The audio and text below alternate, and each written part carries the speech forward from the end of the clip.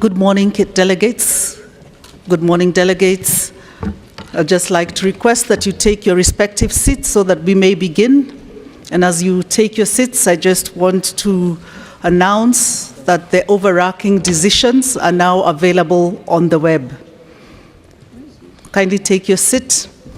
And just to let you know that the overarching decisions are now available on the UNFCCC website. Thank you.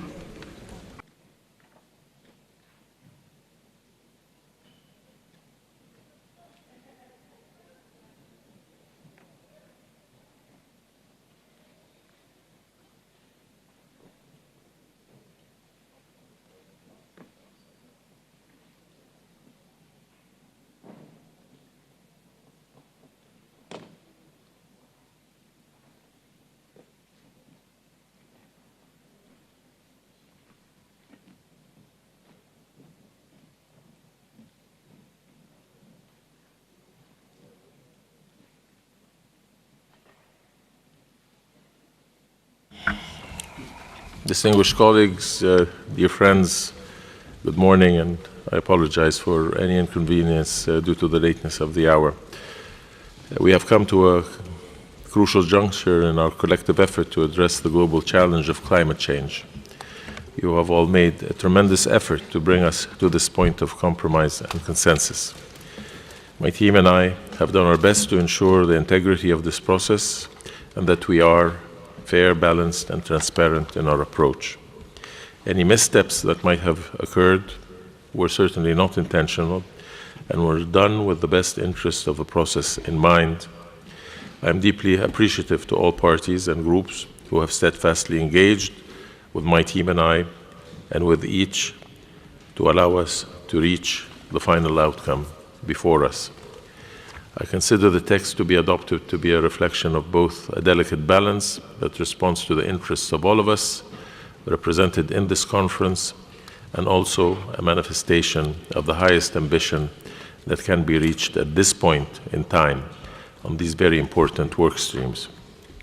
At the beginning of this conference, 112 world leaders gathered here under the theme Together for Implementation to deliberate on how to further deliver on the global climate agenda and translate climate commitments into implementation. The leaders underlined the gravity of the climate crisis and urged us to double our efforts and ensure delivery of concrete results. Distinguished delegates, the draft decisions before us are a gateway to scaled-up implementation and will enable us to transform towards a future of climate neutrality and climate-resilient development. I call upon all of you to view these draft decisions not merely as words on paper, but as our collective message to the world that we have heeded the call of our leaders and of the current and future generations to set the right pace and direction for the implementation of the Paris Agreement and the achievement of its goals. With this in mind, dear friends, I implore you to adopt the draft decisions that I will present to you. The world is watching. I call on us all to rise to the expectations entrusted to us by the global community, and especially by those who are most vulnerable and yet have contributed the least to climate change. I now declare open the 10th meeting of the Conference of the Parties at its 27th session. I would like to continue the consideration of the decisions and conclusions recommended for adoption by the COP. The order in which the agenda items will be taken up is posted on the screen. I would like to begin with sub-item 8F, which is under agenda item 8, matters relating to finance. You will recall the following organization of work for item 8 that we had established. For sub-item 8A, a contact group was established and co-chaired by Gertrude Walensky and Carlos Fuller. For sub-item 8B, contact group was established by co-chairs and co-chaired by Yanni Felsen and Dominic Malloy. For sub-item 8C and 8D, a contact group was established and co-chaired by Turo Seguy and Richard Moyangi. For sub-item 8E, a contact group was established, co-chaired by Ricardo Marshall and Kelly Sharp. For sub-item 8F, informal consultations were co-facilitated by Julio Cordano and Ursula Fuentes. I thank all the co-chairs for their hard work. As mentioned, we start with sub-item 8F and return to the other sub-items at a later stage. I invite the COP to consider sub-item 8F, matters related to funding arrangements responding to loss and damage associated with the adverse effects of climate change, including a focus on addressing loss and damage. Further, ministerial-led consultations were undertaken by Minister Maisa Rojas from Chile and State Secretary Jennifer Morgan from Germany. I now invite the COP to adopt the decision entitled Funding Arrangements for Responding to Loss and Damage Associated with the Adverse Effects of Climate Change, including focus on addressing loss and damage, contained in document FCCC/CP/2022/L18, FCCC/PA/CMA/2022/L20. I hear no objections. It's so decided.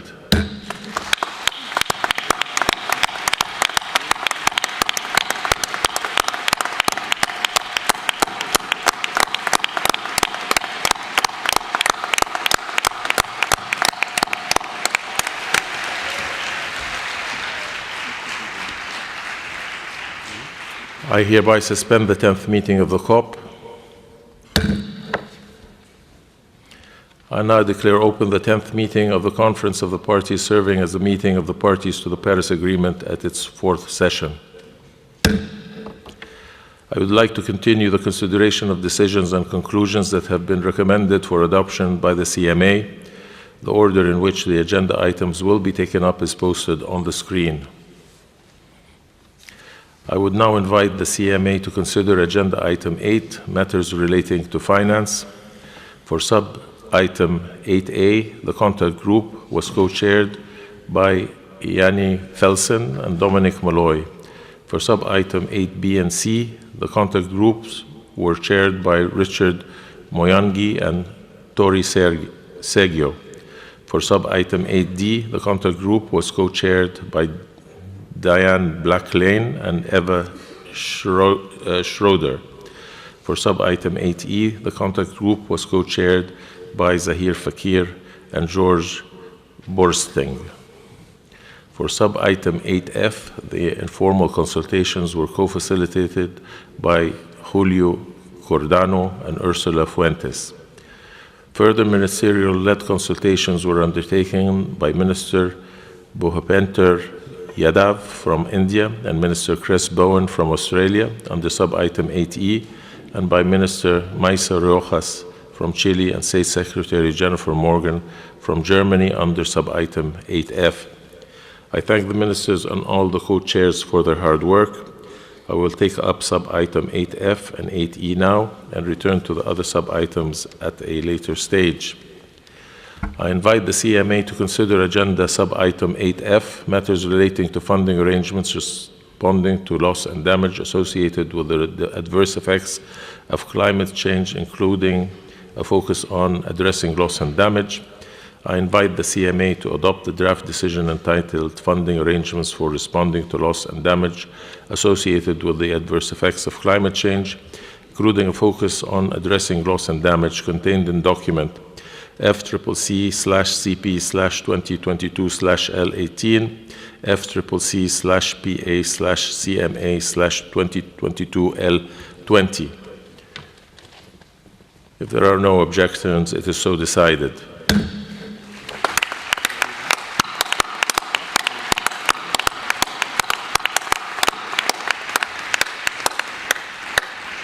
I now invite the CMA to consider agenda item 4, matters relating to the work program for urgently scaling up mitigation ambition and implementation referred to in paragraph 27 of decision 1/CMA3. The SAPSTA and the SBI were unable to conclude their consideration of these matters, and they were forwarded to the CMA for further guidance. I would like to thank Carlos Föhler and Kay Harrison for continuing informal consultations this week. I would also like to thank Minister Barbara Cressy from South Africa and Minister Dan Jorensen from Denmark for leading ministerial consultations on my behalf. A senior member of my delegation, Amr Osama Abdelaziz, also conducted consultations on these matters. I invite the CMA to adopt the draft decision entitled Matters Related to the Work Program for Urgently Scaling Up Mitigation Ambition and Implementation, referred to in paragraph 27 of Decision 1/CMA3, as contained in document FCCC/CMA/2022/L17. I give the floor to Switzerland. Thank you very much, Mr. Chairman. I speak on behalf of the Environment Integrity Group. As we have discussed that we need some time to look at the CAR decision. We will have to look together how the mitigation reflected in the CAR decision together with the mitigation work program. We have just received the CAR decision before and we did not have time to really study it. So our group will need time for consultation and study it, and we will have to postpone with adoption of that decision. We would suggest that we interrupt this plenary for half an hour so that delegations can have a look at the proposed decisions and that they can come back and take informed decisions. Thank you very much. I thank you. If there is no objection to the proposal of suspension for half an hour, I see none. It is so decided. The meeting is suspended for half an hour.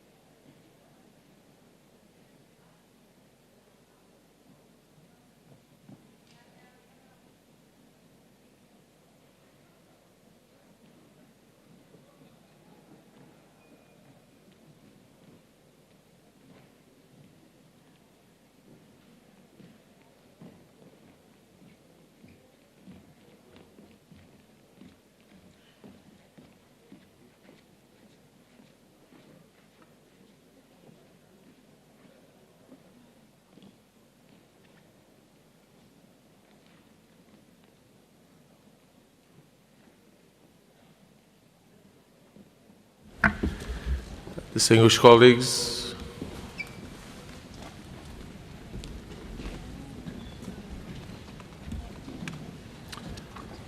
I'd like at this time to resume our work after the suspension.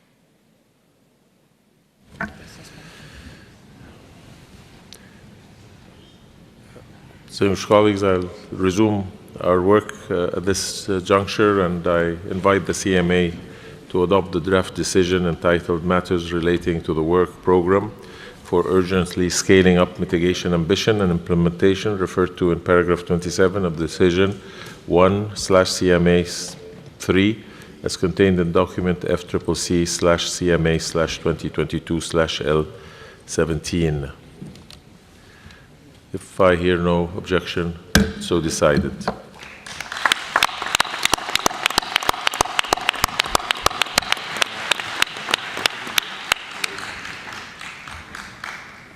I would like to propose that this work program be referred to as Sharm el-Sheikh Mitigation Ambition and Implementation Work Program, SMAI. I hear no objection, it's so decided.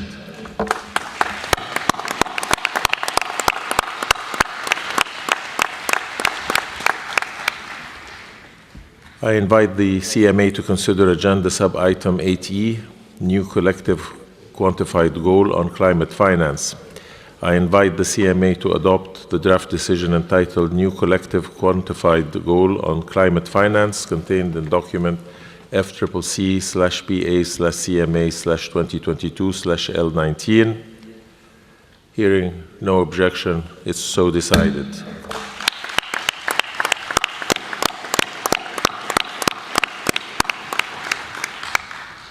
I now invite the CMA to consider Agenda Item 6, Matters Related to Adaptation, Sub-Item 6C, Glasgow Sharm el-Sheikh Work Programme on the Global Goal on Adaptation, referred to in Decision 7/CMA-3. The SAPSTA and the SBI were unable to conclude their consideration of these matters, and they were forwarded to the CMA for further guidance. I would like to thank Kishan Kumar Singh and Matthias Fourmier for continuing informal consultations this week. I would also like to thank Minister Anthium Shaun from Maldives and Minister Teresa Ribera from Spain for leading ministerial consultations on my behalf. Senior members of my delegations also conducted consultations on these matters. I now invite the CMA to adopt the draft decision entitled Glasgow Sharm el-Sheikh Work Programme on the Global Goal on Adaptation, contained in document FCC/PA/CMA/2022/L16/Rev1. Hearing no objections, it's so decided.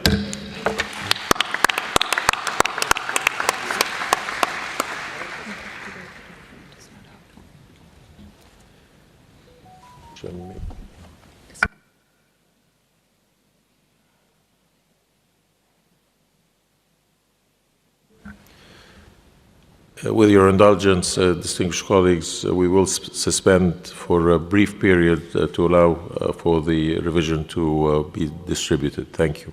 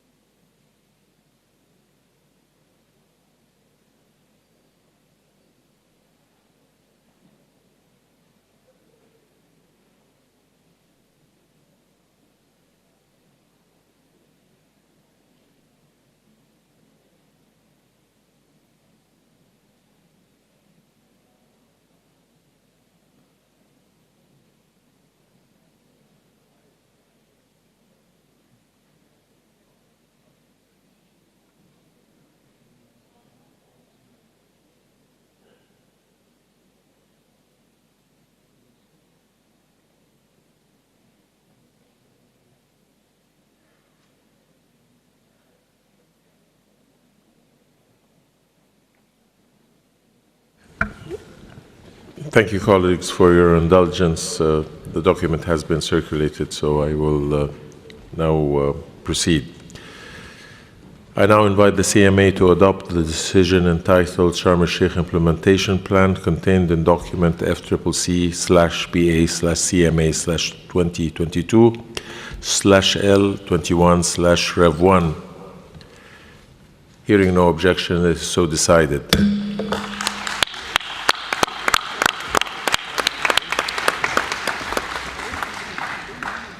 I hereby suspend the 10th meeting of the CMA. I hereby resume the 10th meeting of the COP.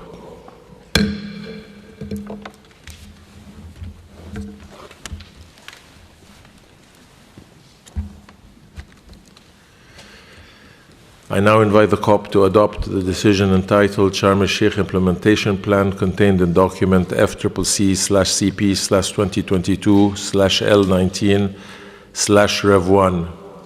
Hearing no objections, it is so decided.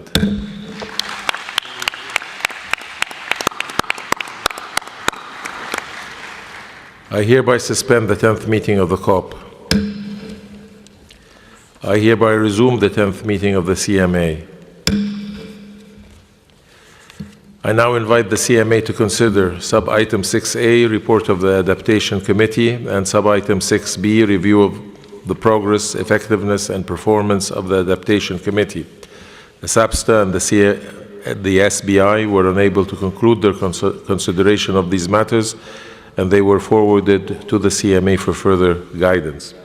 I requested the SAPSTA chair, Tosi Panu, to undertake further consultations which have resulted in the draft decision before us.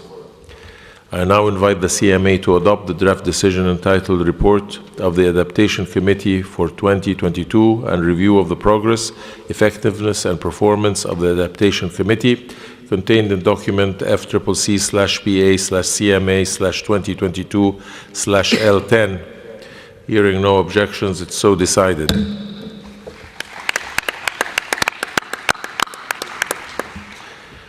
I now invite the CMA to consider Agenda Item 7, Warsaw International Mechanism for Loss and Damage Associated with Climate Change Impacts.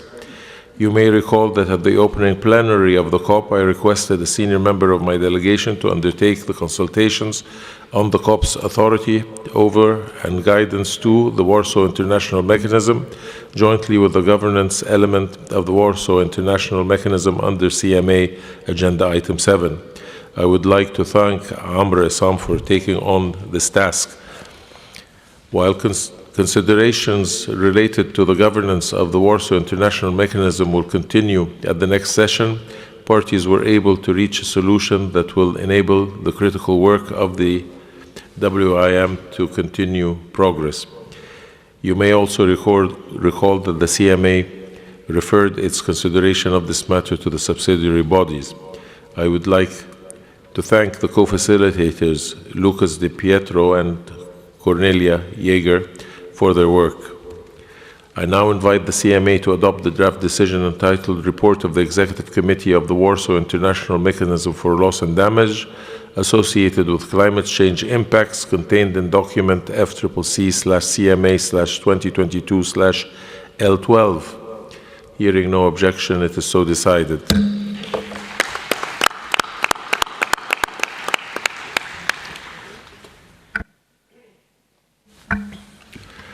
On matters relating to the Santiago Network under the Warsaw International Mechanism for Loss and Damage Associated with Climate Change Impacts, the SAPSTA and the SBI forwarded a recommendation to the appropriate body or bodies to further consider the matter. I thank Lucas and Cornelia, who continued to co-facilitate the matter under my guidance. I now invite the CMA to adopt the draft decision entitled Santiago Network for averting, minimizing, and redressing loss and damage under the Warsaw International Mechanism for Loss and Damage Associated with Climate Change Impacts, contained in document FCCC/PA/CMA/2022/L4. Hearing no objections, it's so decided.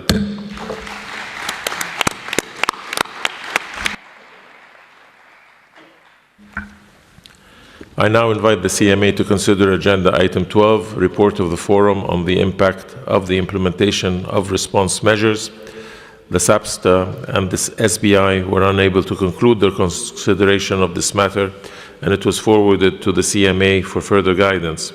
Following this, consultations were convened first by Andrei Marcu and Daniel Watershoot, and then by Tosi. I thank them for their work. I now invite the CMA to adopt the draft decision entitled Report of the Forum on the Impact of the Implementation of the Response Measures contained in document FCCC/PA/CMA/2022/L7.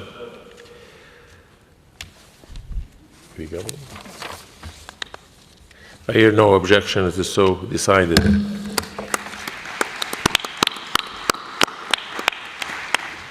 We now turn to item 13, 14, and 15. The SAPSTA was unable to conclude the consideration of these matters, and they were forwarded to the CMA for further consideration. I would like to thank Minister Grace Fu from Singapore and Minister Espen Barth Eid from Norway for engaging in consultations on these three items related to Article 6 of the Paris Agreement. You may recall that a senior member of my delegation, Wael Kishk, also conducted consultations on these matters. I now invite the CMA to consider Agenda Item 13, Guidance on Cooperative Approaches, referred to in Article 6, Paragraph 2 of the Paris Agreement. I would like to thank Kuki Sejoshomen and Pierre Steinsen for conducting informal consultations on this matter. I invite the CMA to adopt the draft decision entitled Matters Relating to Cooperative Approaches, referred to in Article 6, Paragraph 2 of the Paris Agreement, contained in document FCCC/PA/CMA/2022/L15. Hearing no objection, is so decided.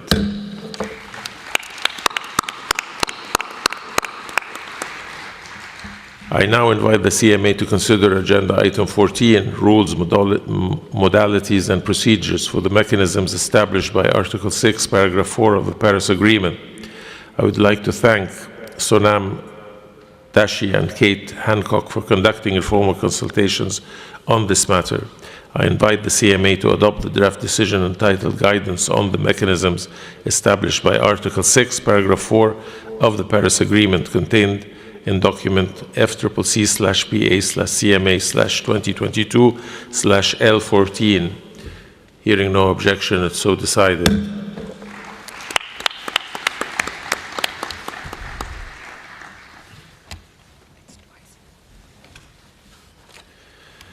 I now invite the CMA to consider Agenda Item 15, Work Program under the Framework for Non-Market Approaches, referred to in Article 6, Paragraph 8 of the Paris Agreement. I would like to thank Maria El-Jassi and Jacqueline Rosga for conducting informal consultations on this matter. I invite the CMA to adopt the draft decision entitled Matters Relating to the Work Program under the Framework for Non-Market Approaches, referred to in Article 6, Paragraph 8 of the Paris Agreement, contained in document FCCC/PA/CMA/2022/L13. Hearing no objections, it's so decided.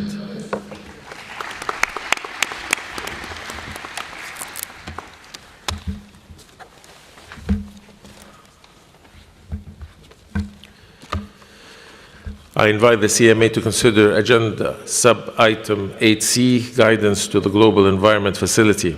I invite the CMA to adopt the draft decision entitled Guidance to the Global Environment Facility as contained in document FCCC/PA/CMA/2022/L11. Hearing no objection, it's so decided.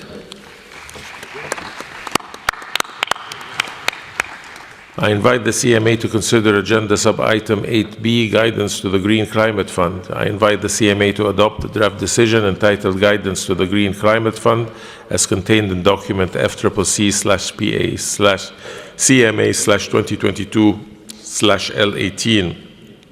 Hearing no objection, it's so decided. I give the floor to Bolivia. Thank you very much, President.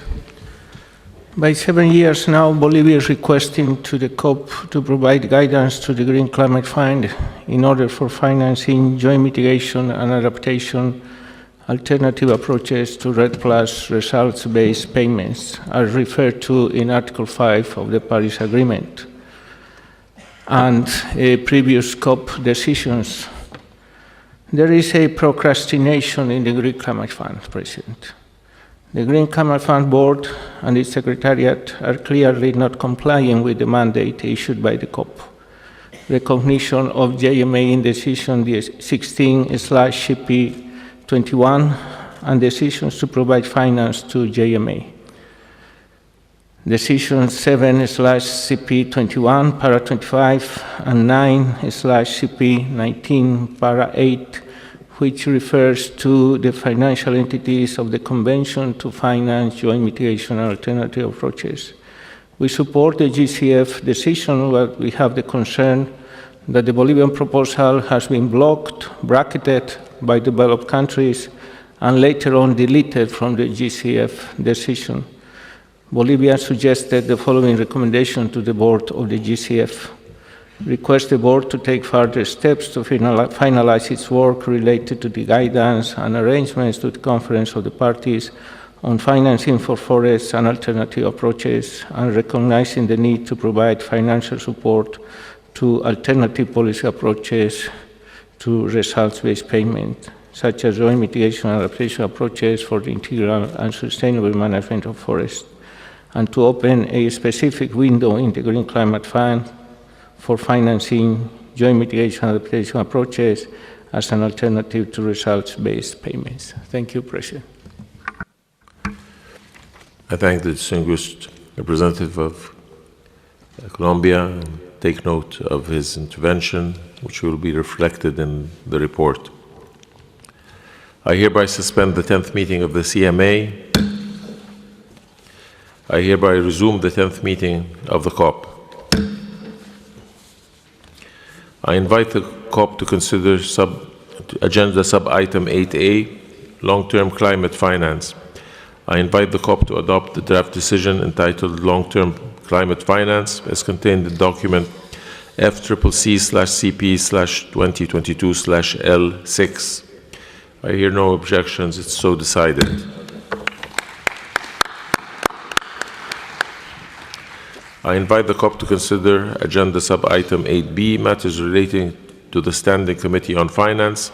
I invite the COP to adopt the draft decision entitled Matters Relating to the Standing Committee on Finance as contained in document FCCC/CP/2022/L11. Hearing no objections, it's so decided. I now invite the COP to adopt the draft decision entitled Terms of Reference for the Second Review of the Functions of the Standing Committee on Finance as contained in document FCCC/CP/2022/L10. I hear no objections. It's so decided.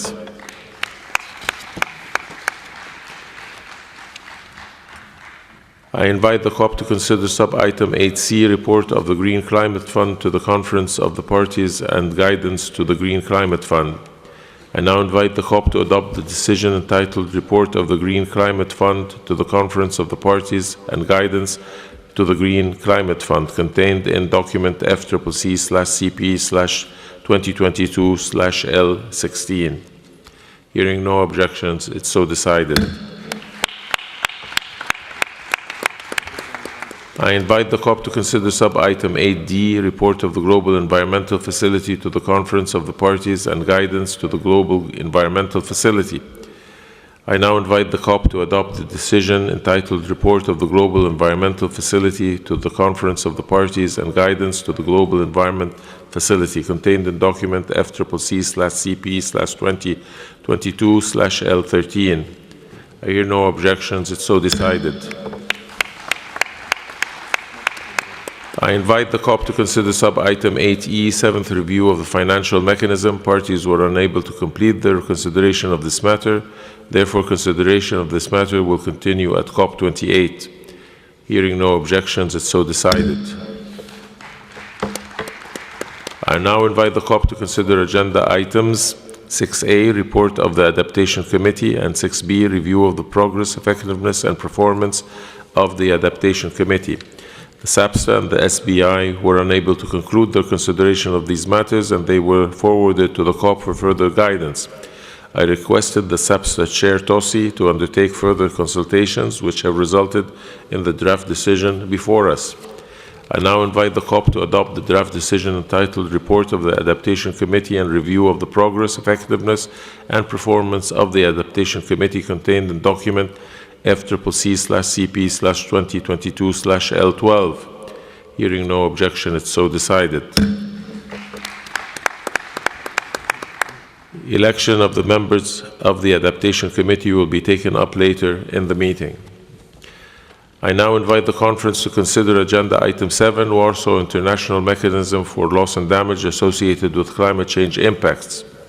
You may recall that at the opening plenary of the COP, I requested a senior member of my delegation to undertake the consultations on the COP's authority over and guidance to the Warsaw International Mechanism jointly with the governance element of the Warsaw International Mechanism under CMA Agenda Item 7. I would like to thank Amr Assam for taking on this task. While considerations related to the governance of the Warsaw International Mechanisms will continue at the next session, parties were able to reach a solution that will enable the critical work of the WIM to continue progress. You may also recall that the COP referred its consideration of this matter to the subsidiary bodies. I would like to thank the co-facilitators, Lucas De Pietro and Cornelia Jaeger, for their work.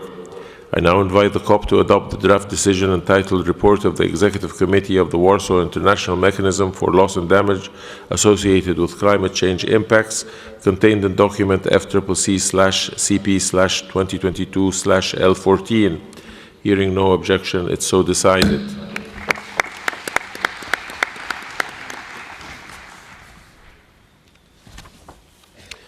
On matters related to the Santiago network under the Warsaw International Mechanism for Loss and Damage Associated with Climate Change Impacts, the SAPSTA and the SBI forwarded a recommendation to the appropriate body or bodies to further consider the matter. I thank Lucas and Cornelia, who continued to co-facilitate the matter under my guidance. I now invite the COP to adopt the draft decision entitled Santiago Network for Averting, Minimizing, and Addressing Loss and Damage under the Warsaw International Mechanism for Loss and Damage Associated with Climate Change Impacts, contained in document FCCC/CP/2022/L5 Rev 1. Hearing no objections, it's so decided. I invite the COP to consider Agenda Item 11, matters related to the least developed countries. The SBI was unable to conclude its consideration of this matter, and it was forwarded to the COP for further guidance. Following this, Marianne Gobran from my delegation convened consultations on my behalf, which resulted in the draft decision before us. I now invite the COP to adopt the draft decision entitled Matters Relating to the Least Developed Countries, contained in document FCCC/CP/2022/L9, FCCC/PA/CMA/2022/L8. Hearing no objections, it's so decided. I invite the COP to consider Agenda Item 12, Report of the Forum on the Impact of the Implementation of Response Measures. The SAPSTA and the SBI were unable to conclude their consideration of this matter, and it was forwarded to the COP for further guidance. Following this, consultations were convened first by Andrei Marco and Daniel Watershoot, and then by Tosi.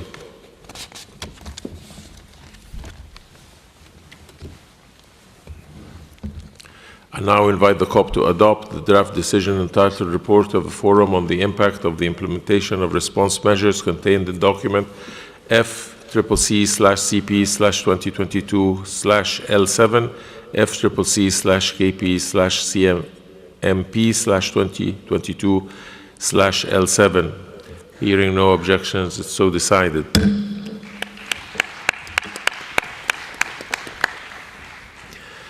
I now invite the COP to consider Agenda Item 13, Second Periodic Review of the Long-Term Global Goal under the Convention and of overall progress towards achieving it.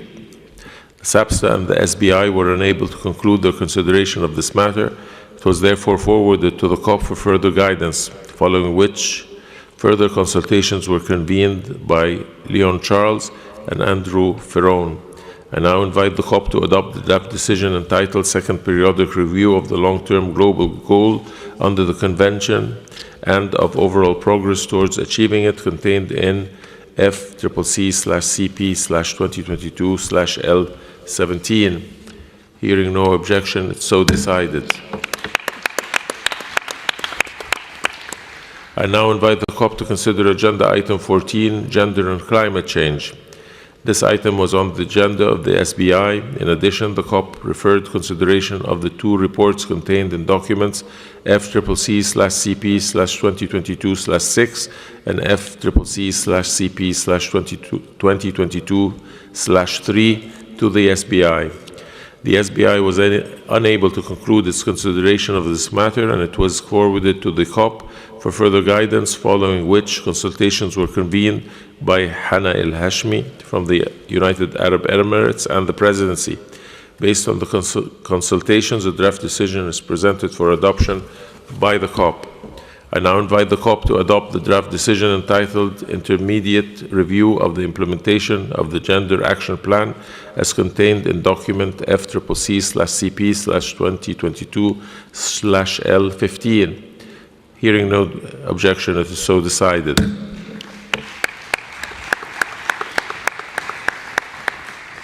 I invite the COP to return to Agenda Sub-Item 3B, Report of Subsidiary Body for Implementation. The SBI was unable to conclude its consideration of national adaptation plans, and the matter was forwarded to the COP for further guidance. I would like to thank Perpetua Latsi and Jens Fugel for conducting the informal consultations on this matter, which has resulted in the draft decision before us. I invite the COP to adopt the draft decision entitled National Adaptation Plans contained in document FCCC/CP/2022/L8. Hearing no objections, it's so decided.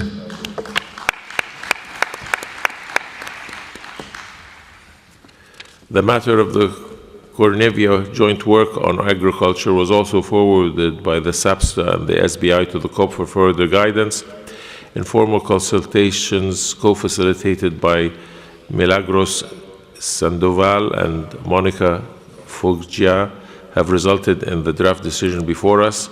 I invite the COP to adopt the draft decision entitled Joint Work on Implementation of Climate Action on Agriculture and Food Security, contained in FCCC/CP/2022/L4. Hearing no objection, it is so decided.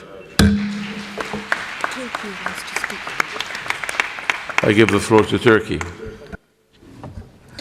Thank you, Mr. President.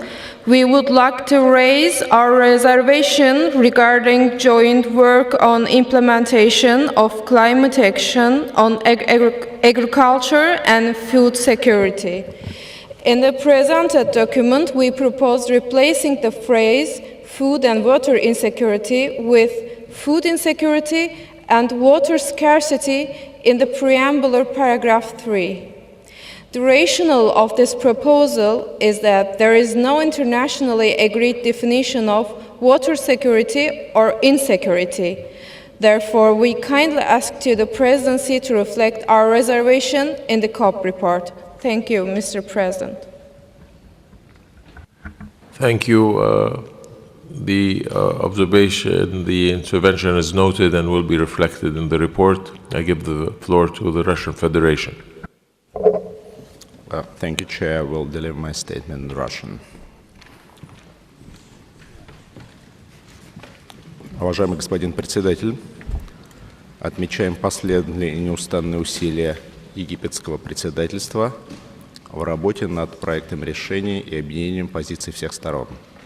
Российская Федерация согласна с предлагаемым к принятию проектом решения о совместной работе по осуществлению климатических действий в области сельского хозяйства и продовольственной безопасности. Вместе с тем, господин председатель, отмечаем, что используемый в 6-м преамбульном параграфе термин отсутствие водной безопасности не является общепринятым среди стран-членов ООН и может рассматриваться в политизированном ключе. И в этой связи, господин председатель, российская делегация дистанцируется от данного понятия и исходит из того, что в контексте указанного решения под ним следует понимать нехватку водных ресурсов. Просим занести указанные замечания в протокол. Благодарю вас.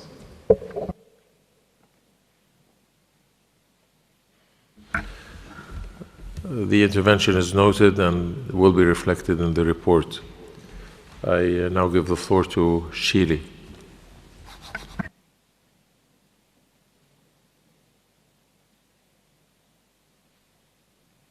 Shili does not wish to take the floor. Thank you. I hereby suspend the 10th meeting of the COP. I now declare open the 10th meeting of the Conference of the Parties, serving as the meeting of the parties to the Kyoto Protocol at its 17th session. I would like to continue the consideration of decisions and conclusions that have been recommended for adoption by the CMP. The agenda item will be taken up as shown on the screen. I invite the CMP to consider Agenda Item 5, matters relating to the Clean Development Mechanism. I thank the co-chairs of the contact group established under this item, Alika Movadika and Kazihis Kokutsu. The group also considered matters relating to the Clean Development Mechanism registry referred to in paragraph 75B of the Annex to Decision 3/CMA3 as recommended by the SBI. I now invite the CMP to adopt the draft decision entitled Guidance Related to the Clean Development Mechanism as contained in document FCCP/KP/CMP/2022/L5. Hearing no objection, that's so decided.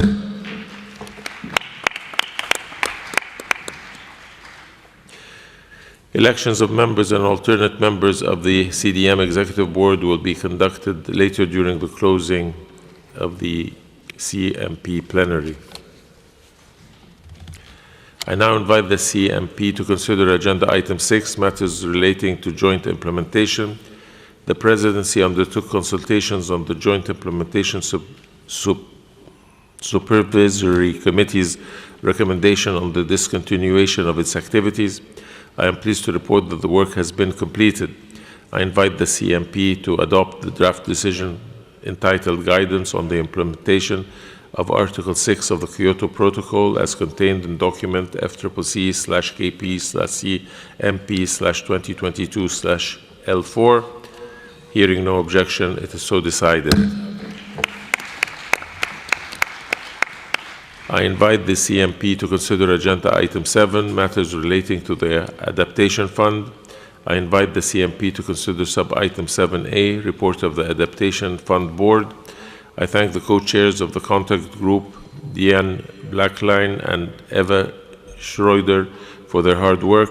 I invite the CMP to adopt the draft decision entitled Report of the Adaptation Fund Board for 2022, contained in document FCCC/KP/CMP/2022/L6. Hearing no objection, it's so decided.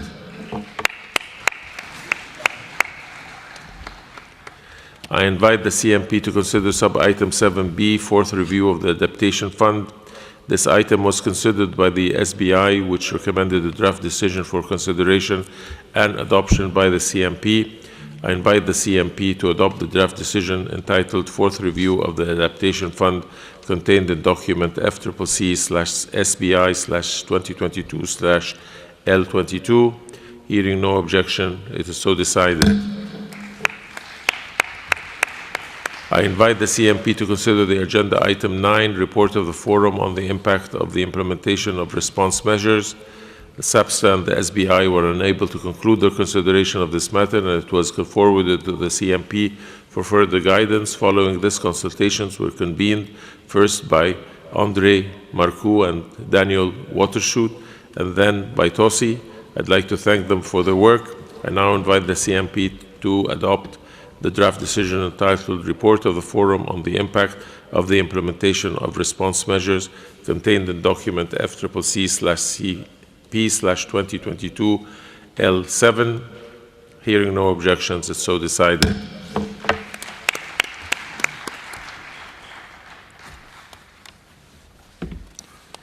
I hereby suspend the 10th meeting of the CMP.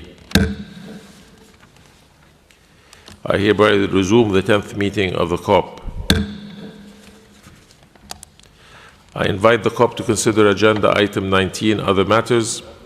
Parties will recall that at the first meeting of the COP, I proposed to hold informal consultations on the proposal from Georgia regarding equitable geographic representation in constituted bodies under the Convention, and to report on this issue under this agenda item. I would like to thank Vice President Anne Rasmussen for conducting these consultations on my behalf. Vice President Rasmussen informed me that 2 informal consultations were convened. During those consultations, parties had a fruitful exchange of information.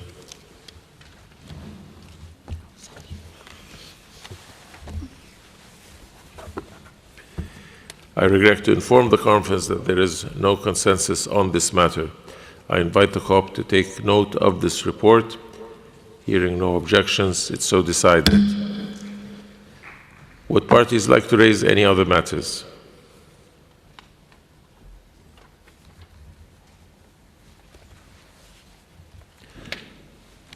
I see no requests for the floor.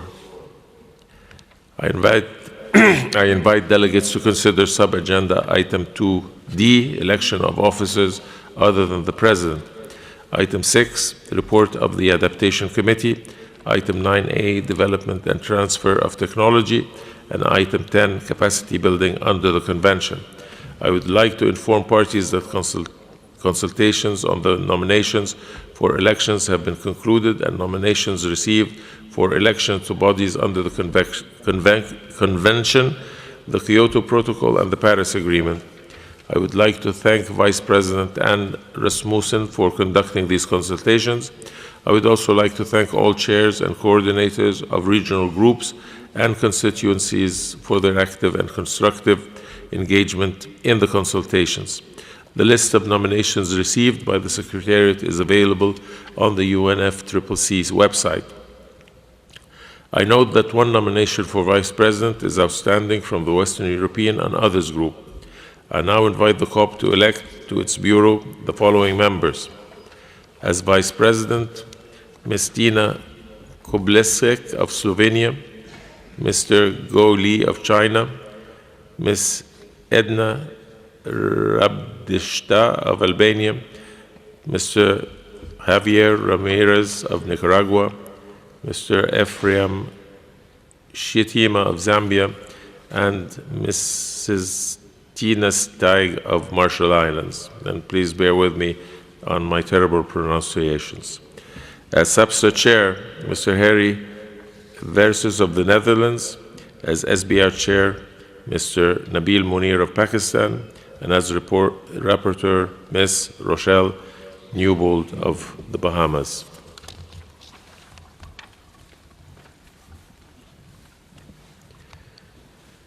Hearing no objection, it's so decided.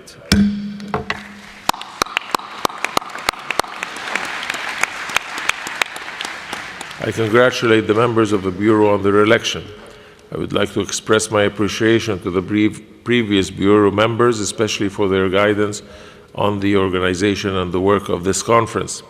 I invite the Western European and Others Group to continue consultations and submit the outstanding nomination for Vice President to the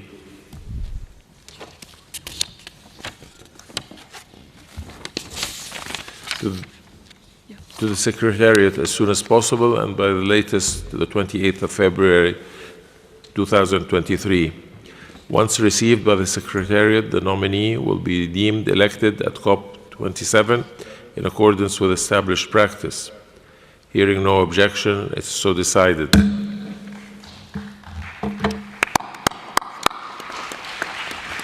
I now invite the COP to elect the following members of the Bureau as Vice Presidents.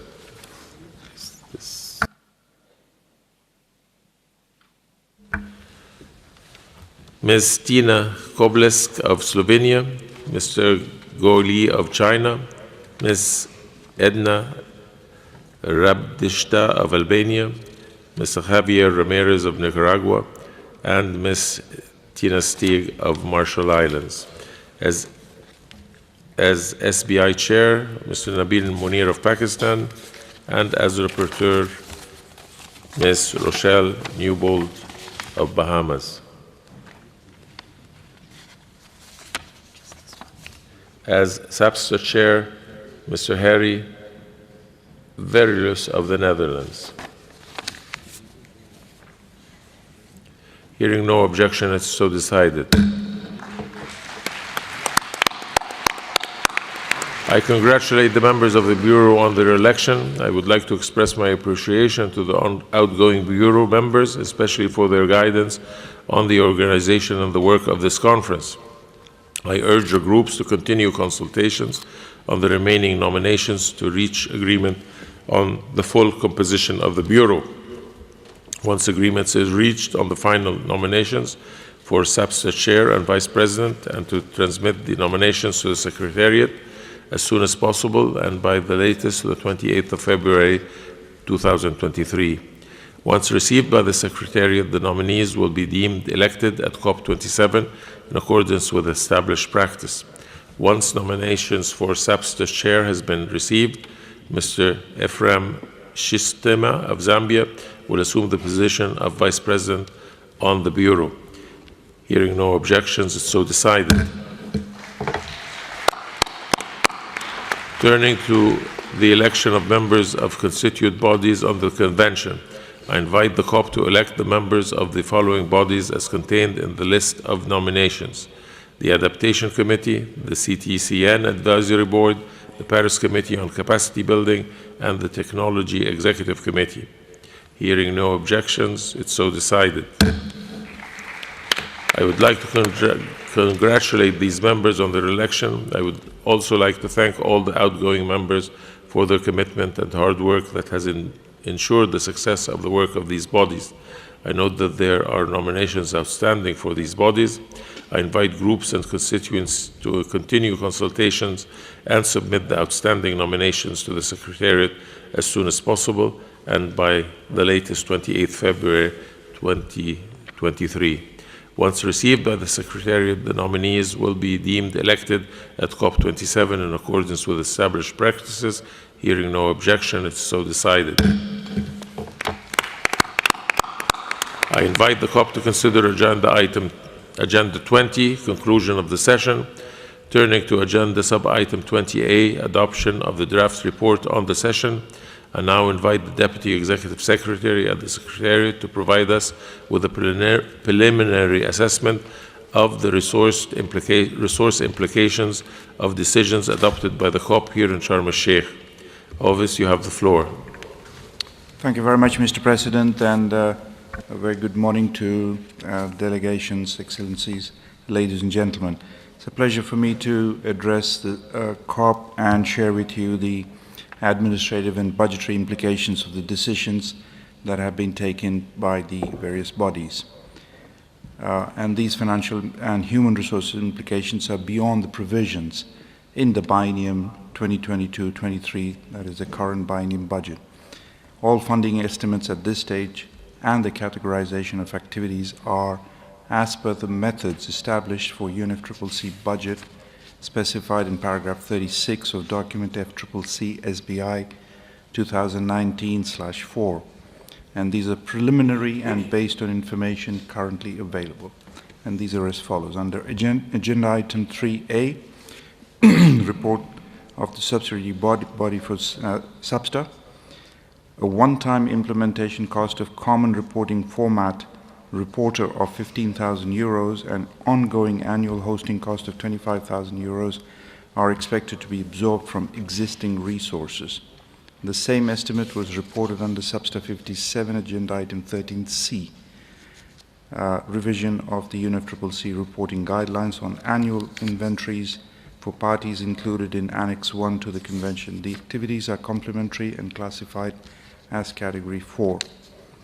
Under Agenda Item 3B, report of the subsidiary body for implementation. Funding for 889,000 euros will be required in 2023 to include in the annual summary reports under the Glasgow Work Programme information on materials, resources and findings and on progress in implementing activities. The same estimate is provided to the CMA under the respective agenda item. This activity is category 2, and just for your information, category 2 activities would be funded from the core future budgets beyond 2023 if approved by the appropriate governing bodies.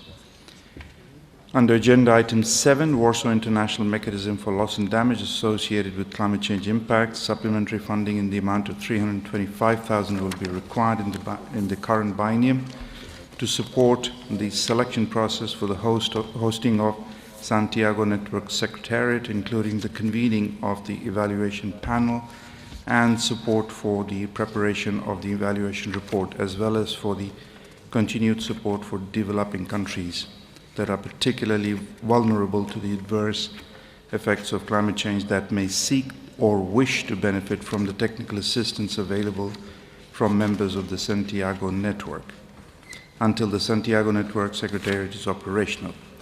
In addition, 575,000 euros will be required in 2023 to service and support the 5-year rolling plan of the Executive Committee.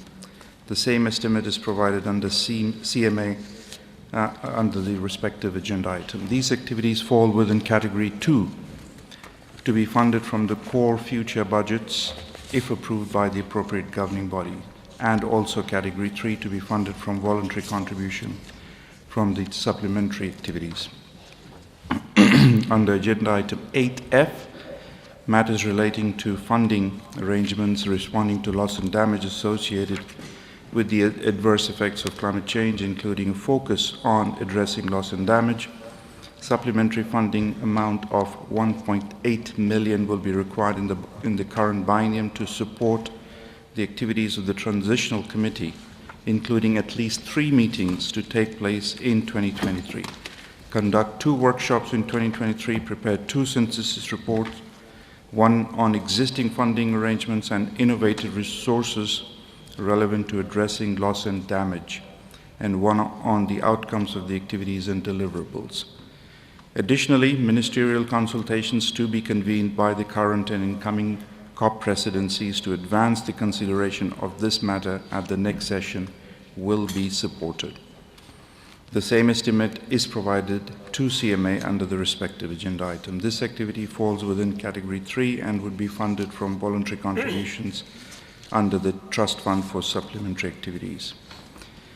Under agenda item 12, report of the Forum on the impact of the implementation of response measures, supplementary funding in the amount of 459,000 will be required in 2023 to compile submissions from the parties as input to the global stocktake and to organize a regional workshop on activity 2 of the work plan.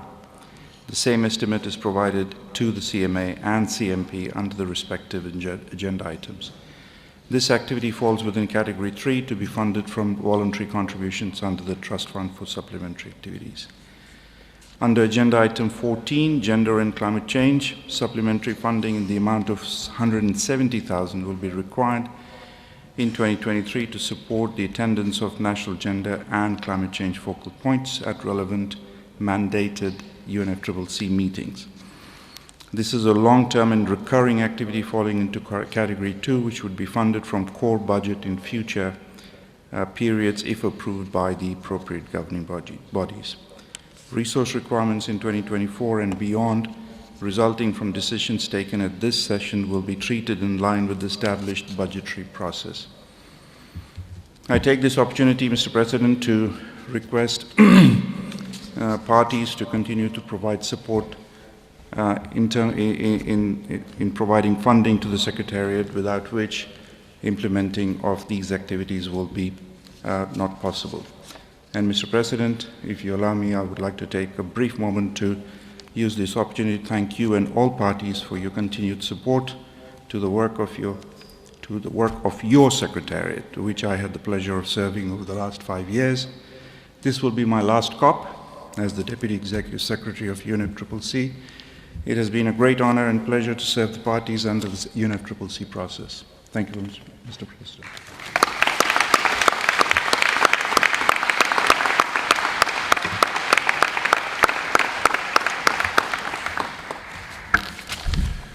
Thank you always for your statement, but more so for your dedication and service to the UNFCCC. I think you have always been recognized as a main pillar of the organization, and you will be dearly missed. Thank you very much. The draft report is contained in document FCC/CP/2022/L1. I invite the COP to adopt the draft report on the understanding that the rapporteur, with the assistance of the Secretariat, will complete the report and make it available to all parties. I hear no objections, so decided.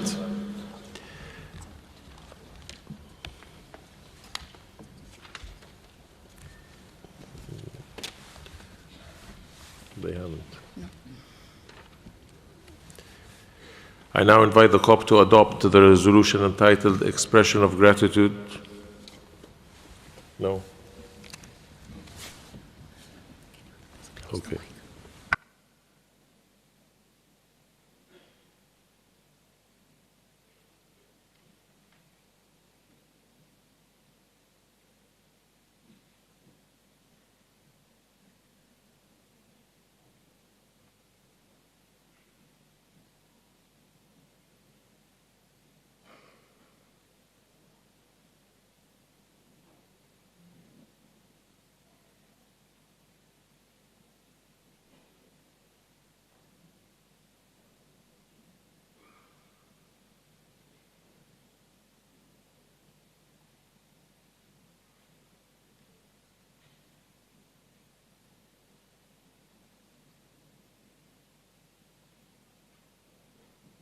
I call on the United Arab Emirates to take the floor.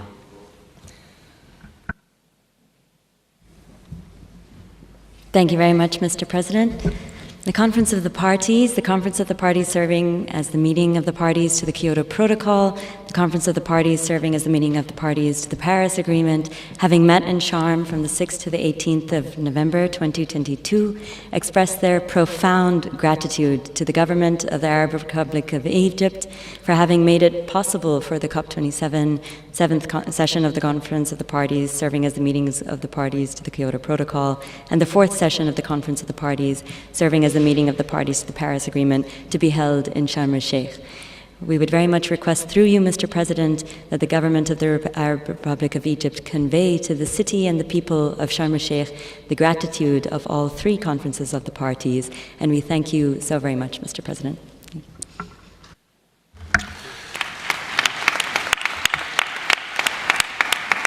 I thank the representative of the United Arab Emirates. I now invite the COP to adopt the resolution entitled Expression of Gratitude to the Government of the Arab Republic of Egypt and the people of the city of Sharm el-Sheikh, as contained in document FCC/CP/2022/L3, FCCC/KP/CMP/2022L3, FCCC/MA/CMA/2022L3. I hear no objections, as so decided.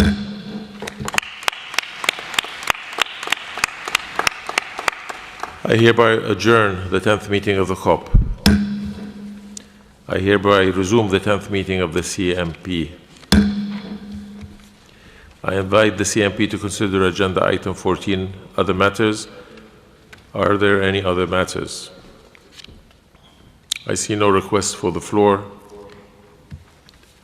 I now invite the CMP to consider agenda item 2B, election of additional officers, agenda item 5, matters relating to the Clean Development Mechanism, and agenda 7, matters related to the Adaptation Fund. The list of nominations received by the Secretariat is available on the UNFCCC website.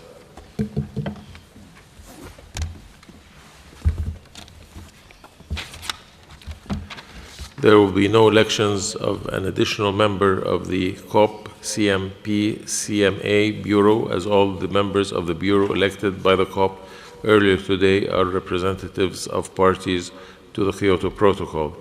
I now invite the CMP to elect the members and alternate members of the following bodies as contained in the list of nominations: the Adaptation Fund Board and the Clean Development Mechanism Executive Board. I hear no objections. It is so decided. I would like to congratulate the members and alternate members on their election. I would also like to thank all outgoing members and alternate members for their commitment and hard work that ensured the success of the work of these two boards. I note that there are nominations outstanding. I invite groups and constituencies to continue consultations and submit the outstanding nominations to the Secretariat as soon as possible and by the latest 28th of February 2023. Once received by the Secretariat, the nominees will be deemed elected at CMA 17 in accordance with established practice. Hearing no objection, it's so decided. I invite the CMP to consider Agenda Item 15, conclusion of the session. I invite the CMP to consider Agenda Sub-Item 15A, adoption of the draft report of the Conference of the Parties serving as the meeting of the parties to the Kyoto Protocol on its 17th session. I now invite the Secretariat to provide us with the preliminary assessment of the resources implications of decisions adopted by the CMP here in Sharm el-Sheikh. Elvis, you have the floor.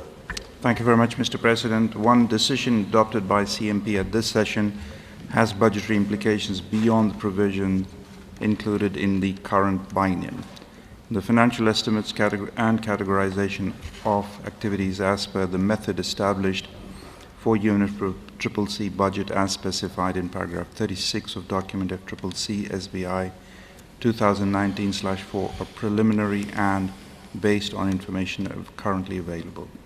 Under Agenda Item 9, report of the Forum on the impact of the implementation of response measures, supplementary funding in the amount of 459,000 euros will be required in 2023 to compile submissions from the parties as input to the global stocktake and to organize a regional workshop on Activity 3 of the work plan. The same estimate is provided to the to COP and CMA under the respective agenda items. This activity falls within Category 3 and would be funded from voluntary contributions under the Trust Fund for supplementary activities. We look forward to working with the parties and donors to fundraise for these activities for which the funding is absolutely necessary for us to implement those mandates. Thank you very much, Mr. President. Thank you. The draft report of the session is contained in document FCCC/KP/CMP/2022/L2. I invite the CMP to adopt the draft report on the understanding that the rapporteur, with the assistance of the Secretariat, will complete the report and make it available to all parties. I hear no objections. It's so decided. I now invite the CMP to adopt the resolution entitled Expression of Gratitude to the Government of the Arab Republic of Egypt and the people of the city of Sharm el-Sheikh as contained in document FCCC/CP/2022/L3, FCCC/KP/CMP/2022/L3, FCCC/PA/CMA/2022/L3. I hear no objections. It's so decided. I hereby adjourn the 10th meeting of the CMP. I hereby resume the 10th meeting of the CMA. I invite the CMA to consider Agenda Sub-Item 8A, matters relating to the Standing Committee on Finance. I invite the CMA to adopt the draft decision entitled Matters Relating to the Standing Committee on Finance as contained in document FCCC/PA/CMA/2022/L9. I hear no objections. It's so decided. I now invite the CMA to adopt the draft decision entitled Terms of Reference for the second review of the functions of the Standing Committee on Finance as contained in document FCCC/PA/CMA/2022/L6. Hearing no objections, it's so decided. I invite the CMA to consider Agenda Sub-Item 8D, matters relating to the Adaptation Fund. I invite the CMA to adopt the draft decision entitled Matters Related to the Adaptation Fund, contained in document FCC/PA/CMA/2022/L5. Hearing no objections, it's so decided. I invite the COP to consider Agenda Item 11, matters related to the least developed countries. The SBI was unable to conclude its consideration of this matter, and it was forwarded to the COP for further guidance. Following this, Marianne Gobran from my delegation convened consultations on my behalf, which resulted in the draft decision before us. I now invite the COP to adopt the draft decision entitled Matters Relating to the Least Developed Countries, contained in document FCCC/CP/2022/L9, FCCC/PA/CMA/2022/L8. Hearing no objections, it's so decided. I invite the CMA to consider Agenda Item 19, Other Matters. You may recall that at the opening plenary of the CMA, I had proposed to hold consultations on the proposal from Zambia on behalf of the African Group on the special needs and special circumstances of Africa, and that I would report under the item Other Matters on this and any other issues raised in consultations. I appointed Paul Watkinson, United Arab Emirates, to conduct these consultations on my behalf. Consultations were held on Saturday the 12th and Tuesday the 15th of November 2022, as well as during a bilateral meeting on Thursday 17th November with one party who could not attend the previous consultations. Written inputs to the conversation were received from Chile on behalf of the ILAC and from the African Group of Negotiators. These inputs are available on the UNFCCC webpage that was created to reflect the status of presidency-led consultations. During the constructive exchanges, parties acknowledged the urgent and immediate needs of particularly vulnerable developing countries to the adverse effects of climate change,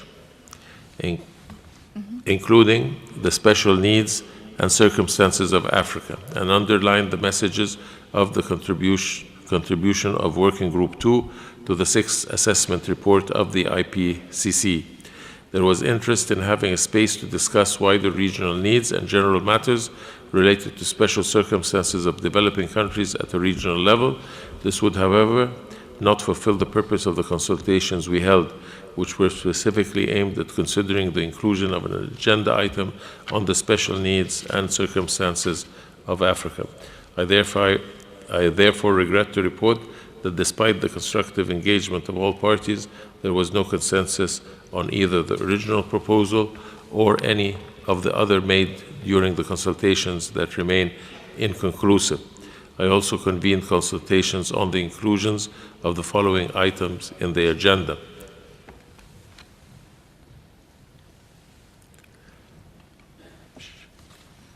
Shall I go on? Yeah.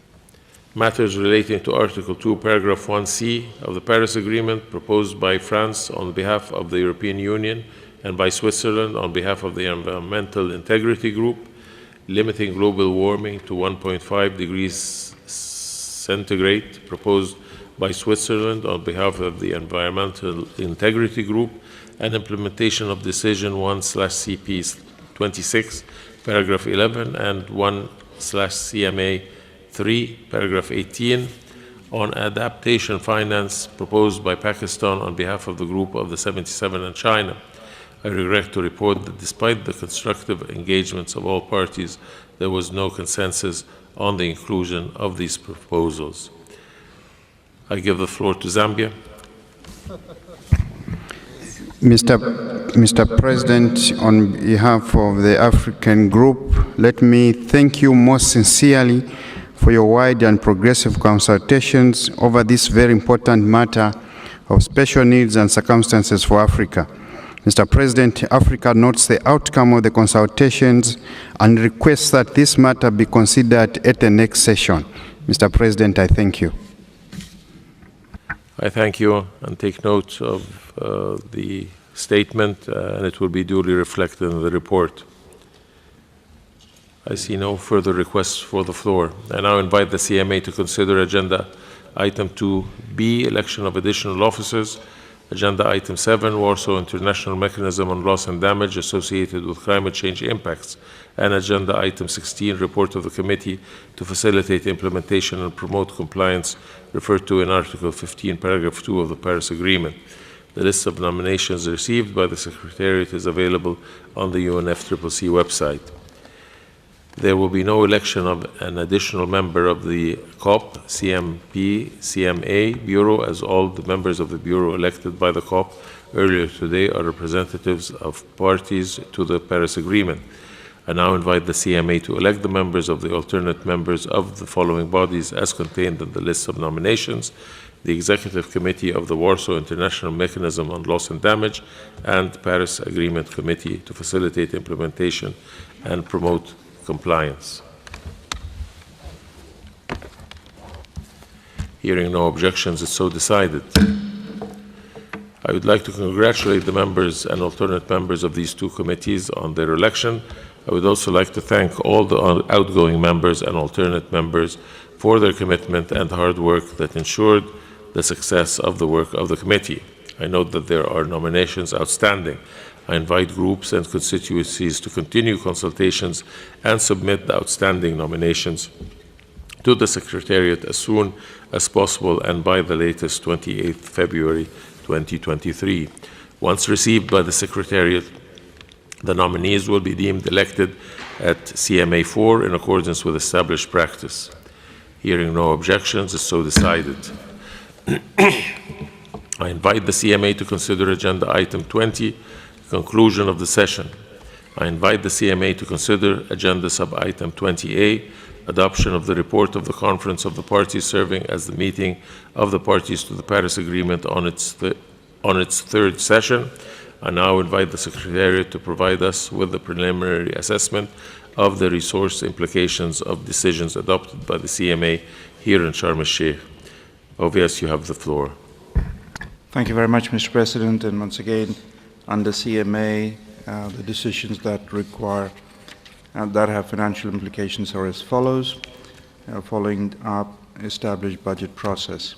Under Agenda Item 3B, report of the subsidiary body for implementation funding in the amount of 889,000 euros will be required in 2023 to include in annual summary reports under the Glasgow Work Programme, information materials, resource and finding, and on progress in implementing activities. The same estimate is provided to the COP under the respective agenda item.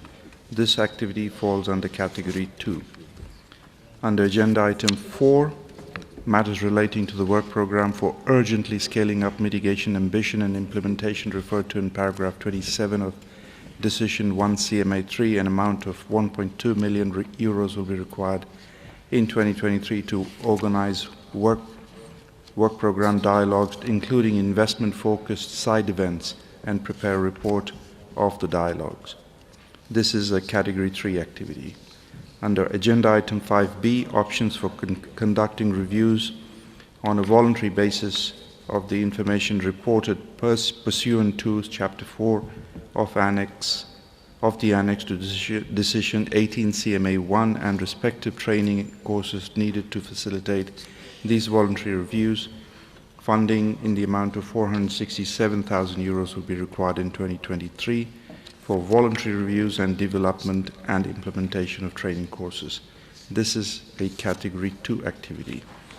Under Agenda Item 6C, Glasgow Sharm el-Sheikh Work Programme on the Global Goal on Adaptation, referred to in Decision 7 CMA3, supplementary funding in the amount of 545,880 will be required in 2023 to hold all the workshops under the Glasgow Sharm el-Sheikh Work Programme in person, with the option available for participation to actively take part virtually if possible, and to update the compilation and synthesis of indicators, approaches, targets, and metrics for reviewing overall progress made in achieving the global goal on adaptation.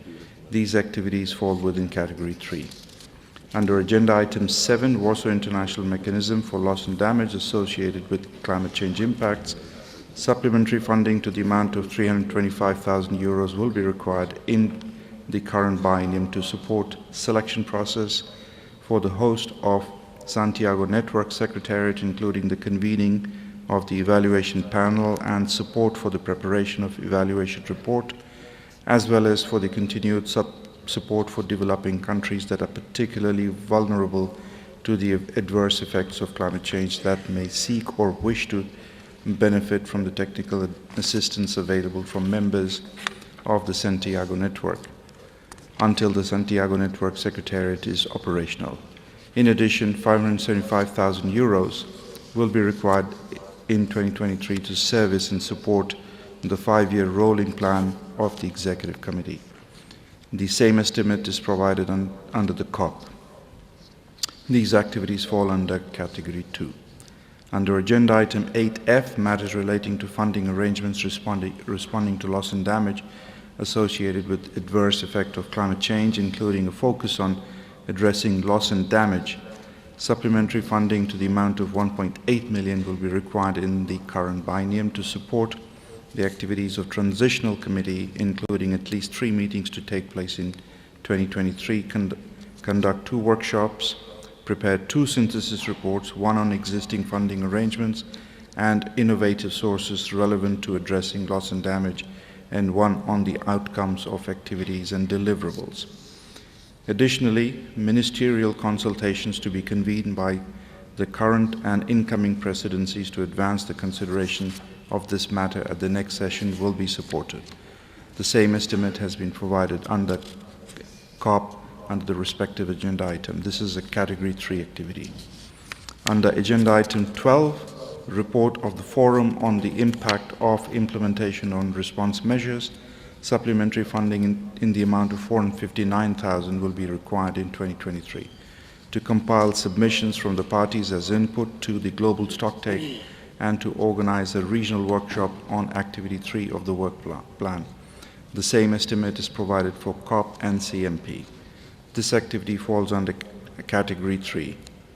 Under Agenda Item 13, guidance on cooperative approaches referred to in Article 6 of Paris Agreement, Paragraph 2, funding in the amount of 962,000 euros will be required in the current biennium for Article 6 database and related infrastructure, including the organization of a workshop on the draft version of agreed electronic format prior to Substa 58, and to implement and maintain training program for technical experts. Activities under Item 13 are categorized as Category 2 activities. Under Agenda Item 14, rules, modalities, procedures for the mechanism established by Article 6, Paragraph 4 of the Paris Agreement, funding in the amount of 105,000 euros will be required in the current biennium to compile submissions for consideration by Substa 58 and to expedite the implementation of capacity building programs referred to in paragraph 14 of Decision 3 CMA 3.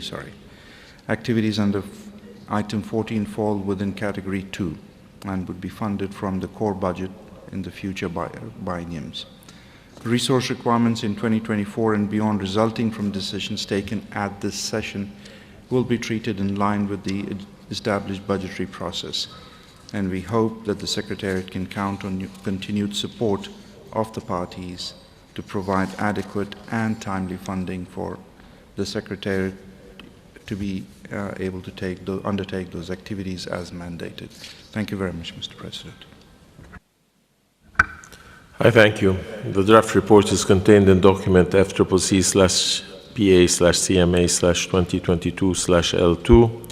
I invite the CMA to adopt the draft report on the understanding that the rapporteur, with the assistance of the Secretariat, will complete the report and make it available to all parties. I hear no objection. It's so decided. I now invite the CMA to adopt the resolution entitled Expression of Gratitude to the Government of the Arab Republic of Egypt and the people of the city of Sharm el-Sheikh, as contained in document FCCC/CP/2022/L3, FCCC/KP/CMP/2022/L3, FCCC/PA/CMA/2022/L3. I hear no objections. It's so decided. I hereby adjourn the 10th meeting of the CMA.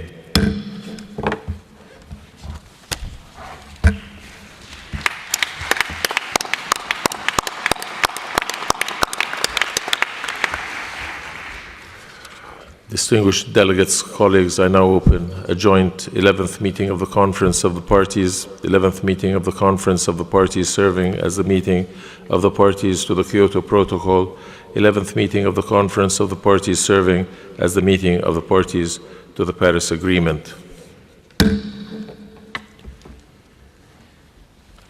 Excellencies, dear colleagues, for 2 full weeks, Sharm el-Sheikh was privileged to host you and thousands of other participants from all over the world, heads of states and government, delegates, representatives of civil society, youth, and many others who all came here together for one sole purpose, that is to enhance the collective global response to the most existential threat in our lifetime, climate change. The work that we've managed to do here in the past 2 weeks and the results we have together achieved are a testament to our collective will as a community of nations to voice a clear message that rings loudly today, here in this room and around the world, that multilateral diplomacy still works, that despite the difficulties and the challenges of our times, the divergence of views, level of ambition, or apprehension, we remain committed to the fight against climate change, and that as much as skeptics and pessimists thought that climate action will be taking a back seat on the global agenda, we rose to the occasion, upheld our responsibilities, and undertook the important decisive political decisions that millions around the world expect from us. Colleagues, this was not easy. We worked around the clock, long days and nights, strained and sometimes tense, but united and working for one aim, one higher purpose, one common goal that we all subscribe to and aspire to achieve. In the end, we delivered. We continue to reinforce the path that can address the plight of millions around the world, children, women, and men suffering the daily consequences of climate change, in Africa, in Asia, and the Middle East, here in Egypt, and all over the globe. We listened to the calls of anguish and despair resonating from one end of Pakistan to the other, a country with literally more than a third of its area flooded, a resounding alarm of the future that awaits us beyond 1.5 degrees. A bleak future so realistically described last night by our young friend from Ghana, a future that I do not wish for my grandchildren, nor for any child on this planet. My friends, we heard the calls and we responded. Today, here in Sharm el-Sheikh, we established the first ever dedicated fund for loss and damage, a fund that has been so long in the making.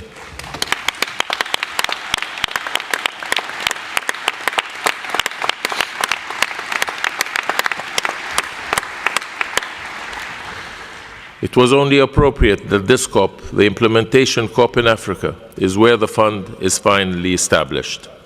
Millions around the globe can now sense a glimmer of hope that their suffering will finally be addressed swiftly and appropriately.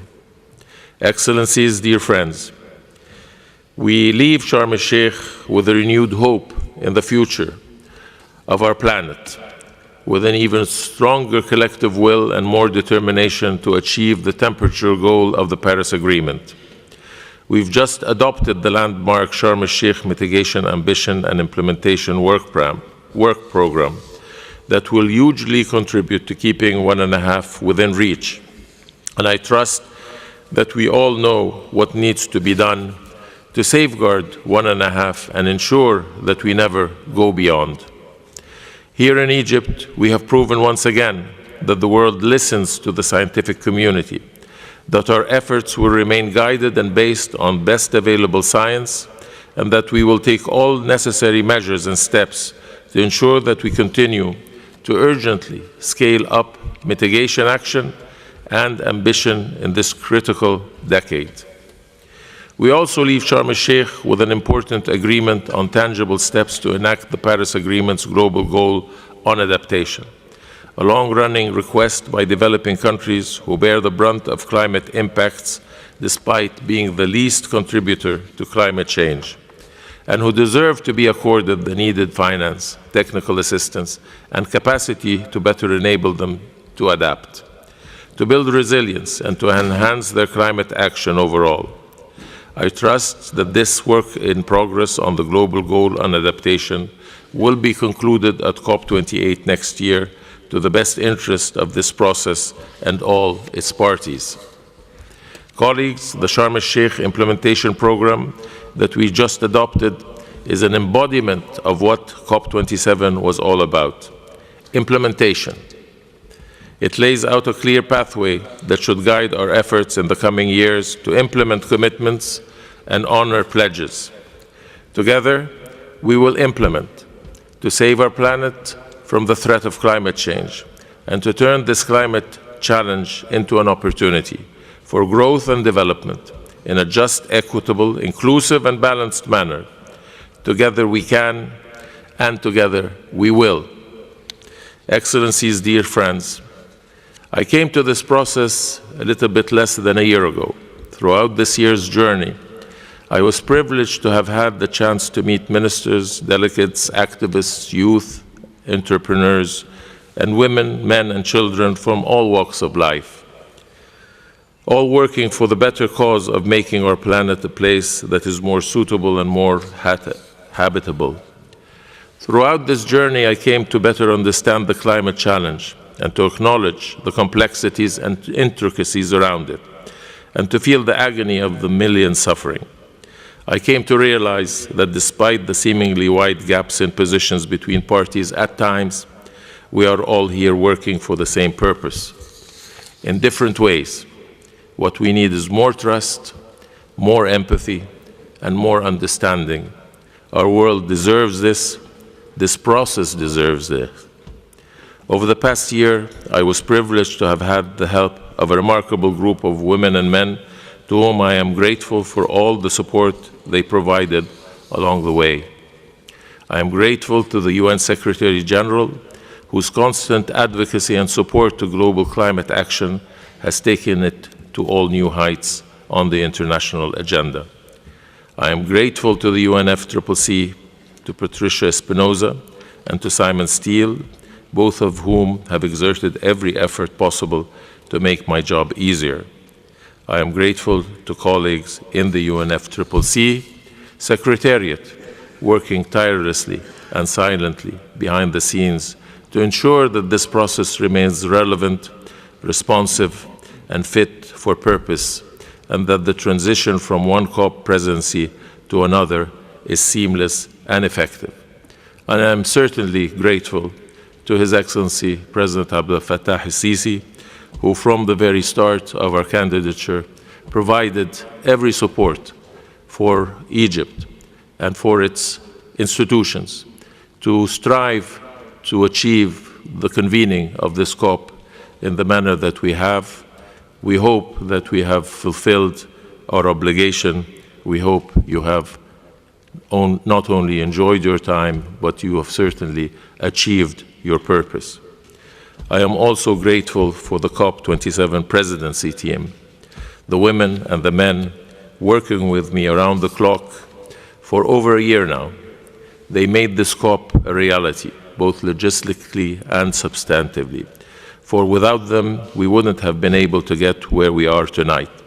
I will remain forever indebted to them for their perseverance and endurance.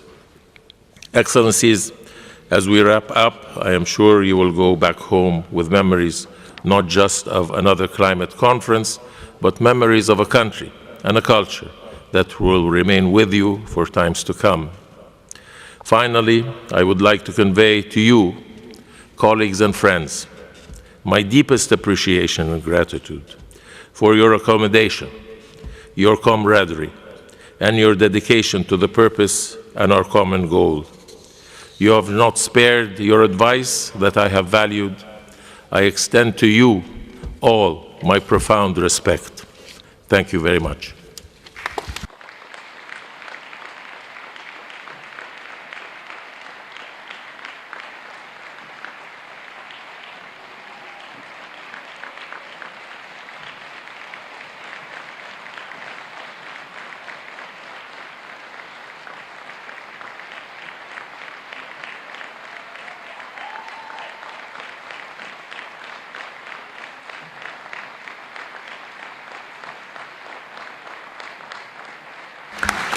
Thank you. I would now like to invite the Executive Secretary to address the plenary. Simon, you have the floor.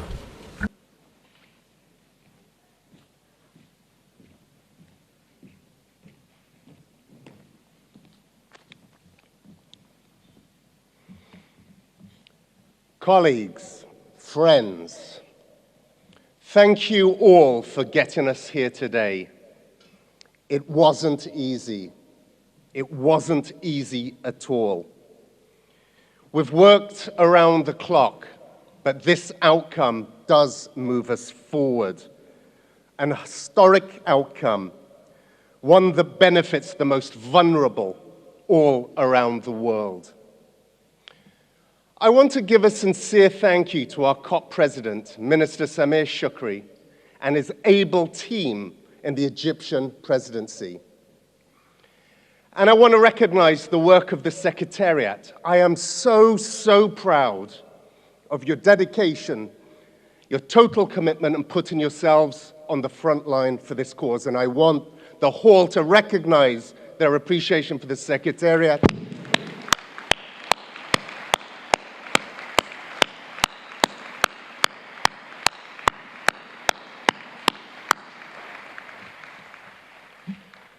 So what have we achieved? We've determined a way forward on a decade-long conversation on funding for loss and damage, deliberating over how we address the impacts on communities whose lives and livelihoods have been ruined by the very worst impacts of climate change. So at COP27, we've established the fund that will provide one pillar of the response required to ensure loss and damage is addressed.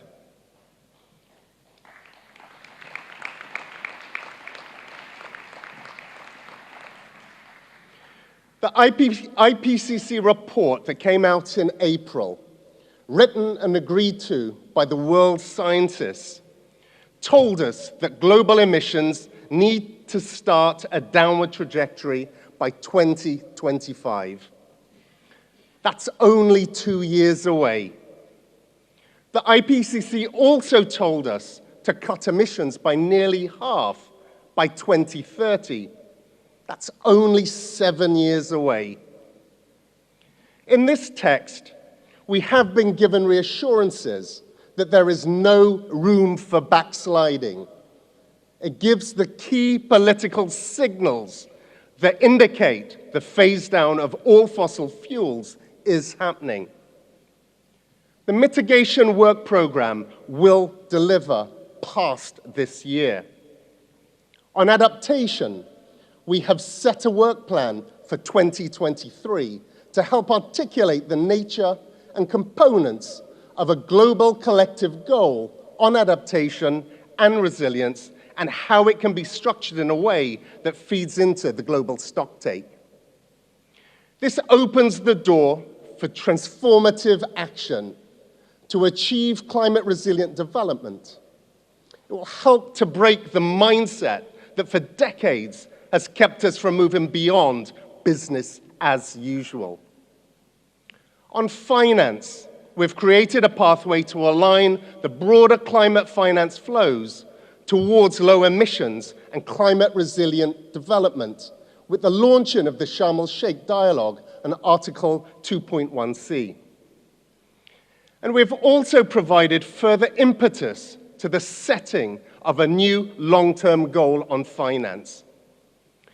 The Egyptian presidency has championed the cause for just transition, taking a creative approach to implementation. All parts of society must be supported to move away from fossil fuels, including coal, oil, and gas. The work program demonstrates how we do just that. It puts people at the heart of a rapid transition away from fossil fuels.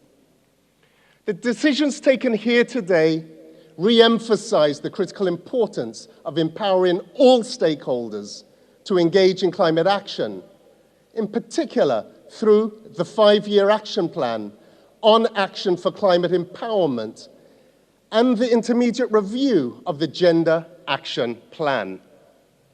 We need to use this package as a springboard to restore trust in our process.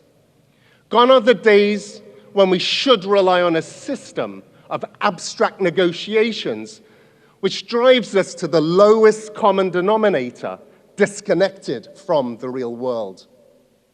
Friends, we came here to Sharm el-Sheikh to launch a new phase of our collective process. The Secretariat will help parties and future presidents to navigate this path to the new phase of implementation. I will take this responsibility seriously. I will listen carefully to all parties and other stakeholders in the coming months. I intend to share my views with parties on the margins of the June sessions on the operation of this intergovernmental process. As custodian of this process, I'm gaining a much clearer vision of how we do things differently. I see the following. Firstly, accountability on the commitments that are made by nations, sectors, businesses, and institutions. There is absolutely no point putting ourselves through all that we've just gone through if we're going to participate in an exercise of collective amnesia the moment the cameras move on. The numbers on our NDCs just don't add up. The transparency of commitments from countries, businesses, and institutions will be a priority of the Secretariat.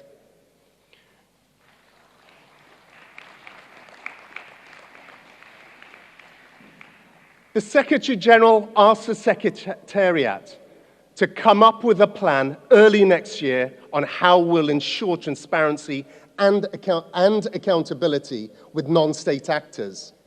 They have been critical in getting us to where we are today.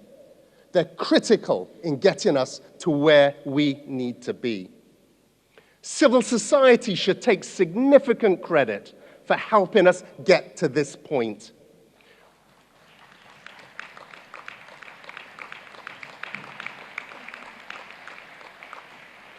Without the voices of individuals, whether they're activists, researchers, scientists, youth, or indigenous peoples, we would not have gotten this far.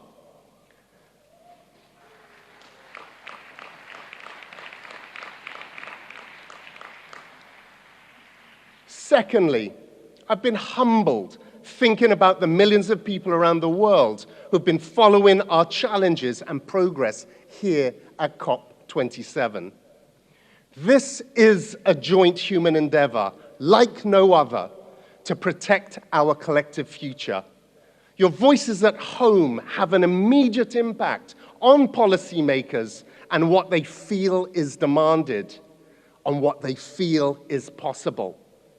Your voices have a direct impact on how we find our way forward at the multilateral level. You can help us deliver transformations in global systems that are needed if we are able to deal with this crisis. And finally, our global financial system must be pushed and multilateral development banks reformed to be able to harness their financial power, technical expertise, and leverage further private finance. The cost of inaction is far, far greater than the cost of action. We now have only 7 COP sessions ahead of us before 2030. We must focus on 2030 and then work back from there. We have a series of milestones ahead. We must pull together with resolve through all processes, may they be national, regional, or others such as the G20. Every single milestone matters and builds momentum. Keep your eye on 2030. That is our horizon. The poet Maya Angelou wrote, "The horizon leans forward, offering you space to place new steps of change." The new step of change is just around the corner, with the United Arab Emirates' stewardship of the first global stocktake. For the very first time, we will take stock of the implementation of the Paris Agreement. It will independently evaluate the progress we have made and if our goals are adequate. I look forward to going into that afresh. It will inform what everybody, every single day, everywhere in the world needs to do to avert the climate crisis. Shukran. I thank you.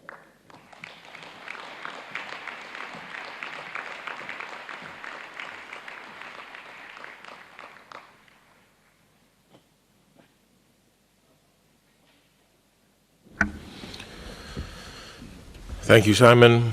Colleagues, the floor is open for your statements. I would urge groups to make brief 3-minute statements and upload the full text to the submission portal. After hearing statements from groups and parties, the floor will be open for statements from the observer organizations. I encourage them to make brief statements of 2 minutes each.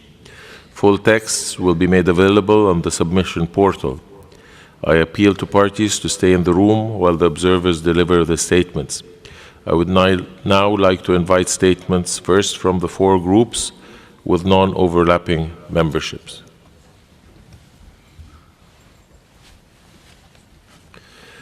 I now invite the delegation of Pakistan to deliver a statement on behalf of the Group of 77 and China.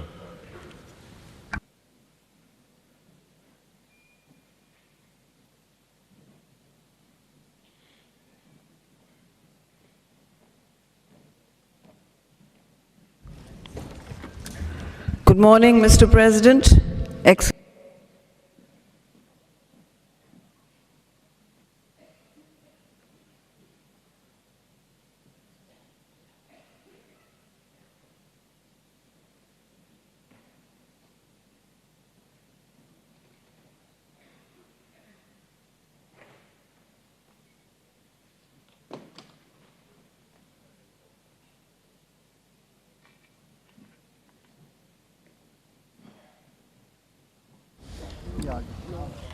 Good morning, Mr. President, Excellencies, friends.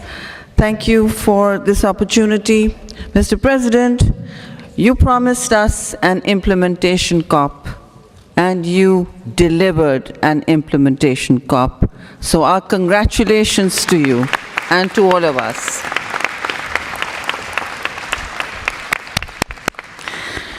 The ultimate test, Mr. President, of this Conference of Parties is that it responded to the voices of the vulnerable, the damaged, and the lost of the whole world by establishing a fund for the lost and the damaged. Let me therefore commend you, Mr. President, for your leadership, your stamina, and dedication for steering us through barriers, through challenges, for reaching a historic consensus.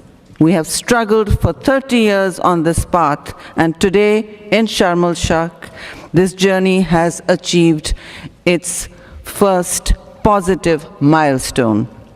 The establishment of a fund is not about dispensing charity.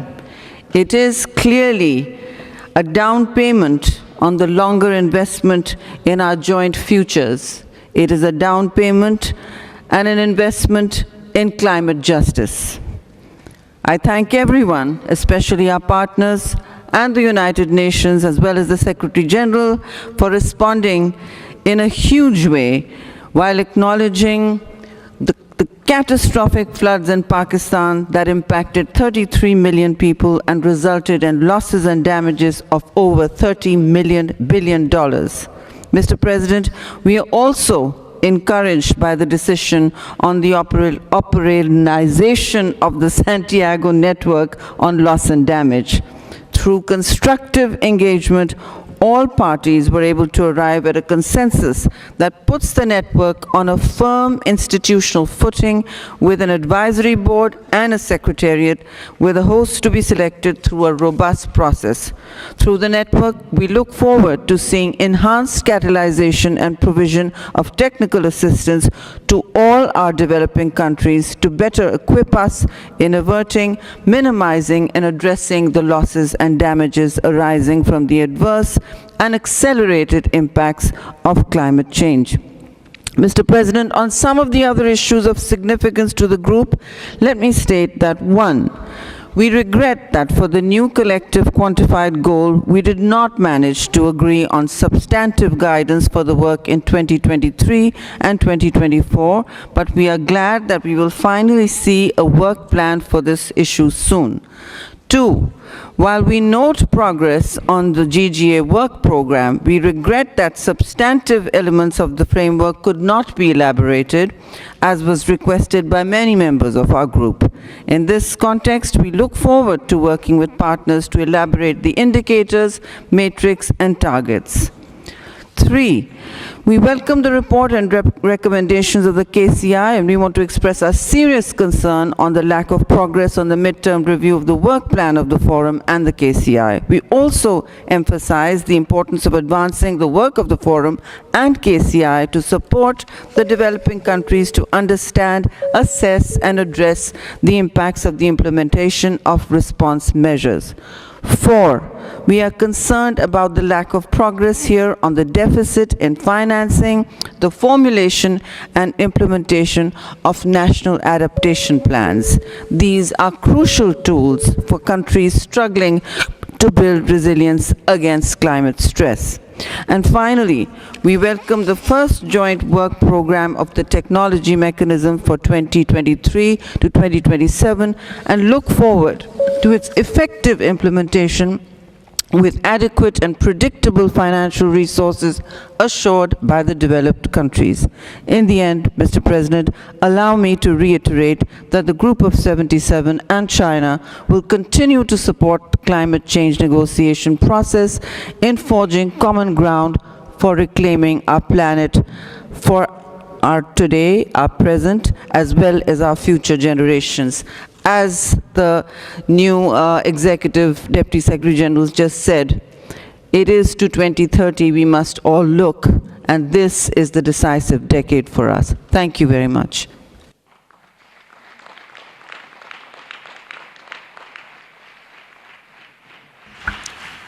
I thank the distinguished Minister of Pakistan for her statement and her kind words. I now invite the European Union to deliver a statement. The European Union, you have the floor. Dear friends, Mr. President, we're all tired, except of course for you, Mr. President. Our teams are exhausted, and I want to thank all our teams for their courageous efforts. But in particular, your team, Mr. President, who worked so diligently through the week and who have been able to bring positions together that sometimes seemed extremely far apart. But time and tiredness are no excuse to stop going. And the world will not thank us when they hear only excuses tomorrow. So let's take a closer look at what we have decided. And friends are only friends if they also tell you things you might not want to hear. This is the make or break decade. But what we have in front of us is not enough of a step forward for people and planet. It does not bring enough added efforts from major emitters to increase and accelerate their emissions cuts. It does not bring a higher degree of confidence that we will achieve the commitments made under the Paris Agreement and in Glasgow last year. It does not address the yawning gap between climate science and our climate policies. The European Union tried to bridge these gaps. As you know, we showed our commitment to ambition by being fully in line with a 1.5 scenario and even being able to update our NDC. We tried to get us all on a firm path to 1.5, with a global emissions peak by 2025 and with a clear statement of our intention to phase out unabated fossil fuels. We've heard this week that more than 80 countries now support this goal. Sadly, we don't see this reflected here. The mitigation work programme doesn't block the path to 1.5, but it certainly puts unnecessary barriers in the way and allows parties to hide from their responsibilities. But we will not stop fighting for more, and nothing prevents us from doing more. We will be holding ourselves and everyone here accountable under the Paris Agreement. But last night, our talks have stalled. Many parties, too many parties, are not ready to make more progress today in the fight against the climate crisis. There were too many attempts to even roll back what we agreed in Glasgow. Some are afraid of the transition ahead, of the cost of change. They question the how, not the why. I understand those concerns. Many Europeans share them. But I want to ask you all, colleagues here in the room, to find the courage to overcome that fear. And I extend my hand to you to help. The European Union has strong and fruitful partnerships with many of you. We've signed some significant new agreements in these last 2 weeks. So let us seize the opportunity of the next 12 months to find courage to do more. Because we know that the cost of inaction is so much higher than the cost of action. Just listen to our friends from Pakistan just now, how the country was ravaged by floods. It breaks your heart to listen to it. Or Eastern Africa, where a drought rages that has no parallel. Or to those in the line of monster storms in the Pacific or the Caribbean. Yes, they deserve our support for the loss and damage they face, but they also deserve our higher ambition to avoid repeat episodes. So we're faced with a moral dilemma, because this deal is not enough on mitigation. But do we walk away and thereby kill a fund that vulnerable countries across AOSIS, ILAC and LDCs have fought so hard for decades? And kill the opportunity that it gives us for a conversation about expanded sources of funding? To open a whole new chapter on loss and damage and create a new and lasting method to increase solidarity and bridge the gap between those in need and those in a position to contribute to address their needs on the basis of their today's potential? No, that would have been a huge mistake and a huge missed opportunity. To tackle climate change, all financial flows need to support the low-carbon transition. The European Union came here to get strong language agreed, and we are disappointed we didn't achieve this. I strongly urge us all to roll up our sleeves and show to the world that the fight for ambition for a better future is not yet over. In fact, it has only just begun. My friends, we had to give up some of the things we wanted to help other parties and this process to move forward. And we can live with that. In fact, we are proud of our contribution to the creation of this fund that will serve the interest of those most in need of support. But I urge you to acknowledge, when you walk out of this room, that we have all fallen short in actions to avoid and minimize loss and damage. We should have done much more. Our citizens expect us to lead. That means far more rapidly reduce emissions. That's how you limit climate change, not wait and respond once the climate change has done its devastating effect. We've lost a lot of speed since Glasgow. We wasted a lot of time already, and our people and planet have no more time to lose. We pledge to pick up speed again, starting now and here, and regain the momentum we had in Glasgow. It is with that perspective that the European Union can, although reluctantly, agree to the proposals now on the table. We defended the ambition we set in Glasgow, and tomorrow we start preparing for COP28, because we are already living in a world of 1.2 degrees change, and it's already becoming unlivable for many, as we have heard so often this week. As many in this world can testify that this is their reality, because the world is watching us, and because they will not forgive us if we fail again to prevent the worst. Thank you, Mr. President.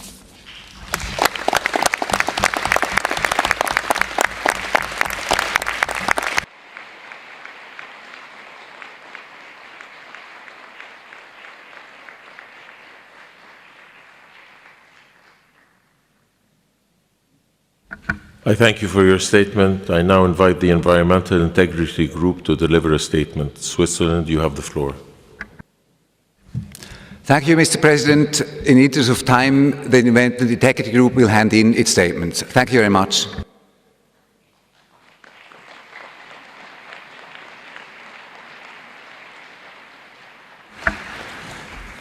Thank you for your consideration. I now invite the Umbrella Group to deliver a statement. Australia, you have the floor. Mr. President and distinguished colleagues, Australia is pleased to speak on behalf of the following countries in the Umbrella Group: Australia, Canada, Japan, Iceland, Israel, New Zealand, Norway, Ukraine and the United States. Mr. President, we thank you and the Government of Egypt for hosting us in Sharm el-Sheikh. We note the rich and fruitful action agenda and program of events that no doubt will have had a significant impact in accelerating global action, climate action, and bringing the world together for implementation. Turning to the negotiations, Mr. President, the adverse impacts of climate change and the frequency of losses and damages is increasing in all regions. We've made historic progress at COP27 to establish new funding arrangements, including a fund, and to explore a broad range of ways to provide support to developing countries that are particularly vulnerable to the adverse impacts of climate change in responding to loss and damage. We welcome the progress made to operationalise the Santiago network and look forward to an open and transparent process for selecting the network's host next year.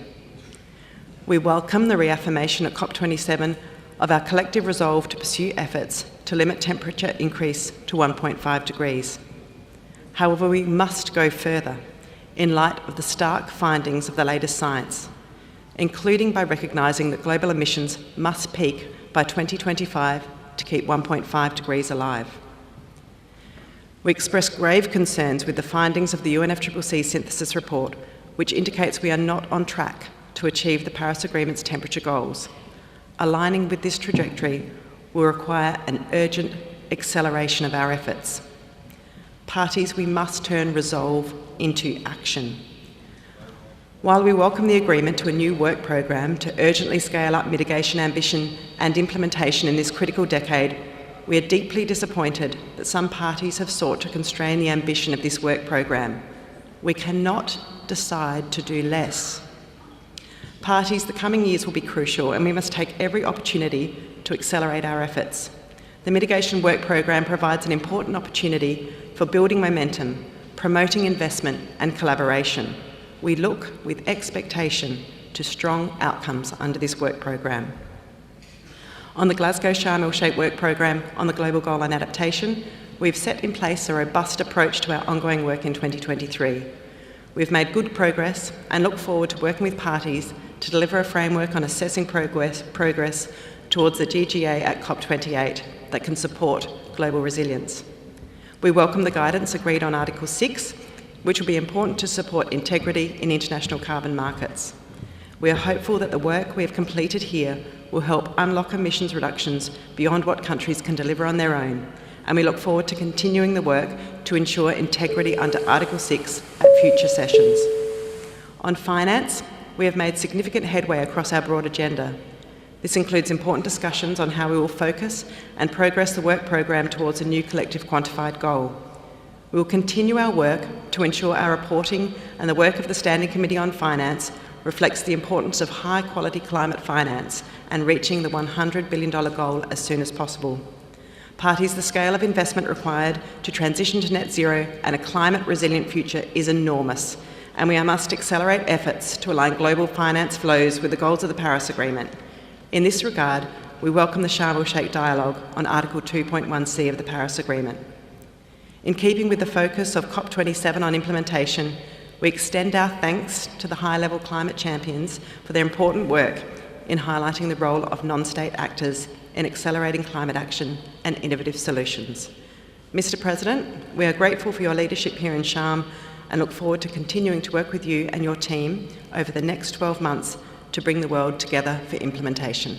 Thank you.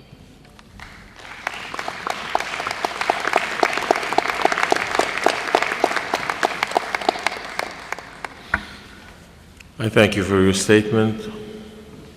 Distinguished delegates, I would now like to open the floor for statements from other groups and parties. I give the floor to Zambia on behalf of the African group. Mr. President, Excellencies, distinguished ladies and gentlemen, Zambia has the honor to deliver this statement on behalf of the African group and aligns this statement with the G77 and China. Africa would like to thank you, Mr. President, for your able leadership and the manner in which you conducted the conference to enable us reach an ambitious and balanced outcome. We also wish to thank the ministers who supported you, co-facilitators, and the Secretariat for their hard work. We wish to appreciate the government and the people of Egypt for their excellent hospitality and for making this African COP a great success. Mr. President, we came to Sharm el-Sheikh to advance implementation of climate actions and to address the escalating climate emergency affecting millions of vulnerable people, especially in Africa and other developing countries, and to restore hope and climate justice to those who suffer the most and who have contributed the least to the problem.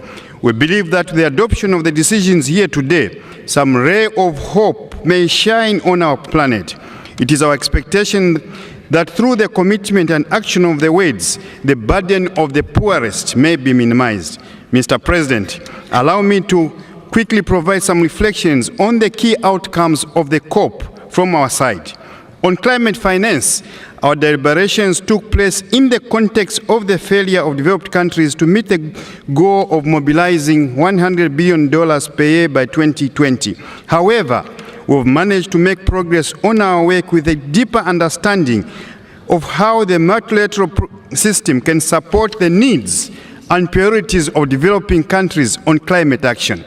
In the years to come, we look back at the African COP as a pivotal moment in our joint commitment to ensure the Convention and the Paris Agreement's finance architecture is on track and is delivering. On loss and damage, we congratulate you most sincerely, Mr. President, for the breakthrough on financing arrangements in this very important area. After 30 years of endeavor on African soil, the world has arrived together to establish a new fund and funding arrangements for assisting developing countries address loss and damage by providing and assisting in mobilizing new and additional resources that are particularly vulnerable to the adverse effect of climate change. We appreciate all partners for the goodwill and we look forward to working with all of you on fully operationalizing the fund. On adaptation, we made progress on the global goal on adaptation and established a framework to guide the achievement of the goal and the review of overall progress in achieving it and enhance adaptation action and support. We agreed on a process to track doubling of adaptation finance. We call for enhanced support for adaptation action in developing countries, including through the Adaptation Fund. Mr. President, on mitigation, we've designed a dynamic and facilitative mitigation work program to accelerate mitigation ambition and implementation in this critical decade. We welcome the decision on scaling renewable energy and the need for investment gaps. We wish to highlight that Africa has massive renewable energy potential that requires significant financial support and investments. We welcome the Just Transitions Work Program to facilitate the low emissions and climate resilient development and look for constructive engagements. As I close, Mr. Chairman, we welcome the decisions on Article 6, which give a positive signal to non-state actors for their effective participation to enhance the ambition of the Paris Agreement in mitigation and adaptation. Nevertheless, we must recognize that much work remains to be done to ensure the credibility of the mechanisms and approaches of Article 6 and environmental integrity, while avoiding double counting of emission reductions. Mr. President, however, it is unfortunate that despite wide and prudent consultations at this African COP, we could not agree on the recognition of special needs and special circumstances of Africa, a region most vulnerable to the impacts of climate change and that contributes least to the climate challenge. We remain confident that history will judge us fairly and at an opportune time. Colleagues, you understand that we mean no harm to any of them with this legitimate request. Africa, Mr. Chairman, Mr. President, has delivered. Sharm Sheikh has delivered. Egypt has delivered. This is what we call an implementation COP. Africa therefore joins a loud call for higher ambition for all of us to achieve 1.5. Mr. President, shukram, I thank you.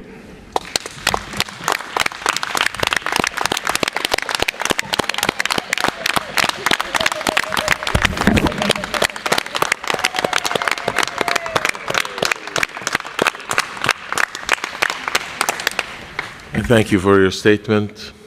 I give the floor to Antigua and Barbuda on behalf of AOSIS. Mr. President, Excellencies, I speak on behalf of AOSIS in line with the statement delivered by Pakistan on behalf of the G77 and China.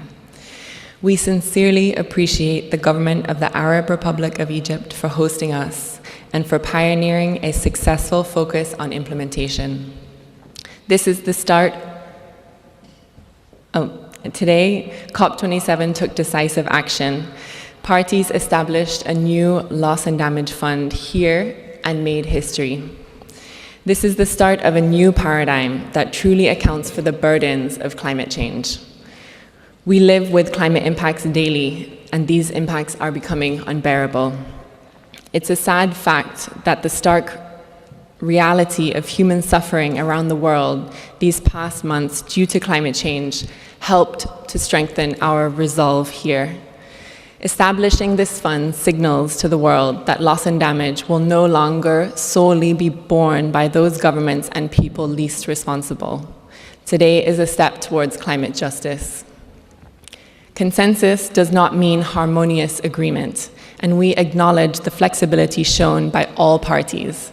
In particular, we commend the Group of 77 in China and the chair and the 194 members for the solidarity and resolve that made this momentous outcome possible. But this is not the end of the road. Our journey is just beginning.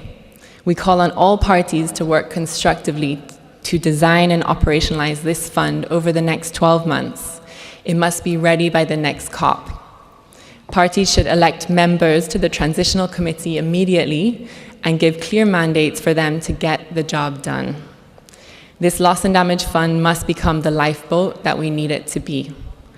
But it is just a lifeboat nonetheless in a brewing hurricane. We traveled to Sharm el-Sheikh against a backdrop of overwhelming global challenges linked to food, energy, and climate change crises, which is why our outcome here is significant, even if inadequate against the science of 1.5. We maintained our collective commitment to phase down coal and phase out fossil fuel subsidies. The Sharm el-Sheikh outcome has pledged to double down on more rapid emissions reductions through renewable energy and more transformational adaptation to keep pace with today's impacts. However, the glaring omission in the COP27 outcome for the 39 small island developing states of AOSIS is the lack of inclusion of the latest science, namely that we must peak and decline global emissions before 2025 to be on track to limit warming to 1.5. And this is in line with Article 4, Paragraph 1 of the Paris Agreement and the IPCC reports this year. But this evidence-based text was not agreed by consensus in the end. The political risks of a rapid climate transition have never been higher or more urgent. We can only overcome such risks through massive cooperation and collective action. This morning reminds me of something that Honorable Prime Minister Gaston Brown of Antigua and Barbuda said last week in an interview when asked what gives him hope. He said, "Eosis." I thank you.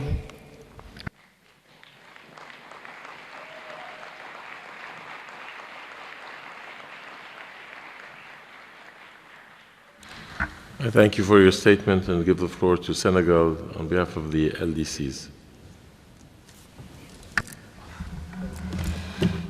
Merci, Monsieur le Président.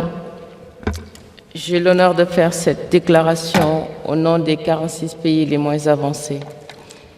Permettez-moi de vous remercier, Monsieur le Président, pour votre leadership et à travers vous, tous vos co-facilitateurs et le secrétariat pour le travail acharné, le dévouement.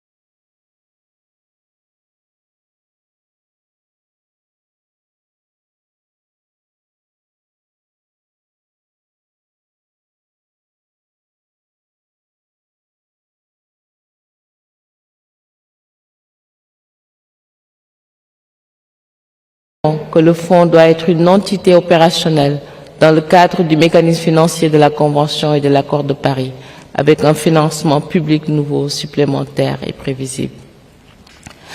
En ce qui concerne l'atténuation, nous prenons acte de l'accord conclu lors de l'adoption du programme de travail pour intensifier d'urgence l'ambition et la mise en œuvre de l'atténuation. Le programme de travail doit nous conduire à relever l'ambition dans les CDN conformément aux trajectoires 1.5 avec un soutien effectif aux pays en développement. En ce qui concerne l'adaptation, nous voudrons souligner la nécessité de mettre en œuvre les plans nationaux d'adaptation. Nous voudrons également saluer l'objectif mondial sur l'adaptation. Nous sommes heureux que le cadre initié ici à la Cop27 permettre d'accomplir des réalisations. En ce qui concerne les finances, nous voudrons réitérer l'importance de poursuivre les travaux sur la définition du financement climatique afin de soutenir la mise en œuvre du nouvel objectif avec des dispositions de transparence solides qui permettent un suivi clair des progrès et des réalisations. Nous espérons que d'ici l'année prochaine, la réalisation de l'objectif de 100 milliards en retard depuis 2020 sera assisté. Nous espérons également que l'engagement de doubler le financement de l'adaptation d'ici 2025 sera effectif. Pour conclure, Monsieur le Président, le groupe des PMA vous remercie et se réjouit de travailler avec vous, ensemble et avec toutes les parties, de manière responsable et constructive pour faire avancer ce processus durant les prochaines années. Nous sommes dans le combat de notre suivi. C'est un combat de justice climatique. Nous vous remercions pour votre attention.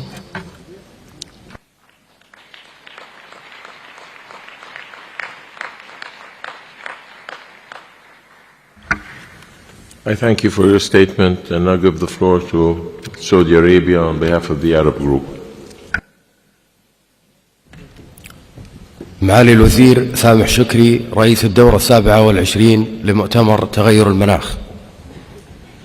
يتحدث وفد بلادي باسم 22 دولة عضو في جامعة الدول العربية. بداية تود المجموعة العربية عن التعبير عن خالص شكرها للجهود العظيمة التي قمتم بها والفريق الرئاسي من جمهورية مصر العربية لتقريب وجهات النظر والمضي قدما بالمسارات التفاوضية المختلفة. كما تقدم لكم باسم المجموعة العربية بالشكر والتقدير على جهودكم الدؤوبة مع جميع الدول الأطراف في سبيل الوصول إلى مخرجات شاملة ومتوازنة وعادلة تأخذ بعين الاعتبار الأولويات والظروف المختلفة للجميع. السيد الرئيس، اسمحوا لي هنا أن أؤكد أن المجموعة العربية تتفق مع وتؤيد بيان مجموعة 77 والصين، كما تؤكد المجموعة على ضرورة الالتزام بمبادئ الاتفاقية الإطارية لتغير المناخ، وبالأخص مبدأ العدالة والمسؤولية المشتركة متباينة الأعباء، وتفعيل هذا المبدأ في تطبيق اتفاقية باريس.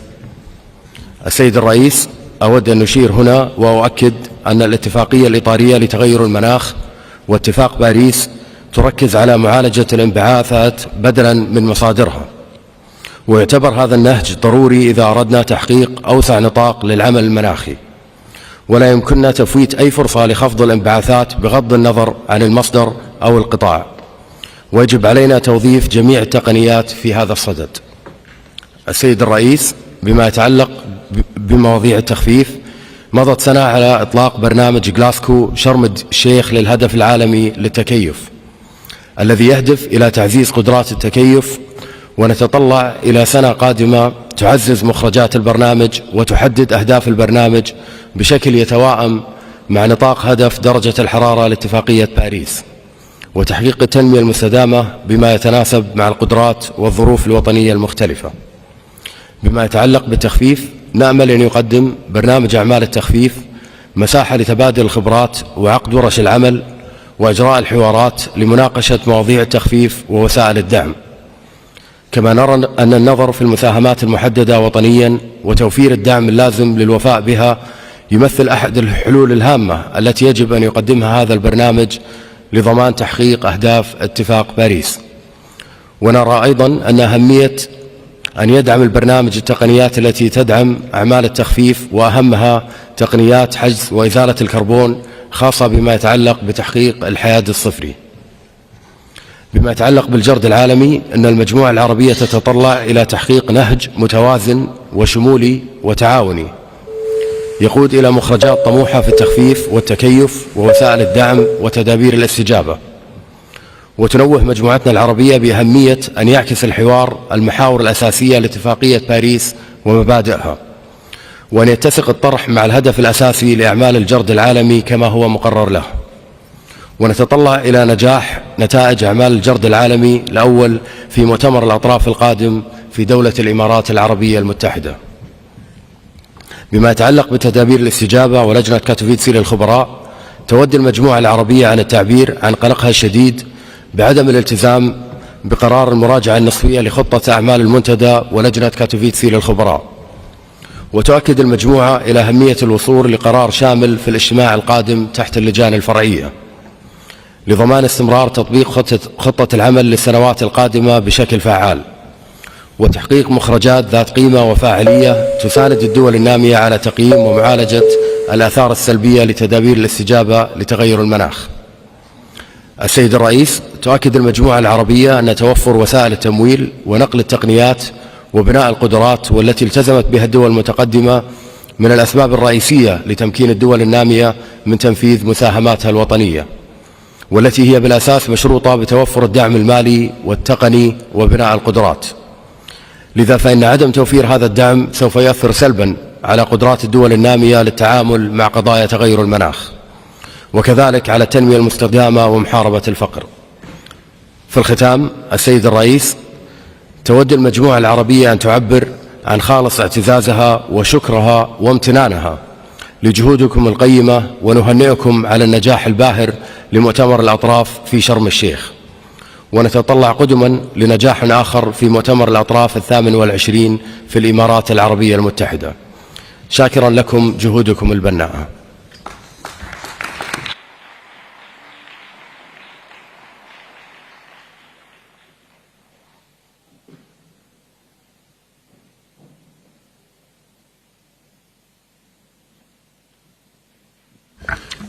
I thank you for your statement, and now give the floor to Bolivia on behalf of the LMDCs. Thank you, Mr. President. Bolivia has the honor to speak on behalf of the LMDC. We associate ourselves with the statement made by Pakistan on behalf of the G77 and China. At the outset, we would like to express our gratitude, Mr. President, to you and your team for your tireless efforts to ensure this COP reaches successful outcomes. We would also like to commend you on the transparent and inclusive process that you have followed throughout. We thank you very much. We welcome most of the decisions adopted today, including the Loss and Damage Fund. We look forward to the fund being resourced adequately to serve our people. We are very concerned that developed countries do not see the means of implementation for developing countries as a constituent part of the goal. Over the years, we have seen efforts by our partners to erode the basic principles of equity and CBDR in the decisions.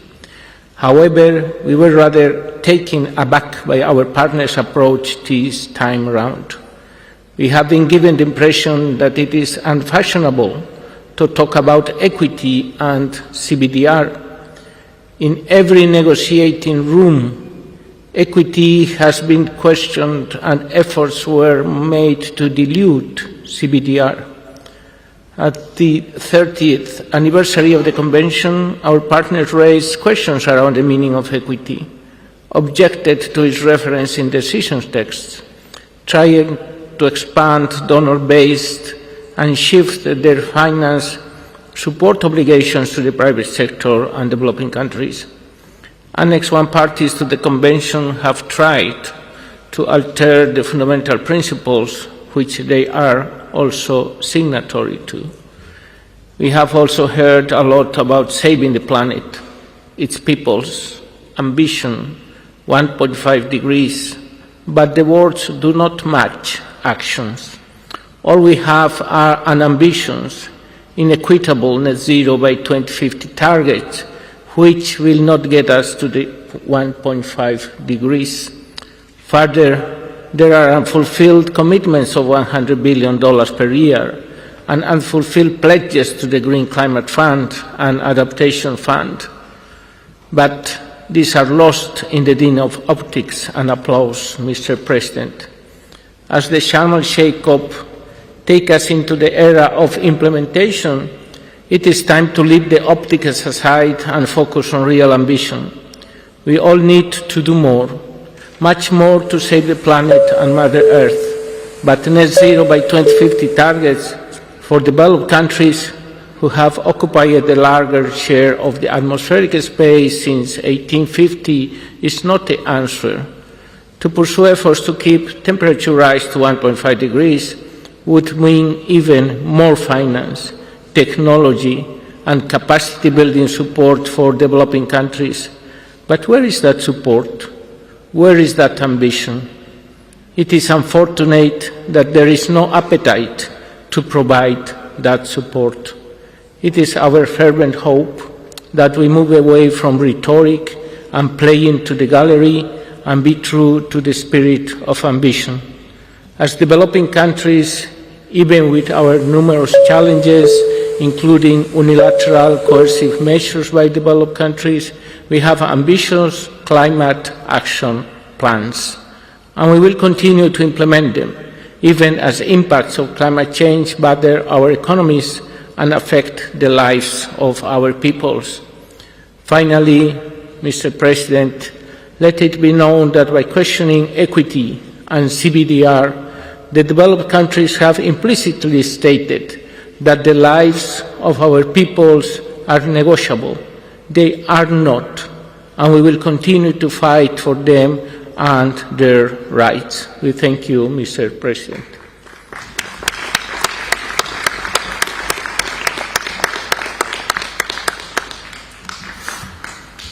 I thank you for your statement. I give the floor now to Venezuela on behalf of ALBA.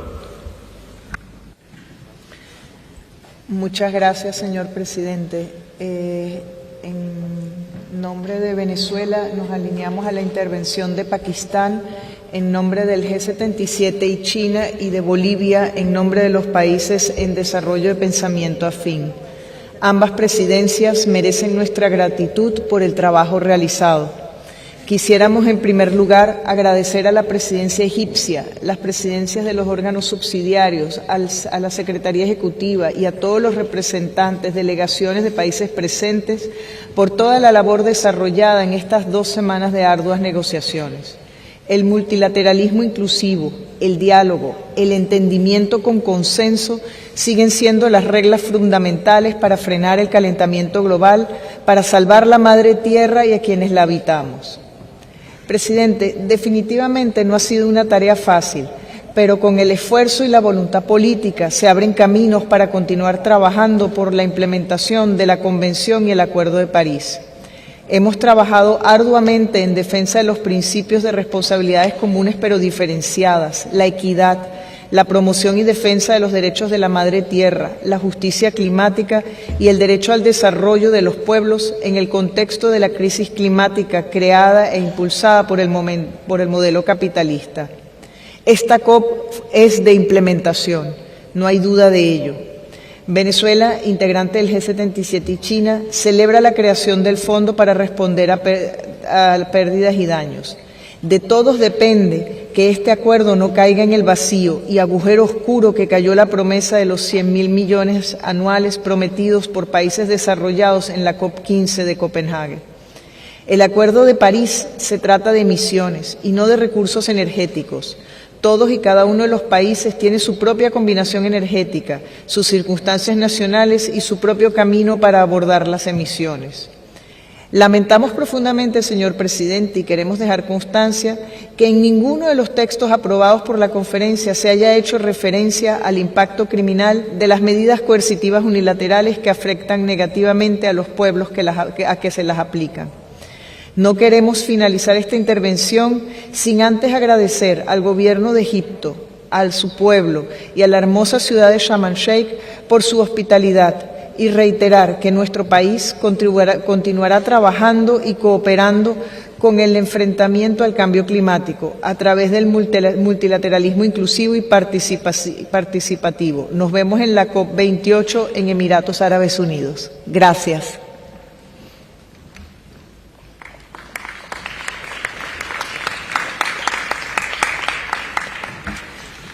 I thank you, and now give the floor to Colombia on behalf of ILAC. Gracias, señor presidente. Distinguidos delegados, distinguidas delegadas, Colombia tiene el honor de tomar la palabra en nombre de ILAC. Alineamos nuestra intervención con la de la ministra de Pakistán en nombre de G77 más China. Quisiera expresar nuestros sinceros agradecimientos a usted, señor presidente, y al pueblo egipcio por su hospitalidad y por habernos acogido durante más de 2 semanas para celebrar esta 27ª Conferencia de las Partes. ILAC ha venido a esta sesión, a la COP de la implementación, con un espíritu de compromiso y de respeto, buscando defender los derechos humanos de nuestras poblaciones, sobre todo de los más vulnerables, los pueblos indígenas, mujeres, jóvenes, niños y niñas. El 28 de julio de este año, la Asamblea General de Naciones Unidas aprobó la Resolución 76-300 y reconoció por primera vez el derecho humano a un medio ambiente limpio, saludable y sostenible. Esto otorga un significado particular a las labores que realizamos en este proceso de la Convención Marco y el Acuerdo de París. Atender el reto del cambio climático no es una opción, no es una decisión, no está sujeto a voluntades personales. Es ante todo una obligación irrefutable.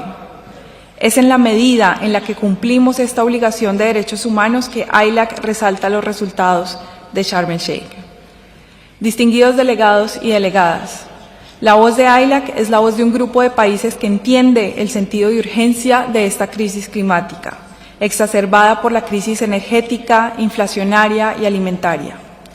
Nuestros países están más expuestos que nunca, pues nuestra región es parte importante de esos 3.6 billones de personas que son altamente vulnerables al cambio climático, según el informe del IPCC. Este sentido de urgencia nos obliga a ver esta conferencia como una oportunidad imperdible para alzar la voz de quienes creemos que para tomar decisiones debemos basarnos en la ciencia y en lo que los hallazgos de la ciencia nos indican como principio fundamental de la lucha contra el cambio climático. Cuestionar la ciencia no es una opción y nunca debe serlo, pues solo los hechos nos guiarán en medio de la incertidumbre para emprender grandes transformaciones, como la transición hacia modelos más sostenibles y el abandono de los combustibles fósiles, cambios que nuestros modelos de desarrollo necesitan para evitar una mayor catástrofe ocasionada por el clima. Es así que ILAC cree firmemente que el programa de mitigación debe enmarcarse en la ciencia para ayudar a los países a compartir soluciones y oportunidades de acciones climáticas sectoriales para incrementar nuestra ambición. Esto se sustenta en la obligación que tenemos todos los países de realizar los esfuerzos para limitar la temperatura a 1.5 grados centígrados conforme lo establecido en el artículo 2 del Acuerdo de París. ILAC lamenta el poco espíritu de ambición de los países para acelerar la acción climática. Estamos colocando a todas las próximas generaciones en un riesgo inminente. Los esfuerzos en mitigación son angustiosamente insuficientes y son tan insuficientes que estamos obligados a fortalecer nuestras medidas de adaptación de todas las formas posibles, por lo cual también lamentamos el poco avance en esa materia. Señor Presidente, a pesar de la falta de acuerdos en adaptación, podremos recordar esta COP por el logro para el establecimiento del Fondo para Pérdidas y Daños ocasionados por los efectos adversos del cambio climático, que nos da una esperanza que es indispensable, necesaria, histórica para los países en desarrollo y nos confirma que es en la solidaridad que podemos efectivamente decir que somos Naciones Unidas.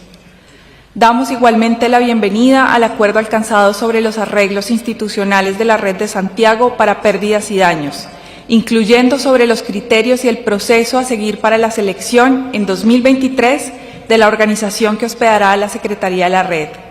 Es un gran paso para la pronta operacionalización de esta red.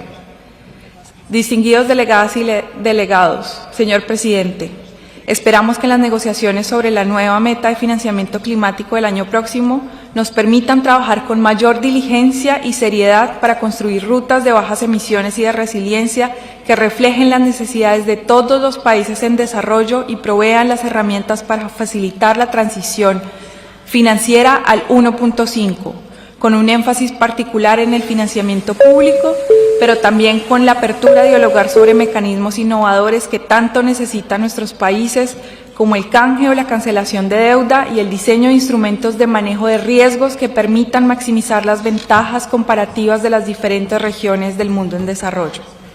Nos ahogamos en la incertidumbre y en la inacción. No podemos esperar más. Gracias, señor Presidente.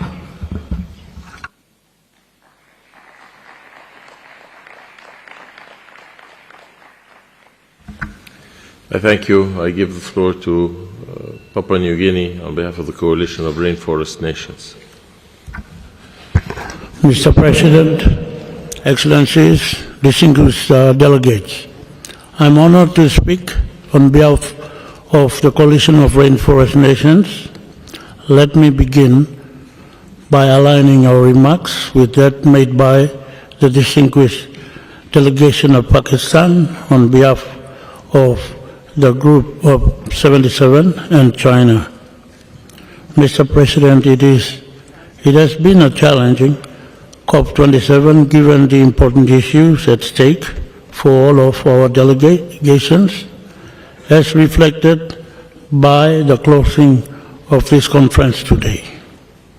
We acknowledge your leadership and also for the flexibility shown by the parties.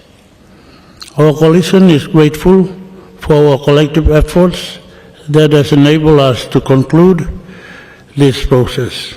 The conference has been boldly pronounced as an implementation COP.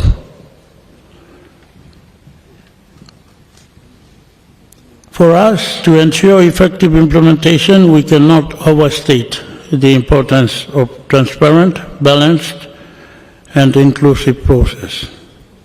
All parties must recognize the latest scientific findings that current actions and commitments as reflected in the NDCs are not aligned with the achievement of the Paris Agreement goals. This is indeed most concerning and must be addressed urgently, and we need strong political commitment now rather than mere rhetoric. We are pleased to note that the sham decision includes the reference to limiting global warming consistent with the Paris Agreement, requiring rapid, deep, and sustained reductions in global greenhouse gas emissions for goal net greenhouse gas emissions reduction. Mr. President, this is context.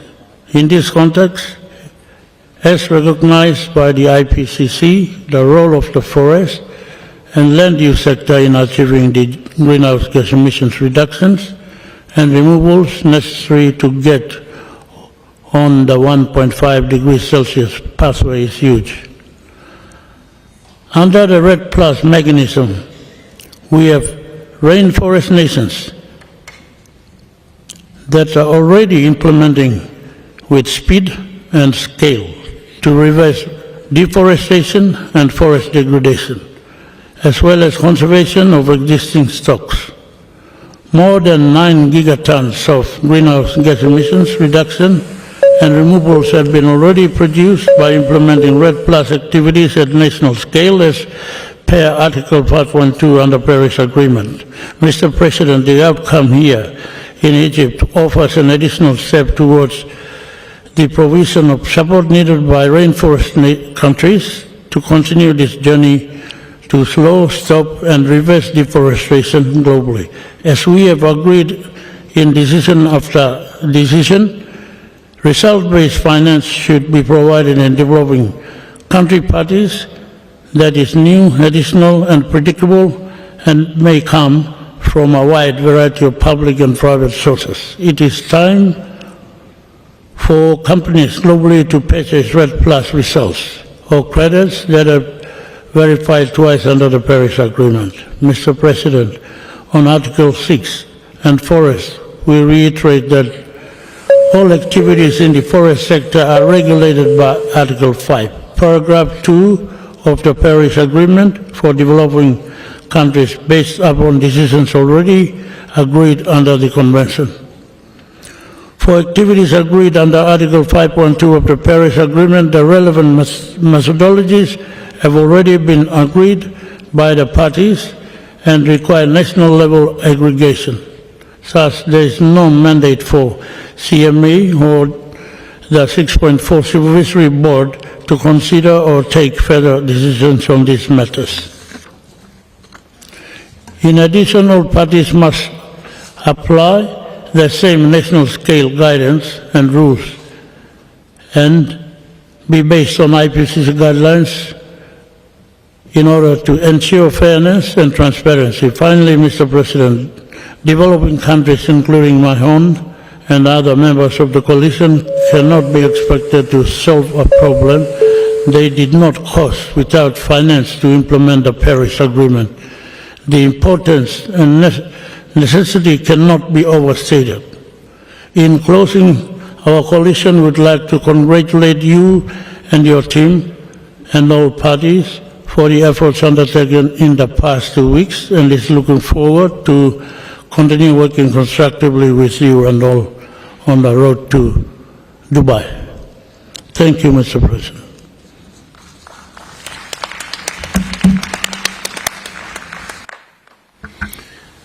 I thank you. I now give the floor to individual delegations. I urge delegations to limit themselves to the 2-minute time frame. Interpretation will end at 9 a.m. We would like to give observer organizations the benefit of interpretation. I now give the floor to the United Kingdom. Thank you, Mr. President, to you and your team for all your work. And I also want to thank the Secretariat and the chairs of the subsidiary bodies. It hasn't been easy. But I want to begin by recognizing the progress on loss and damage. This is historic. The decision that we have taken here has the potential to support and increase that support for the most vulnerable, and I very much welcome that. And the scale and the range of needs will require contributions from the widest range of sources and parties. Of course, the critical work now lies ahead to ensure that potential is realized. But friends, and I have to say this is not a moment of unqualified celebration. Many of us came here to safeguard the outcomes that we secured in Glasgow and to go further still. In our attempt to do that, we've had a series of very challenging conversations over the past few days. Indeed, those of us who came to Egypt to keep 1.5 degrees alive and to respect what every single one of us agreed to in Glasgow have had to fight relentlessly to hold the line. We've had to battle to build on one of the key achievements of Glasgow, the call on all parties to revisit and strengthen their nationally determined contributions. We have ultimately reiterated that call here. And it is critical that commitment is delivered by all of us, including by the major emitters in this room who did not come forward this year. But we also wanted to take definitive steps forward. We joined with many parties to propose a number of measures that would have contributed to this. Emissions peaking before 2025, as the science tells us, is necessary, not in this text. Clear follow-through on the phase-down of coal, not in this text. A clear commitment to phase out all fossil fuels, not in this text. And the energy text weakened in the final minutes. Friends, I said in Glasgow that the pulse of 1.5 degrees was weak. Unfortunately, it remains on life support. And all of us need to look ourselves in the mirror and consider if we have fully risen to that challenge over the past 2 weeks. Colleagues, I will not be in the UK chair at COP28 when our ambition and our implementation is tested in the global stocktake year. But I assure you, indeed I promise you, that if we do not step up soon and rise above these minute to midnight battles to hold the line, we will all be found wanting. Each of us will have to explain that to our citizens, to the world's most vulnerable countries and communities, and ultimately to the children and grandchildren to whom many of us now go home. Thank you.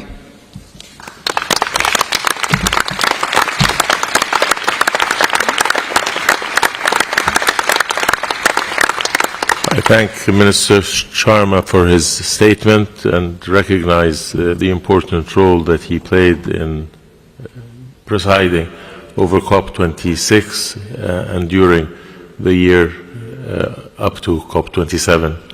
And I thank him for the support that the Egyptian presidency received from him and his team all through the transition from one presidency to another. Thank you very much. I now give the floor to the Maldives.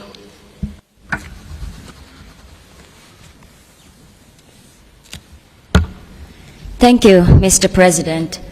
This has been a tough COP. We fought hard and we moved the world on funding for loss and damage. I recognize the progress we made in COP27, particularly on the agenda item on funding arrangements for loss and damage.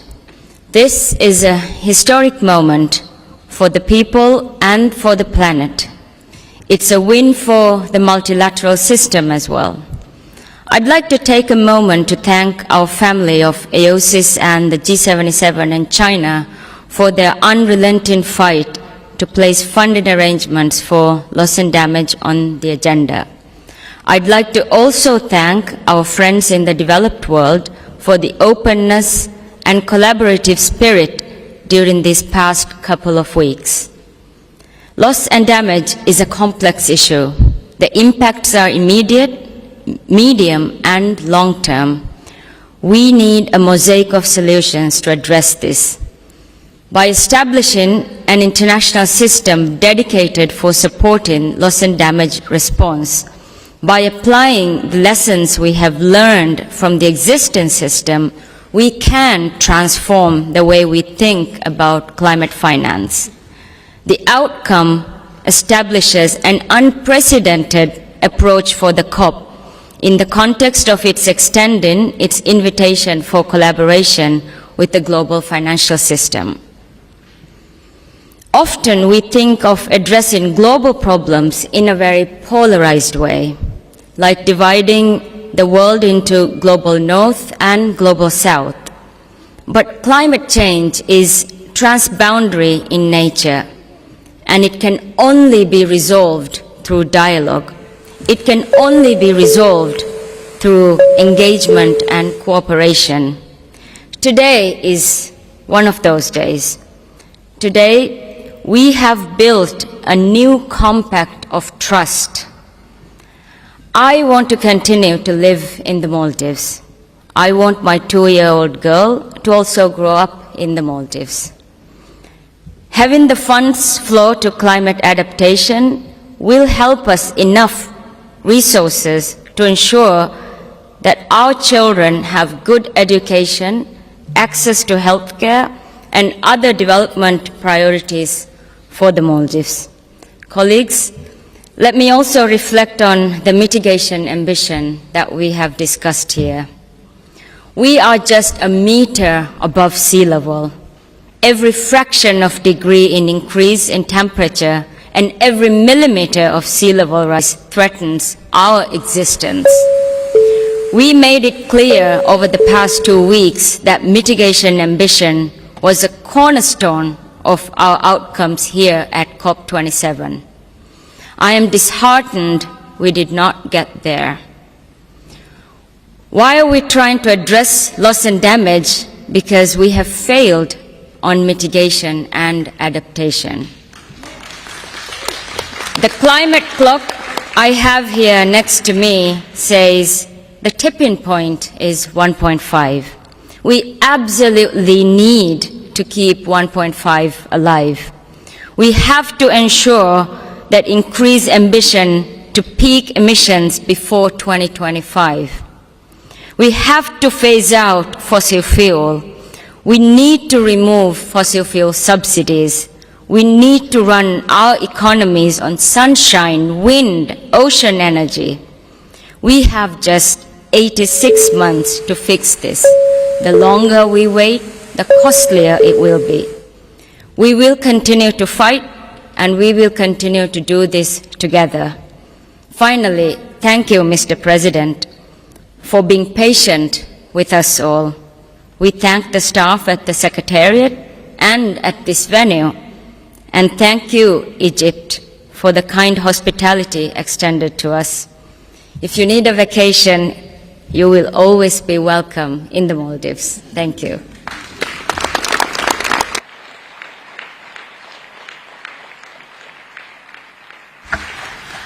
Thank you. I call on Japan. Thank you, Chair.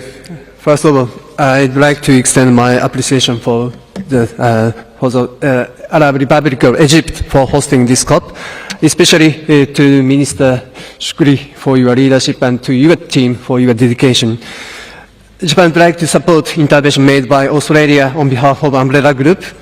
At COP27 here in Sharm el-Sheikh, many important agenda items such as mitigation work program, Glasgow Sharm el-Sheikh work program on global goal on adaptation, Article 6 and Santiago Network, as well as funding arrangement responding to loss and damage, delivered successful outcome, and this is very great achievement.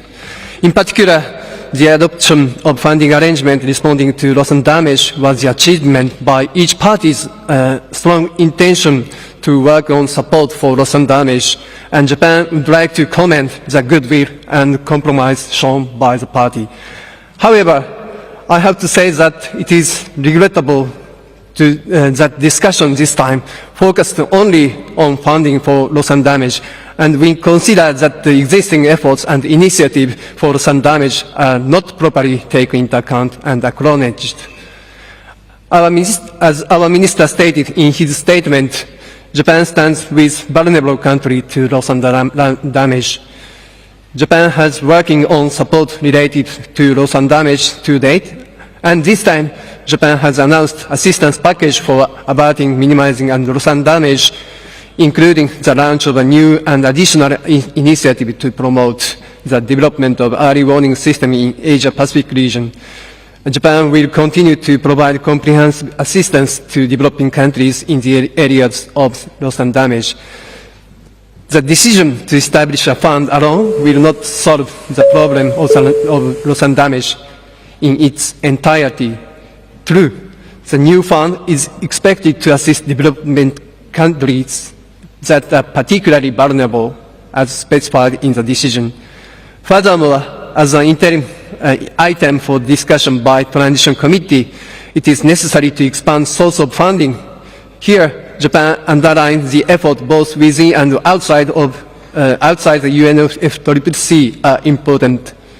Japan also would like to urge parties to continue to engage in supporting countries facing loss and damage through various tools and channels available to us.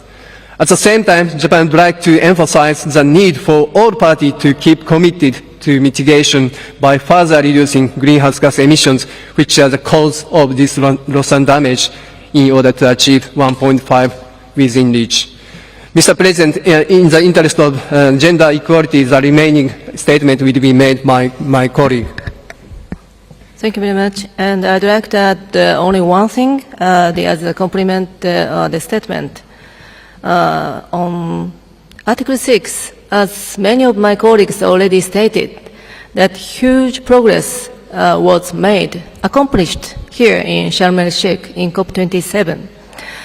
Japan will devote our efforts in the Paris Agreement Article 6 Implementation Partnership launched in here in COP27 with 67 countries and organizations with great support from the Secretariat to swiftly develop high-integrity carbon markets.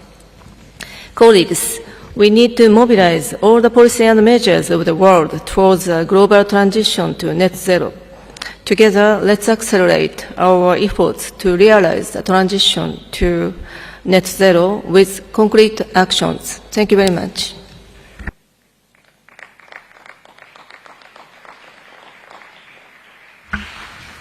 Thank you for your statement, and I'll give the floor to Turkey. Thank you, Mr. President. I will continue my intervention in French. Monsieur le Président, distingués délégués et collègues, les négociations à Sharm el-Sheikh ont été longues et difficiles. Mais nous espérons que les résultats de cette conférence permettront d'accélérer la lutte contre le changement climatique. Tout d'abord, nous soutenons l'élaboration du programme de travail sur l'atténuation. Nous sommes satisfaits de la portée des dialogues mondiaux dans le cadre du programme. En ce qui concerne la finance pour le climat, il est essentiel de faire avancer nos travaux sur un nouvel objectif chiffré collectif. Cet objectif doit tenir compte des besoins et des priorités des pays en développement. Il est urgent d'adresser les caractéristiques de cet objectif en termes de quantité, de structure, de chronologie prévue, ainsi que les sources de financement et les dispositifs de transparence. Ce processus devrait s'appuyer sur les leçons tirées de l'objectif de 5 milliards de dollars. Distingués délégués, il devient de plus en plus clair que les pays en voie de développement ont besoin d'appui financier et technique pour répondre aux pertes et préjudices. Nous regrettons que ce sujet soit tellement clivant dans les négociations. La Turquie demeure en faveur de décisions sur les dispositions institutionnelles du réseau de Santiago. Nous soulignons l'importance des activités visant à éviter, réduire et remédier aux pertes et préjudices liés aux impacts du changement climatique. La Turquie se réjouit de travailler en collaboration avec les parties pour développer le programme de travail sur l'objectif mondial d'adaptation.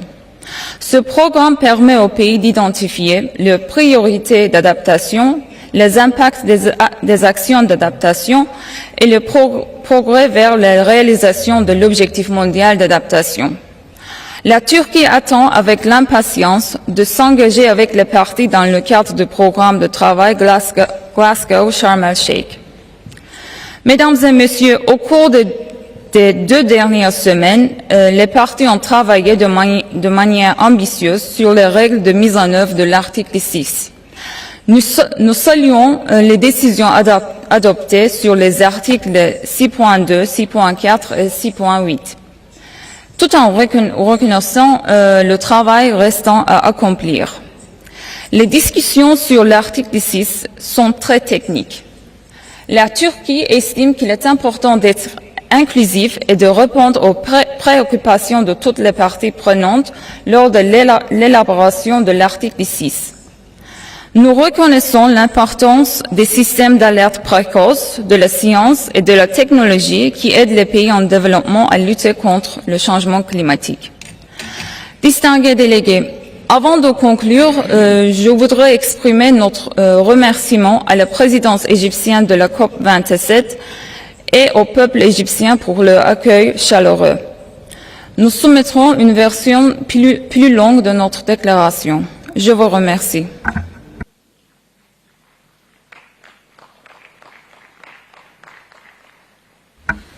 I thank you and give the floor to Nigeria.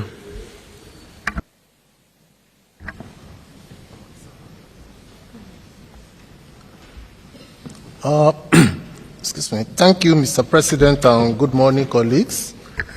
Mr. President, Nigeria wishes to align with the statement made by the distinguished delegate from Pakistan on behalf of the Group of 77 and China, and the distinguished delegate from Zambia on behalf of the African Group. Our statement will be general and brief since the chair of African Group has critically identified areas of our concerns in Africa. Mr. President, Nigeria would also like to once again appreciate the government and the people of Egypt for hosting another African Cup and for the excellent arrangement that have facilitated our networking, discussions, and interactions during COP27. The African hospitality is demonstrated by the government and people of Egypt remains unparalleled. Please accept, Mr. President, and your team, our hearty congratulations for the successful outing as far as this COP is concerned. While appreciating your effort and doggedness in getting consensus among several parties with divergent social, economic, and environmental issues back at home, may I quickly remind you of the emotional leading voice of the young lady Rihanna from Ghana, who addressed the delegate during one of your Excellency's consultation on Friday afternoon. Mr. President, distinguished delegate, our voice represents millions, if not billions, of young children from all over the world, developed and especially from the developing countries, who are much more vulnerable to the impact of climate change. She mentioned countries recently ravaged by flood hazard. Nigeria was not spared of the destructive flood hazard in the last 2 months, which resulted in loss of almost 1,000 lives. Properties and agricultural products were damaged. Many who were lucky to survive are now located in several established IDP camps. Hence, the establishment of Fund for Loss and Damage is a welcome development within the climate change process to cater for the adaptation to the impact of climate change. Mr. President, what more evidence do we need to establish that the impact of climate change have resulted into losses of both human lives and damaged physical environment as well as social and economic infrastructure in both developed and developing countries? Of course, and as we all know, the impact are much more felt in the developing countries and Africa because the regions are much more vulnerable to the impact of climate change. 27 years after the United Nations Framework Convention on Climate Change and other allied climate change treaties were negotiated and adopted, here we are, still passing buck in terms of who is to take and what action to be taken to mitigate climate change and its impact. Mr. President, the world is waiting, and the people's attention is being focused on the outcome of our engagement here in Sharm el-Sheikh, Egypt. Luckily enough, we have had a successful outcome. Distinguished colleagues, the text considered and adopted are the outcome of a critical engagement among parties in more than 2 weeks of strenuous work during this COP. The question we should ask ourselves here is whether the content for action represents the desired hopes and aspirations of the people of the world. Not enough until these contents are implemented. Yet, in the spirit of give and take and for the successful outcome of COP27, Nigeria would like to appreciate your dedicated effort, Mr. President, to have obtained convergence of views from parties as expressed in the text considered and adopted. We also appreciate the understanding of our negotiating partners towards achieving success in this COP. Distinguished delegate, in conclusion, we do not have to hold the view that the world is not ending tomorrow and that there is time at our disposal to act. Any such view will confirm the expression of the UN Secretary General during the opening ceremony of COP27 that if we refuse to take action now, we are all on the express way to hell. God forbid. Hence, the time to act is now. Thank you, Mr. President. I thank you. I give the floor to Indonesia. Thank you, Mr. President. Mr. President, Executive Secretary, distinguished delegates. At the outset, I would like to join other distinguished delegates in thanking the government of the people of the Arab Republic of Egypt for successfully hosting this conference.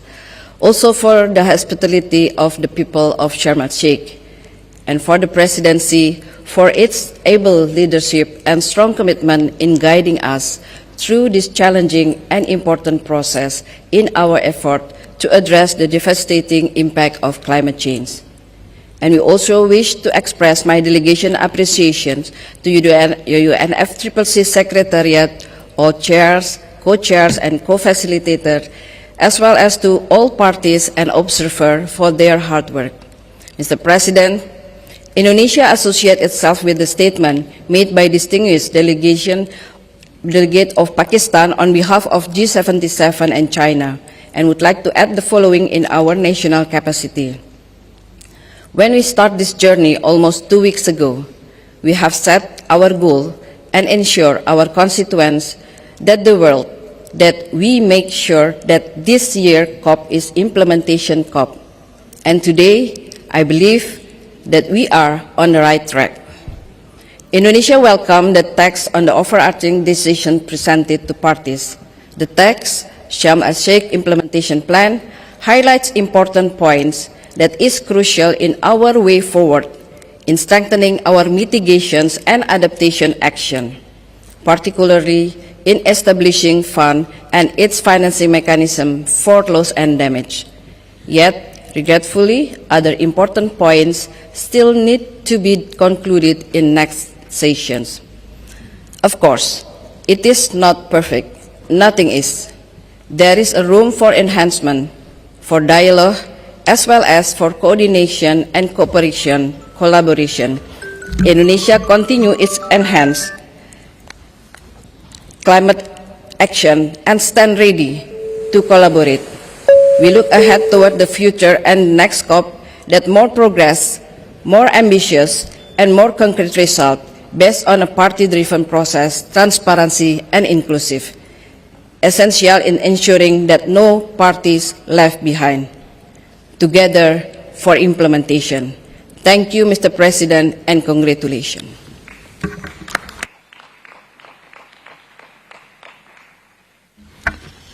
I thank you. I give the floor to Norway. Thank you, Mr. President, and to your team and the Secretariat that have taken us through this COP. We have succeeded on finding a way forward on funding arrangements for loss and damage by establishing the fund, which we welcome greatly. But we did not send a strong message on working to limit global warming to 1.5 degrees. We could have done more. In light of science and the insufficient strengthening of NDCs, this is regrettable. We believe that must change. Our cooperation must result in stronger efforts in fighting the root cause of climate change. Therefore, towards the next COP, we need to work better to implement the commitments and goals we have set for ourselves.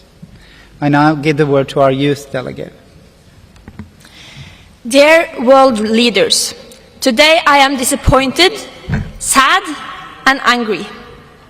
Speaking on behalf of the youth, I ask you, where is the urgency? Where is the crisis management? This has been a year of climate disasters and climate deaths. But we are not doing nearly enough to prevent these disasters and worse ones to happen again.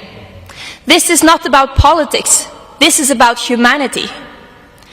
These times of climate crisis require us to put our values and morals in the driver's seat. We cannot let ourselves be guided by pragmatism or fear, but by our visions for a better world for our people. We need you to be brave. We need you to do absolutely everything in your power. If you don't act now, it might be too late for us to right your wrongs when we inherit your seats.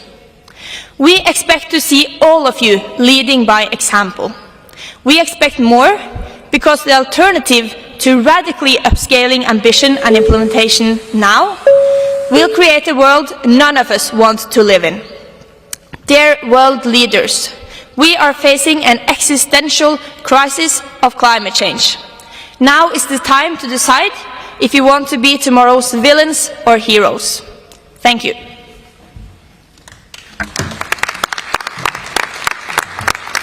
Thank you. I give the floor to India. Mr. President, distinguished delegates, we align ourselves with the stand of G77 in China and LMDC.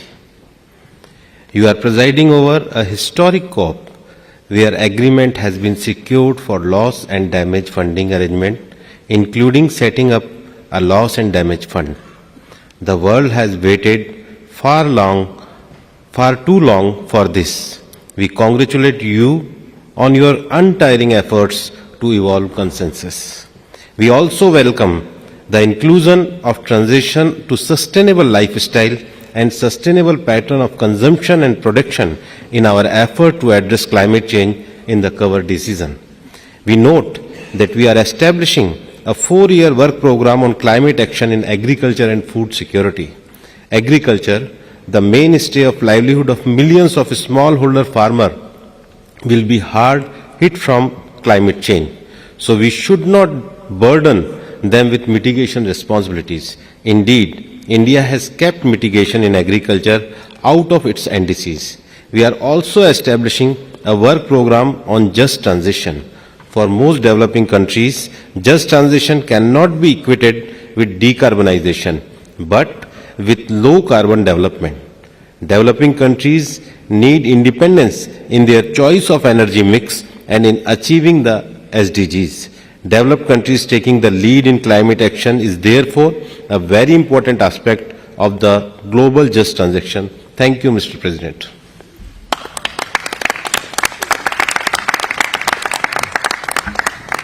I thank you. I give the floor to Marshall Islands. Yahweh, Mr. President, I am grateful for the hard work by your team and the Secretariat and the warm hospitality that the Egyptian people have shown us here in Sharm el-Sheikh during these difficult negotiations. I align myself with the statements of AOSIS and the G77 in China.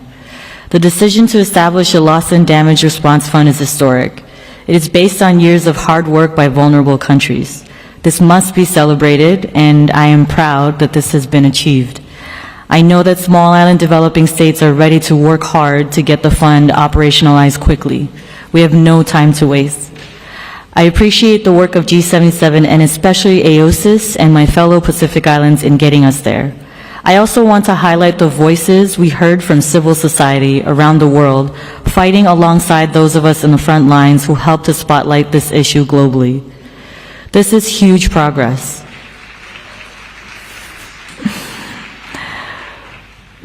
This is huge progress, but we are also not doing enough to prevent the loss and damage that is already affecting us, and will only get worse if we fail to reduce emissions.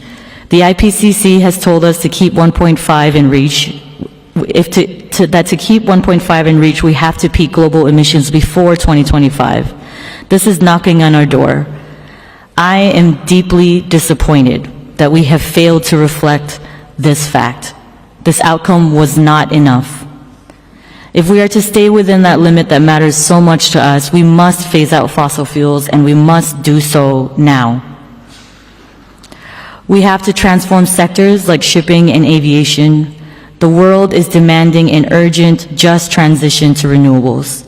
The G20, which makes up 80% of global emissions, must show leadership. The fate of so many are in your hands. Human rights must be held sacred. Continued fossil fuel extraction and investment puts the rights of vulnerable people at grave risk. In my country, we face a level of threat that many in this room could only imagine. Act now, or, like us, you won't have to imagine for long. Como él. Thank you.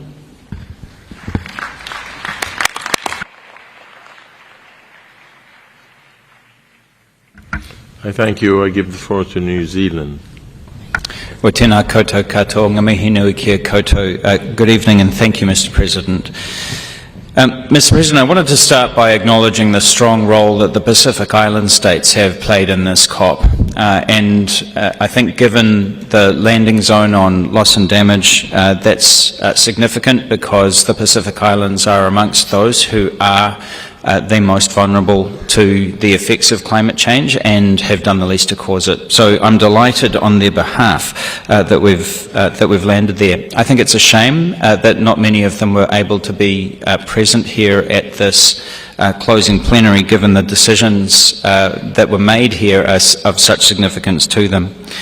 Of course, first and foremost amongst those is the decision around loss and damage funding and the mosaic of arrangements, including a fund. I think that is incredibly significant progress, particularly given that we weren't even able to talk about it for 26 years, 27 years, and then in the space of 2 weeks have actually moved to actually establishing a fund amongst other arrangements there. I want to say that my own country has not always been the most forward-leaning on this, and we came to this COP with money on the table to say, look, we do need to make progress on this. Let's not get too definitional about it. Let's get going, because countries are already suffering the effects of climate change. They are already incurring losses to lives and livelihoods and damage to property and cultural assets. And so I am really, really pleased that we've managed to land that. The best way to limit loss and damage is, of course, to keep global temperatures to 1.5 degrees or less. And on that front, I have to say that this is disappointing. The language around 1.5 in mitigation is extremely weak. We fought very hard to get this set of decisions around Glasgow, and frankly we haven't moved on a great deal in the 12 months since then in the set of decisions. We really did want to see phasing out of all fossil fuels, not just coal, peaking of emissions by 2025 and halving of emissions by 2030. I mean, those things are simply what the science says needs to happen if we are going to be able to preserve a safe and stable climate for all of us and for future generations. And so, my experience this week has been that there are still parties who are stuck in a state of denial or delusion about the scientific reality of the climate crisis that is already gripping us, not just in the most vulnerable countries, but all around the world. And we have to tell the truth. We have to tell the truth to ourselves, and we have to tell the truth to the populations that we are responsible for in our countries about what lies ahead. Science doesn't compromise. It is what it is. We just have to deal with it. And frankly, some of the conversations that I think that we've had are delusional in relation to that. And so our attention now needs to turn to Dubai to make sure that we can make some progress. Having said all of that, Mr. President, thank you for your hospitality here in Egypt. It's delightful to be back as someone who's been a visitor here before, and thank you for your leadership at this conference.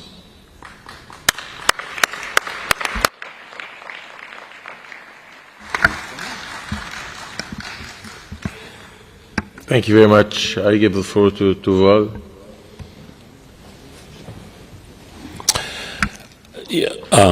Thank you, Mr. President.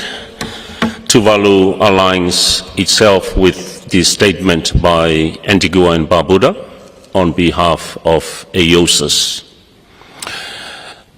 I am, and I believe all of us are so relieved. Relieved that we can now go home and catch up on lost sleep, but also relieved that we have finally delivered an historic landmark decision through the Loss and Damage Fund. It has been a long time coming, 3 long decades, and we have finally delivered climate justice. We have finally responded to the call of hundreds of millions of people across the world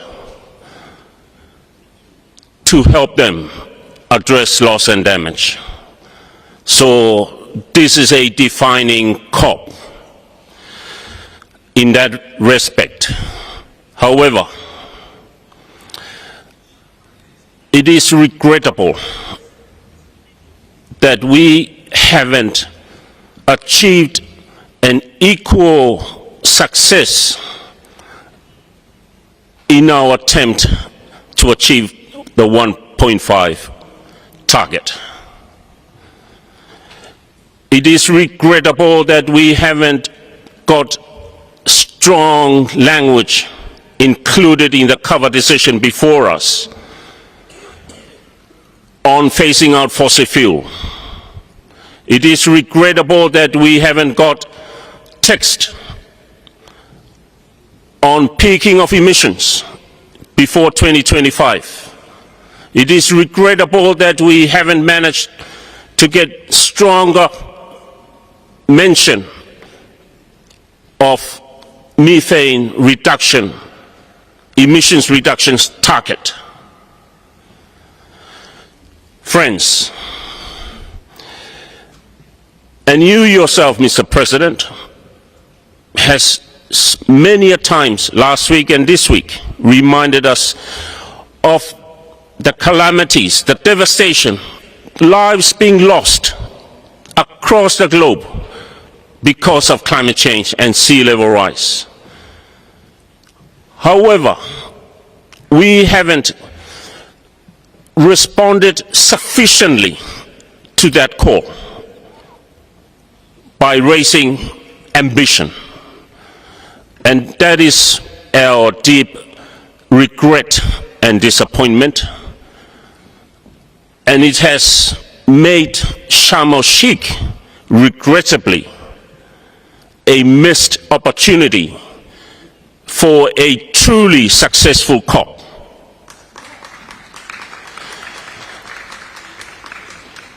Friends, we have much work ahead of us, beginning from tomorrow and leading on to Dubai for COP28. And I call on everyone to continue our journey to achieve that moving target of 1.5. We have heard the majority of parties, over 80 countries attending this COP, voicing their concern and support for stronger mitigation action. But that is not reflected in the cover decision before us. And that is our challenge for the next 12 months leading to Dubai, that I call on friends, let us work towards that 1.5 target come COP28. I brought with me in my delegation 5 young youth representatives, and I bring up a picture of them. And some of you may have seen and witnessed them performing in the halls, corridors of this facility. The purpose I brought them was to demonstrate the rich cultural heritage of our people, our community in the Pacific, that we do not want to compromise their future. And we need to work hard now so we can leave a legacy as good as we have had. So friends, I call on everyone. We are on this canoe together and journey together to achieve our 1.5 by COP28. Thank you, Mr. President.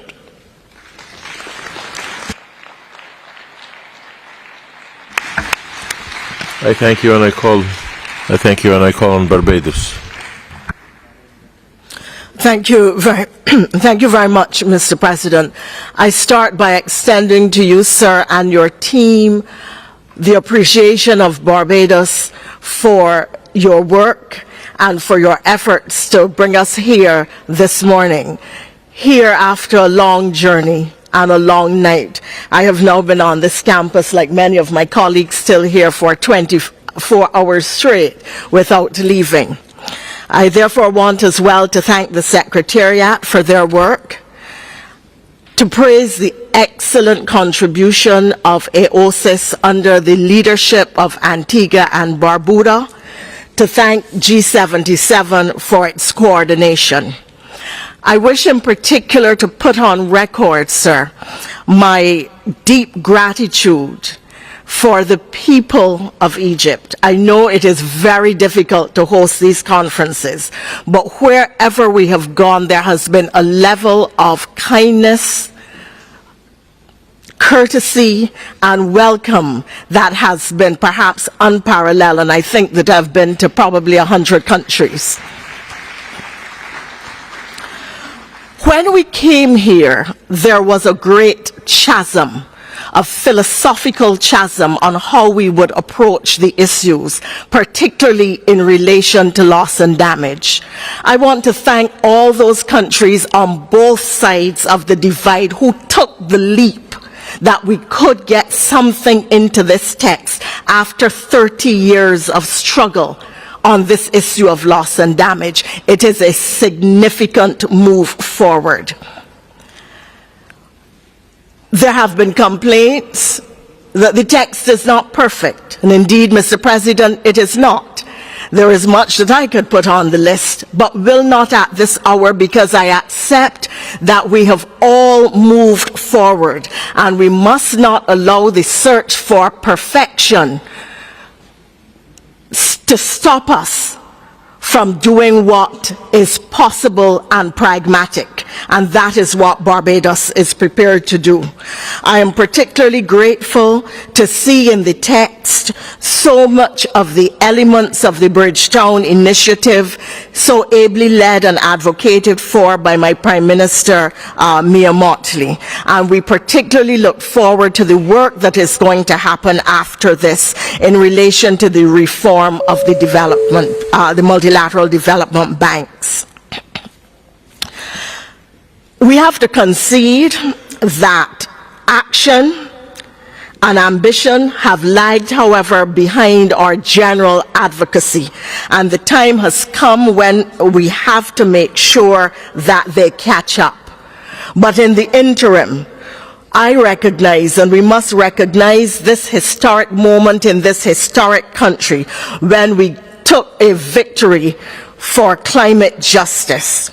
Barbados will continue to advocate for all of those who have been forced onto the front lines of a climate crisis that they didn't cause, cannot afford, and cannot escape. We have a compromise. A compromise gives satisfaction but not joy. We therefore now have to keep working until we can get to the point where we can sing joyfully that we have accomplished and are doing what we must and what the peoples of the world expect of us. But insofar, Mr. President, as you have taken us toward this step of maintaining 1.5 and toward this historic result, I congratulate you and your team and promise you Barbados's full support in the fight forward for climate change advocacy, for bringing an end to the climate change crisis. Thank you so much. I thank you and give the floor to Palau. Thank you, Mr. President. I want to thank you and your team for your hard work and for a successful outcome this year. The delivery of loss and damage is a welcome relief for Palau and many small islands who are the most vulnerable to climate change. We want to thank AOSIS as well as G77 in China for helping us get here, as well as our developed country partners, the EU, the UK, the Umbrella Group, the US, Australia, and New Zealand, and others who worked tirelessly to get us to this outcome. It reinforced our belief in multilateralism and our unwavering belief that we can solve global problems only by listening to each other and by working together. However, we do reiterate the messages said by others in the room about the concern with mitigation ambition. We've spent days focused on text, so let me zoom out and remind us why it's important. At 1.1 degrees, we're already facing severe, dramatic events from climate change in every part of the world. Our coral reefs in Palau, bedrocks of the incredible marine life, are bleaching and dying. Birds are falling out of the sky in India, and children are fainting in schools because of heat waves. There's flash flooding in the Middle East, and people are driving around in their cars because they can no longer withstand the heat in their homes. There are people suffering from droughts in Africa, and wildfires are happening in the US and Europe. And that's just at 1.1. If we breach 1.5, many small islands will no longer exist, and those that do will no longer be a place we want to call home. Where will we fish and what will we eat when our fragile coral reefs are dead? Why would we rebuild our homes when year after year typhoons destroy them? Egypt will not be a true victory if we roll back efforts to keep 1.5 degrees alive. For countries like Palau, it will mean that we will have traded loss and damage, money we wish we didn't have to ask for, in exchange for the true ability to remain in our countries and our homes. And we don't want that hollow victory. But we also encourage all of you to visualize what your countries might look like if we overshoot 1.5 degrees. We truly believe that it's in all of our interests to work for a 1.5 degree world based on science and on the evidence that I stated earlier that climate devastation is already happening for all of us. We hope to continue to work together and push each other for more mitigation ambition on our way to COP28 in the UAE. Thank you again for your hospitality and for pushing us to get over the line.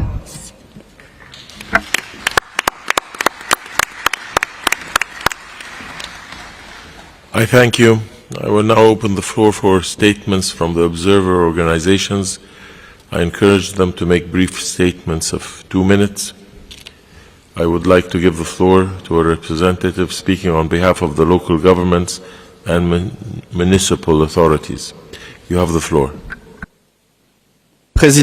Monsieur le Président, c'est un honneur et un privilège de représenter aujourd'hui le Comité européen des régions en tant que membre de la délégation de l'Union européenne à la COP27 et représentant de la circonscription des gouvernements locaux et autorités municipales, étant moi-même maire d'Autun en France. En effet, des maires, des présidents de régions, des élus locaux de toute l'Europe et du monde entier sont venus ces 2 dernières semaines à Sharm el-Sheikh pour partager leur ambition climatique, bien souvent supérieure à celle de leurs États, mais aussi pour démontrer qu'ils sont la source et le moteur de l'action climatique sur le terrain. Le réchauffement climatique est un défi global qui nécessite des actions locales.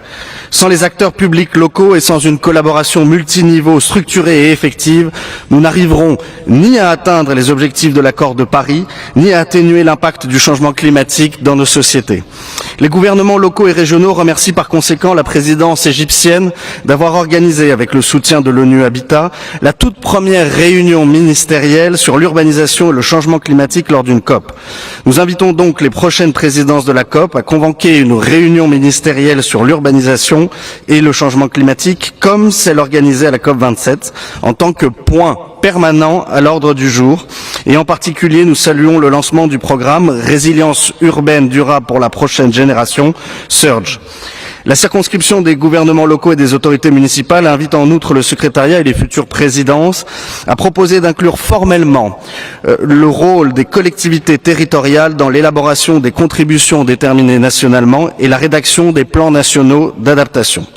Si nous nous félicitons enfin que le financement des pertes et préjudices ait été abordé, nous pensons que se posera à terme inévitablement la question du financement direct des collectivités territoriales que nous défendons depuis des années. La circonscription des gouvernements locaux et des autorités municipales note néanmoins avec inquiétude que la question de l'adaptation portée à l'échelle locale n'attire pas l'attention qu'elle mérite. La diplomatie communale et régionale est insuffisamment reconnue et utilisée. Or, la coopération décentralisée est un levier puissant d'accélération de l'action climatique locale. LGMA et UNFCCC, unissons nos forces pour tenir les promesses de la prochaine phase de l'accord de Paris. Je vous remercie.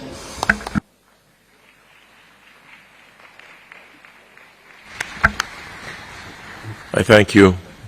I would like to give the floor to a representative speaking on behalf of women and gender non-governmental organizations. You have the floor. Thank you, Mr. Chair. My name is Carmen Capriles, and I speak on behalf of the Women and Gender constituency. We leave Sharm el-Sheikh and COP27 with outcomes that lack grounding in international law and in the best available science, with minimal stakeholders' engagement and the continued prioritization of corporations and false solutions. But we see this year after year. Nevertheless, we celebrate the leadership and tenacity of developing countries, grassroots movements, and civil society, pushing forward our collective demand for a fund on loss and damage. This must be delivered resources to communities whose lives and livelihoods are being devastated at an increasing rate due to climate-induced damage. This is just the beginning. But parties, we refuse to be complacent in an outcome that treats the symptoms but not the cause. Failure to take urgent action to mitigate this crisis, to keep 1.5 alive, to refuse the call to phase out fossil fuels, to allow carbon offsettings and loopholes drive us deeper down into the path of false solutions, we are plunging holes in a dam that's structurally fractured and ready to break. We recognize an 11-hour decision under the Gender Action Plan, but we remain deeply frustrated with the total lack of substantive review that occurred here and in the lead up to the COP.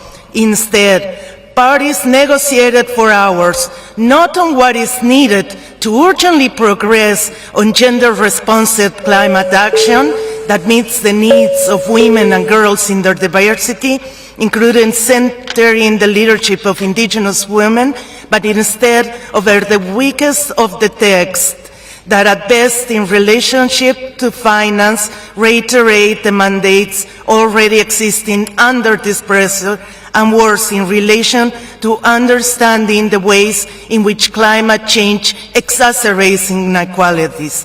This represents a rollback on normative language under UN on gender equality and human rights.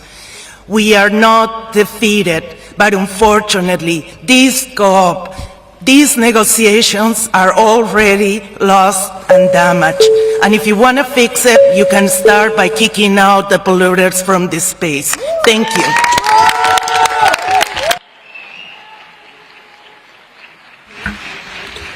I thank you. I would like to give the floor to a representative speaking on behalf of children and youth, non-governmental organizations.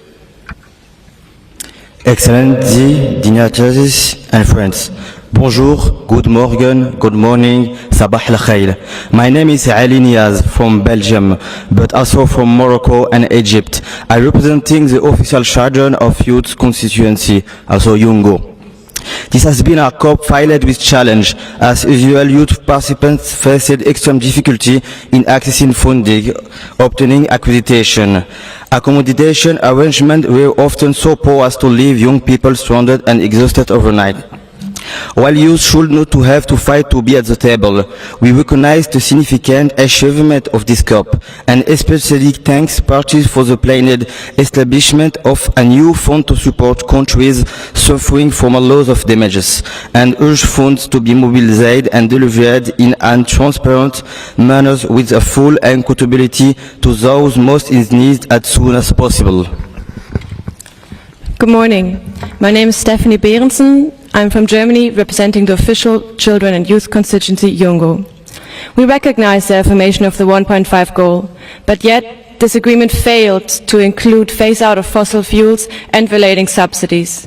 The language, and much more importantly, the actions on the use of fossil fuels are not in line with this goal. We urge you to phase out all fossil fuels, despite the lack of ambition in this decision. Your actions speak louder than your words. We also have serious concerns that this outcome was influenced by the presence of over 600 fossil fuel representatives here at COP27, who outnumbered the representation of the entirety of global civil society, children and youth. This unjust imbalance cannot be repeated at future COPs. We must have new mechanisms to prevent risk of conflict of interest. Under Article 6, we remind parties that environmental integrity and respect for human rights are essential for getting cooperative approaches to the carbon markets right. In the next stages of deliberations, we urge all parties to work with Yungo to deliver these vital roles with stringent definitions for our common future.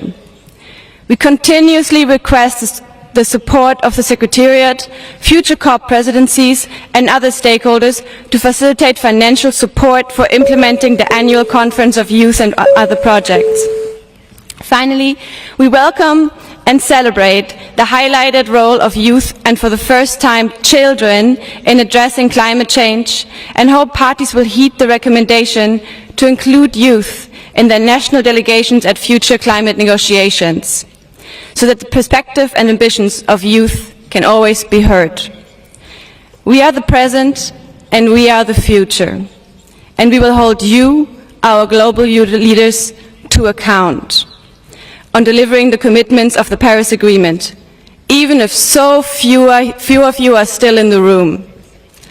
We are the present and we are the future. There's no climate justice without human rights. We are not yet defeated, and we will never be defeated. Shukran.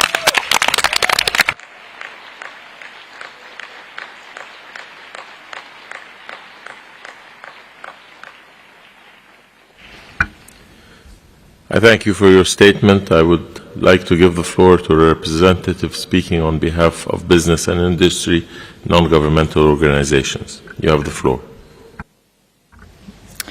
Mr. President, Excellencies, distinguished delegates, ladies and gentlemen. My name is Sandra Hani from the International Chamber of Commerce, and it is my honor to address you on behalf of the Business and Industry constituency. We extend our sincere gratitude to the COP27 presidency and the UNFCCC Secretariat, as well as all who worked with them, especially the young volunteers of Egypt, for the tremendous efforts in staging this African COP. We also thank the parties for their truly hard work over the past 2 weeks. Limiting global warming to 1.5 degrees and sustaining the Glasgow Promise is our best chance to mitigate the worst effect of the climate crisis. The Glasgow line held, but much more could have been achieved at this COP. We look at you to set a clear direction through what we hope will be a robust and ambitious mitigation work programme. The global business community stands resolutely and squarely behind the goal of achieving 1.5. We recognise the key role we play in achieving implementation. as an invaluable resource of expertise, but also vital to animating accelerated action and increasing the deployment of resources and transformative solutions. On finance, some progress was made towards meeting past commitments, the new global goal, and we welcome efforts to deliver on much-needed support for vulnerable nations. Leveraging existing and innovative mechanisms to incentivize and enable greater private sector investment will be essential to go even further and faster. On markets, your work has brought us closer to realizing the immense potential of Article 6 to raise mitigation and adaptation ambition. It is essential that the detailed rules of 6.2 cooperation and 6.4 mechanism both fulfill the rulebook mandate for environmental integrity and provide a workable platform for parties and business to use. There is much left to do and time is short. Parties can and should start cooperating to implement their NDCs and increase ambition. Parties must also build on progress in Sharm el-Sheikh over the coming year to enable the 6.4 mechanism to start deliver real finance and emissions reductions as soon as possible. Distinguished delegates, ladies and gentlemen, we recognize the considerable efforts made by countries here in Sharm el-Sheikh, but we are still very far from the scale and pace of actions required. We must accelerate our efforts and carry forward a sense of urgency and unity to Dubai and beyond. Now more than ever, achieving our global goals will require governments, business, and all stakeholders to work together for implementation. Shukran.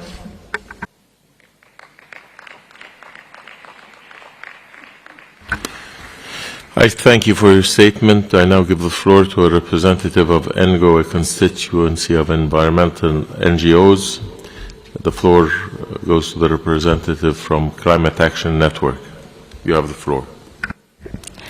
Mr. President, my name is Tasnim Esop, and I am speaking on behalf of the Climate Action Network. This COP27 delivered an historic outcome on the Loss and Damage Fund. This decision, taken on African soil, brings hope for vulnerable, impacted peoples and communities, not just in the continent, but for the entire global South. This is a first step in a process to rectify the systemic injustice to billions of people, particularly in the global South, who are the least responsible but are on the front lines of the climate crisis. Those who are suffering devastating climate impacts, floods, droughts, hurricanes, and sea level rise will have some hope that their right to access support will be respected.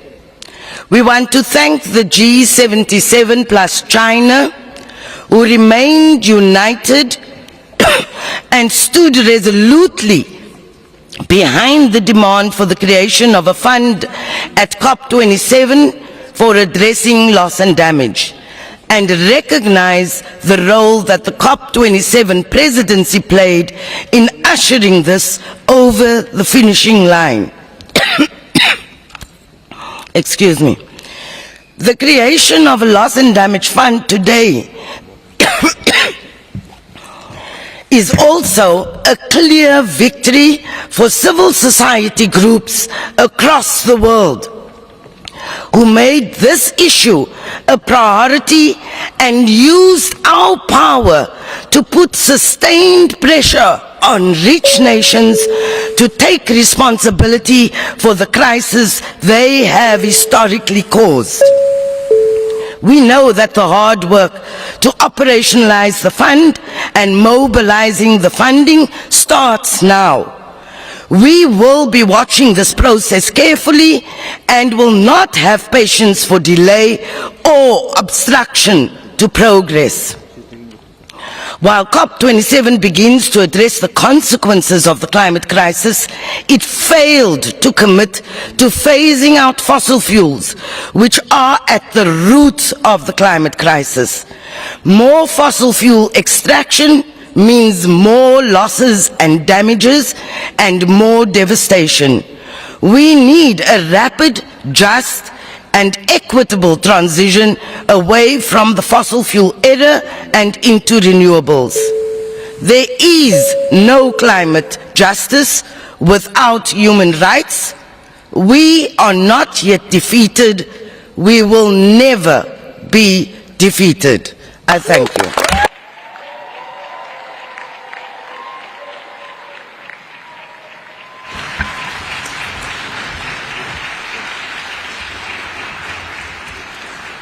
I thank you for your statement. I would like to give the floor to a representative speaking on behalf of the indigenous peoples' organizations.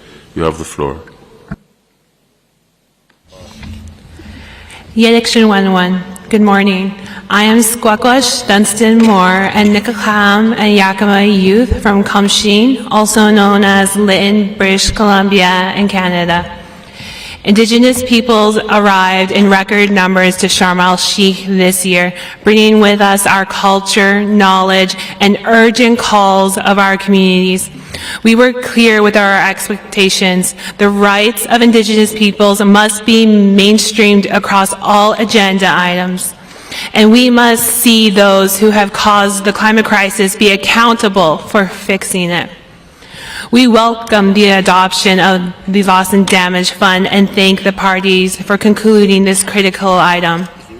This is a major success for many communities on the front lines of climate change, and we hope to see this operationalization to directly reach Indigenous peoples now.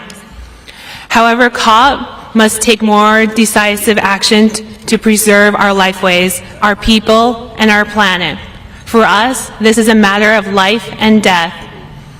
We cannot endure another year of climate disasters, loss of our sacred sites, cultures, identities, and people. Yet, instead of delivering on the bold promises, COP27 has otherwise come to an end with the feeling of apathy and disappointment. The urgency and hope we heard from world leaders and parties in week one has quickly been overshadowed by false solutions which do not reduce emissions at source, including and reliance on carbon markets, net zero frameworks, and nature-based solutions. That delay real reductions replicate new forms of climate colonialism and fall short of 1.5. Weak or absent language on human rights and rights of Indigenous peoples and the rights of persons with disabilities in many agenda items means that this COP has compromised on the uncompromisable. This is evident especially in Article 6, with a rushed conclusion removing many safeguards and references to rights, thus failing to uphold parties' existing commitments under other agreements such as UNDRIP, and leaving our communities at risk of carbon colonialism that further encroaches on our territories and ecosystems. Mr. President, Indigenous peoples are the guardians of our Mother Earth. We have the solutions. We must be in the decisions. We are going back to our land to implement real climate actions and hope that parties will join us at COP28 ready to commit to real progress. Our rights are not negotiable. Thank you.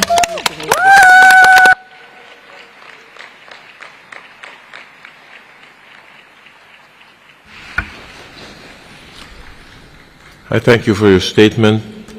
I would like to give the floor to the representative speaking on behalf of trade unions, non-governmental organizations. You have the floor. Thank you, Mr. President.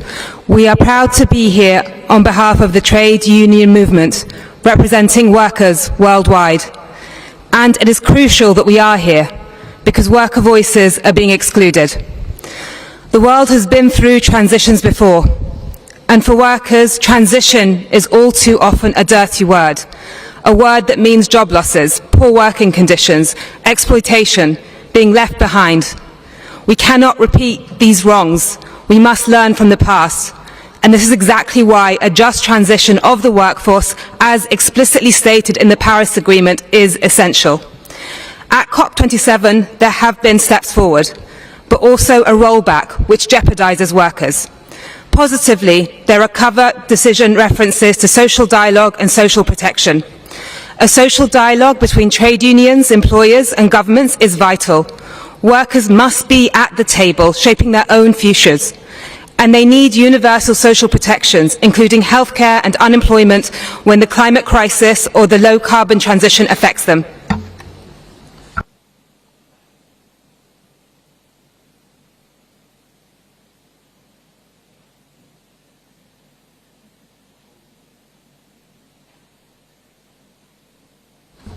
Hello.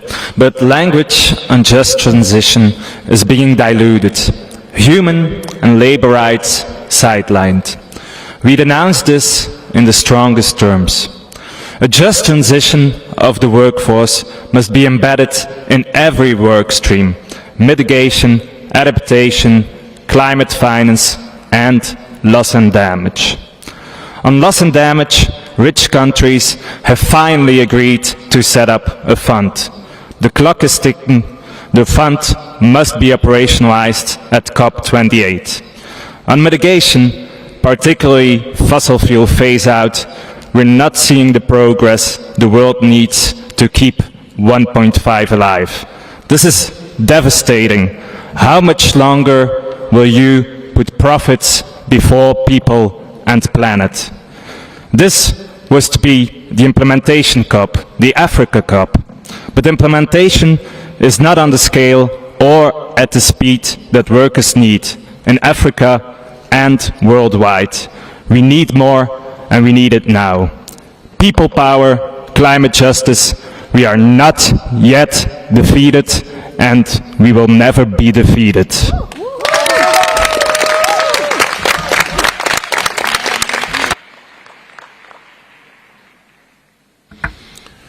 Distinguished colleagues, thank you all for your statements. We have now reached the end of our joint plenary meeting.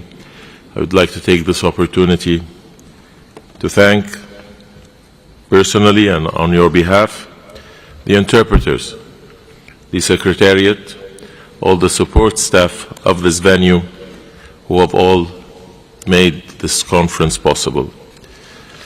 This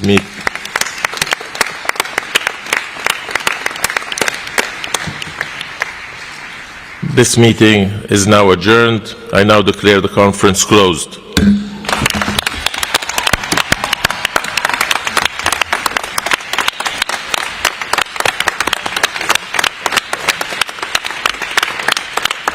Thank you so much. Thank you very much.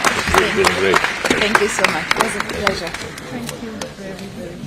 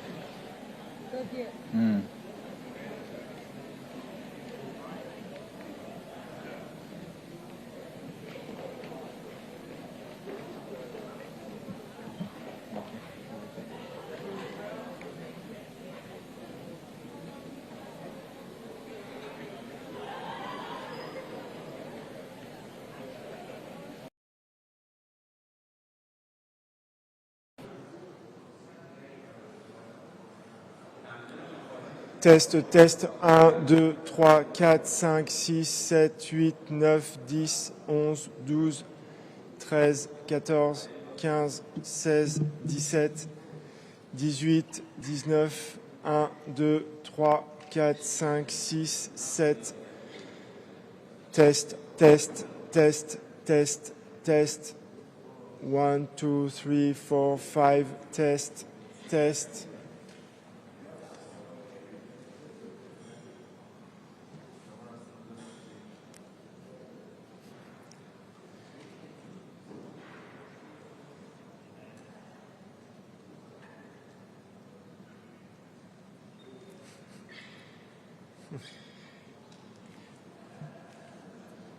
One, two, three. Is okay for you, the sound?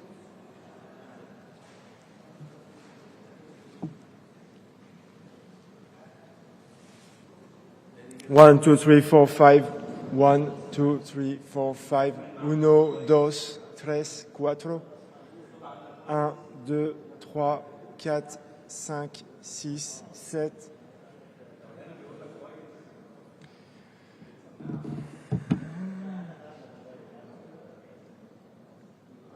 Hola, ¿qué pasa en la casa? 1, 2, 3, 4. It's fine? Okay.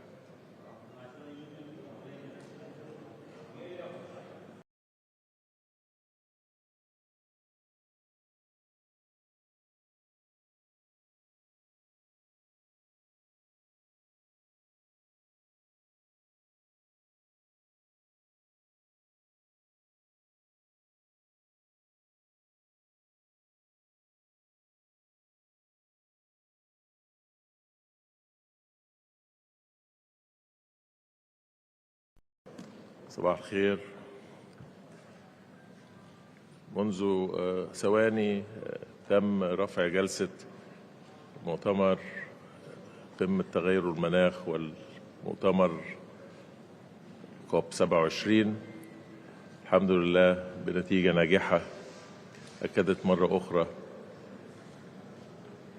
اهتمام مصر بالعمل الدولي متعدد الأطراف، سعيها دائما للعمل على تحقيق التوافق والتفاهم، وقدرتها من خلال مؤسساتها ومن خلال المتابعة الدقيقة والمستمرة لسيادة الرئيس عبد الفتاح السيسي منذ الإعلان عن فوز مصر باستضافة هذا المؤتمر لكل الفعاليات التحضيرية التنظيمية والموضوعية، ودعم سيادته لعمل الأجهزة المصرية المعنية في النواحي التنظيمية.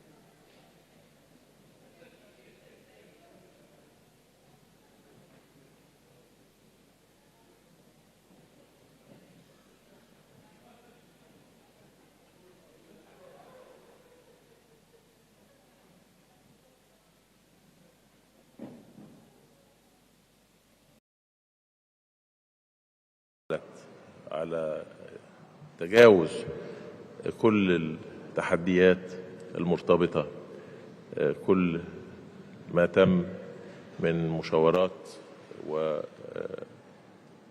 وقيادة العمل بشكل موضوعي وشفاف ومكتمل كافة العناصر التي أسهمت من قبل الأطراف لتحقيق هذا الهدف. تأكيد أنه أيضا برنامج شرم الشيخ للتكيف هو خطة عمل أخرى تؤكد طموح للحفاظ على درجة حرارة الكوكب عند 1.5 درجة، بتفتح الباب لمزيد من الإجراءات الطوعية الإجراءات الحكومية للعمل في مجال تخفيف الانبعاثات، وبالتأكيد أنه أيضا خطة الدولية خطة دولية للتكيف ودفعها نحو الأمام بحيث يتم الانتهاء من هذا المقرر خلال كوب 28. هذه بالإضافة إلى عديد من القرارات التي تم اعتمادها، ولكن العناصر الرئيسية هذه بالإضافة إلى المستند المجمع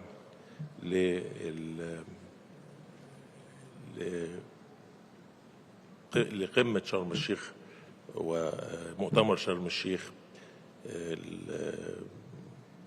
الآن يضع كل القضايا ذات الارتباط والأهمية بقضية تغير المناخ في إطار تنفيذي كمرجع يعتد به ويتم بلورته ووضع الآليات التي تسهم في التحدي الخاص بقضية تغير المناخ. سوف نستمر خلال رئاسة مصر للقمة هذا العام حتى يتم التسليم إلى دولة الإمارات الشقيقة أن ننسق، وقد بدأنا بالفعل التنسيق مع الرئاسة المعينة للقمة، وسوف نواصل العمل من خلال الفعاليات المختلفة من أجل استمرار الدفع قدما لقضية التعامل مع تحديات قضية المناخ. التقدير بأنه هذا العمل والدول المتعرضة للأخطار في معظمها هي دول نامية حتى تستطيع أن تقوم بمسؤولياتها، وهي مسؤوليات تتم في إطار المبدأ الخاص بالمسؤولية المشتركة متباينة الالتزامات. لابد أن يتوفر لها الموارد والتكنولوجيا والتمويل الذي يؤهلها بأن تطلع هذه المسؤولية وبدورها، فلديها كل رغبة وكل إدراك لمدى خطورة هذه الظاهرة، وأنها أكثر الدول المتأثرة في حين أنها أقل الدول المتسببة خاصة القارة الأفريقية. فهناك من تضمن في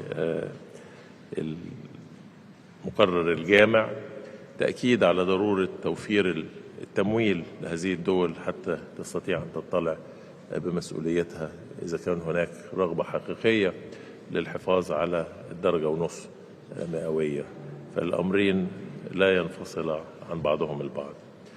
أنا في الحقيقة بشكر سكرتارية المؤتمر، بشكر فريق العمل الذي شارك في كل النواحي الخاصة بالإعداد لهذا المؤتمر، بشكر الأجهزة التي أمنت وعملت على الحفاظ على هذه الصورة التي يستشعر فيها كل المشاركين، وهذا أكبر عدد من المشاركين يحضرون مناسبة مثل هذه، ما يفوق 66 ألف مشارك. طبعا كل الأجهزة الأمنية التي أمنت وحفظت المشاركين أمنهم وقدرتهم على المساهمة الكاملة في الفعاليات والاستمتاع أيضا بما تتيح شرم الشيخ من مناخ ومن وسائل للترفيه. نتطلع لاستمرار العمل لهذه القضية الوجودية بالنسبة للعالم، تأكيدا للعمل المتعدد الأطراف.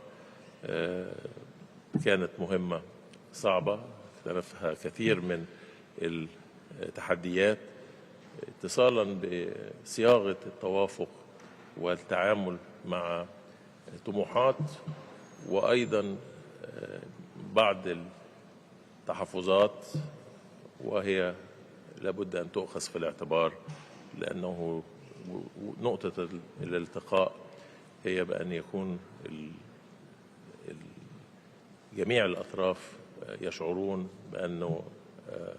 أنهم يستفيدون من هذا العمل ويطلعون به في إطار القدرات المتاحة لديهم. أشكركم جزيلا.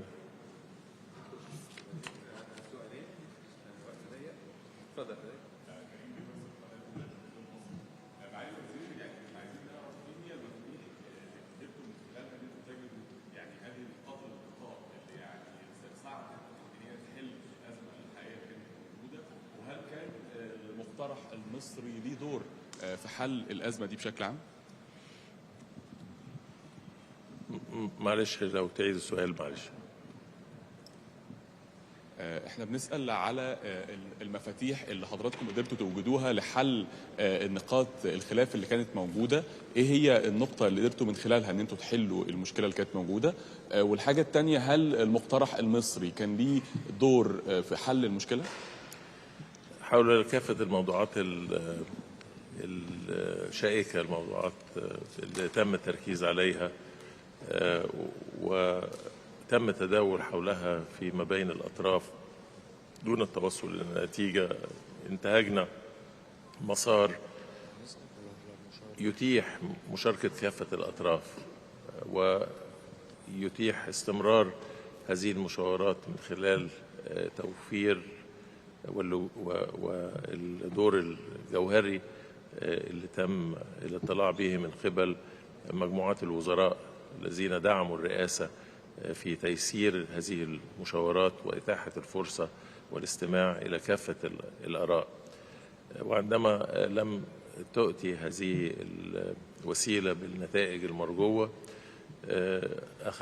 أخذت الرئاسة على عاتقها بأن تستمع مرة أخرى إلى تقارير الأطقم الوزارية، ولكن أن تفتح المجال بشكل مباشر بعد المتابعة لكل هذه المراحل بأن يعقد على مدى 48 ساعة الماضية اجتماعات متواصلة على مدار الساعة، في 48 ساعة يعني كاملة تقريبا ما عدا ساعة أو ساعتين، للاستماع إلى كافة الآراء والاطلاع على مواقف كافة المجموعات التفاوضية، واستخلاص من ذلك نقطة التوافق التي تراها الرئاسة بأنها تلبي الحد الأدنى لطموحات ومصالح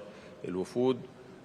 وهذه هي طبيعة العمل المتعدد، لا يمكن أن يحصل أي طرف على كافة طموحه، وهذا لا ينتقص من قيمة ما يتم التوصل إليه، ولكن عندما يكون هناك طموح فهناك محددات أخرى ربما لابد أن يتم مراعاتها لدي أطراف أخرى هي أيضا لها نفس الطموح في تعزيز العمل المناخ، ولكن ربما تأخذ منحى اتصالا بما لديها من قدرات، بما لديها من اعتبارات، بما لديها من ضرورة التحقق من أن أي إجراء يتخذ لابد أن لا يكون له أي تأثير سلبي على جهود التنمية.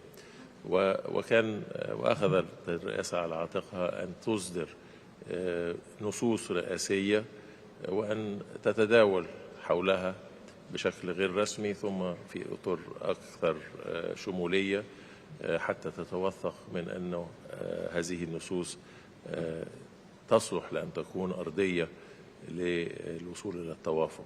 والحمد لله النتيجة النهاردة أثبتت أنه الاتصال الوثيق بكل المجريات على مدى وكل المشاورات على مدى الأسبوعين الماضيين، الاستماع إلى كافة الآراء، الشفافية، الموضوعية في كل ما طرحته الرئاسة دون ضغينة ودون بالضرورة الظهور المباشر، ولكن المتابعة الحثيثة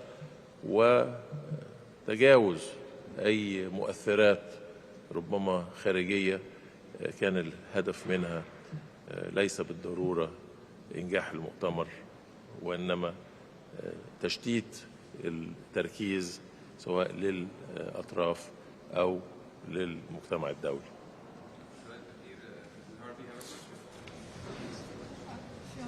From The Guardian, so thank you. Mr. Shukri, before this conference, you said there must be no backsliding. But what we've seen here is that an awful lot of countries tried to backslide, tried to go back on previous commitments.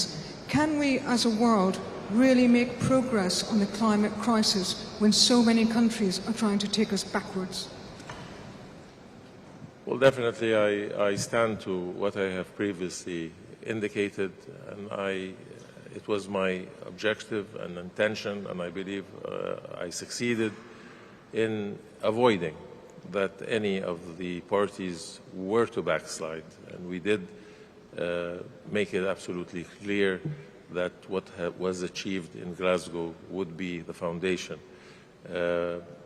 And that was a bottom line. But it wasn't just a matter of backsliding. We also indicated that we would not accept any backtracking. And I think we have also in the text provided that there wouldn't be any backsliding or backtracking. This is fundamental. But we recognize that there have been indications of a disappointment in certain quarters who had a higher degree of ambition, but that disappointment, I think, should be put in context. I think the level of ambition of all of the parties is equal. They recognize the science, they recognize the existential nature, they recognize the need for the common but differentiated responsibilities and the basis of maintaining the attachment to the legal framework from within we reach.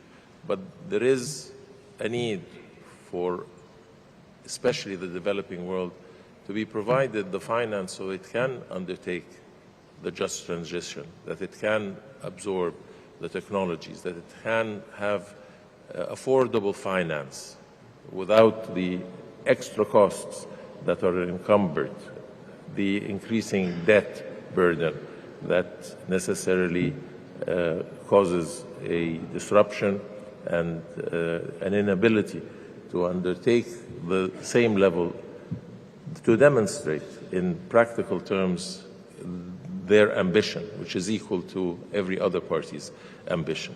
So it is, I think, important during the year of our presidency until we hand over to the Emirates. I will be an advocate for the preservation of the 1.5, for the increase of all ambition within the capabilities that are available, and in the preventing any form of backtracking or backsliding, and to have certainly the moral courage to indicate when there is a threat of that happening. And again, I highly value the impact of civil society and their commitment and advocacy and the passion of their appeal, which does resonate with the parties and which drives this process forward. We can only do this together. We have risen to the occasion. The parties have heeded my repeated calls not to squander this moment, but to undertake the responsibilities. They have undertaken them. It's even, if we consider an incremental increase, we have to recognize and compare where we were at COP1 and where we are today.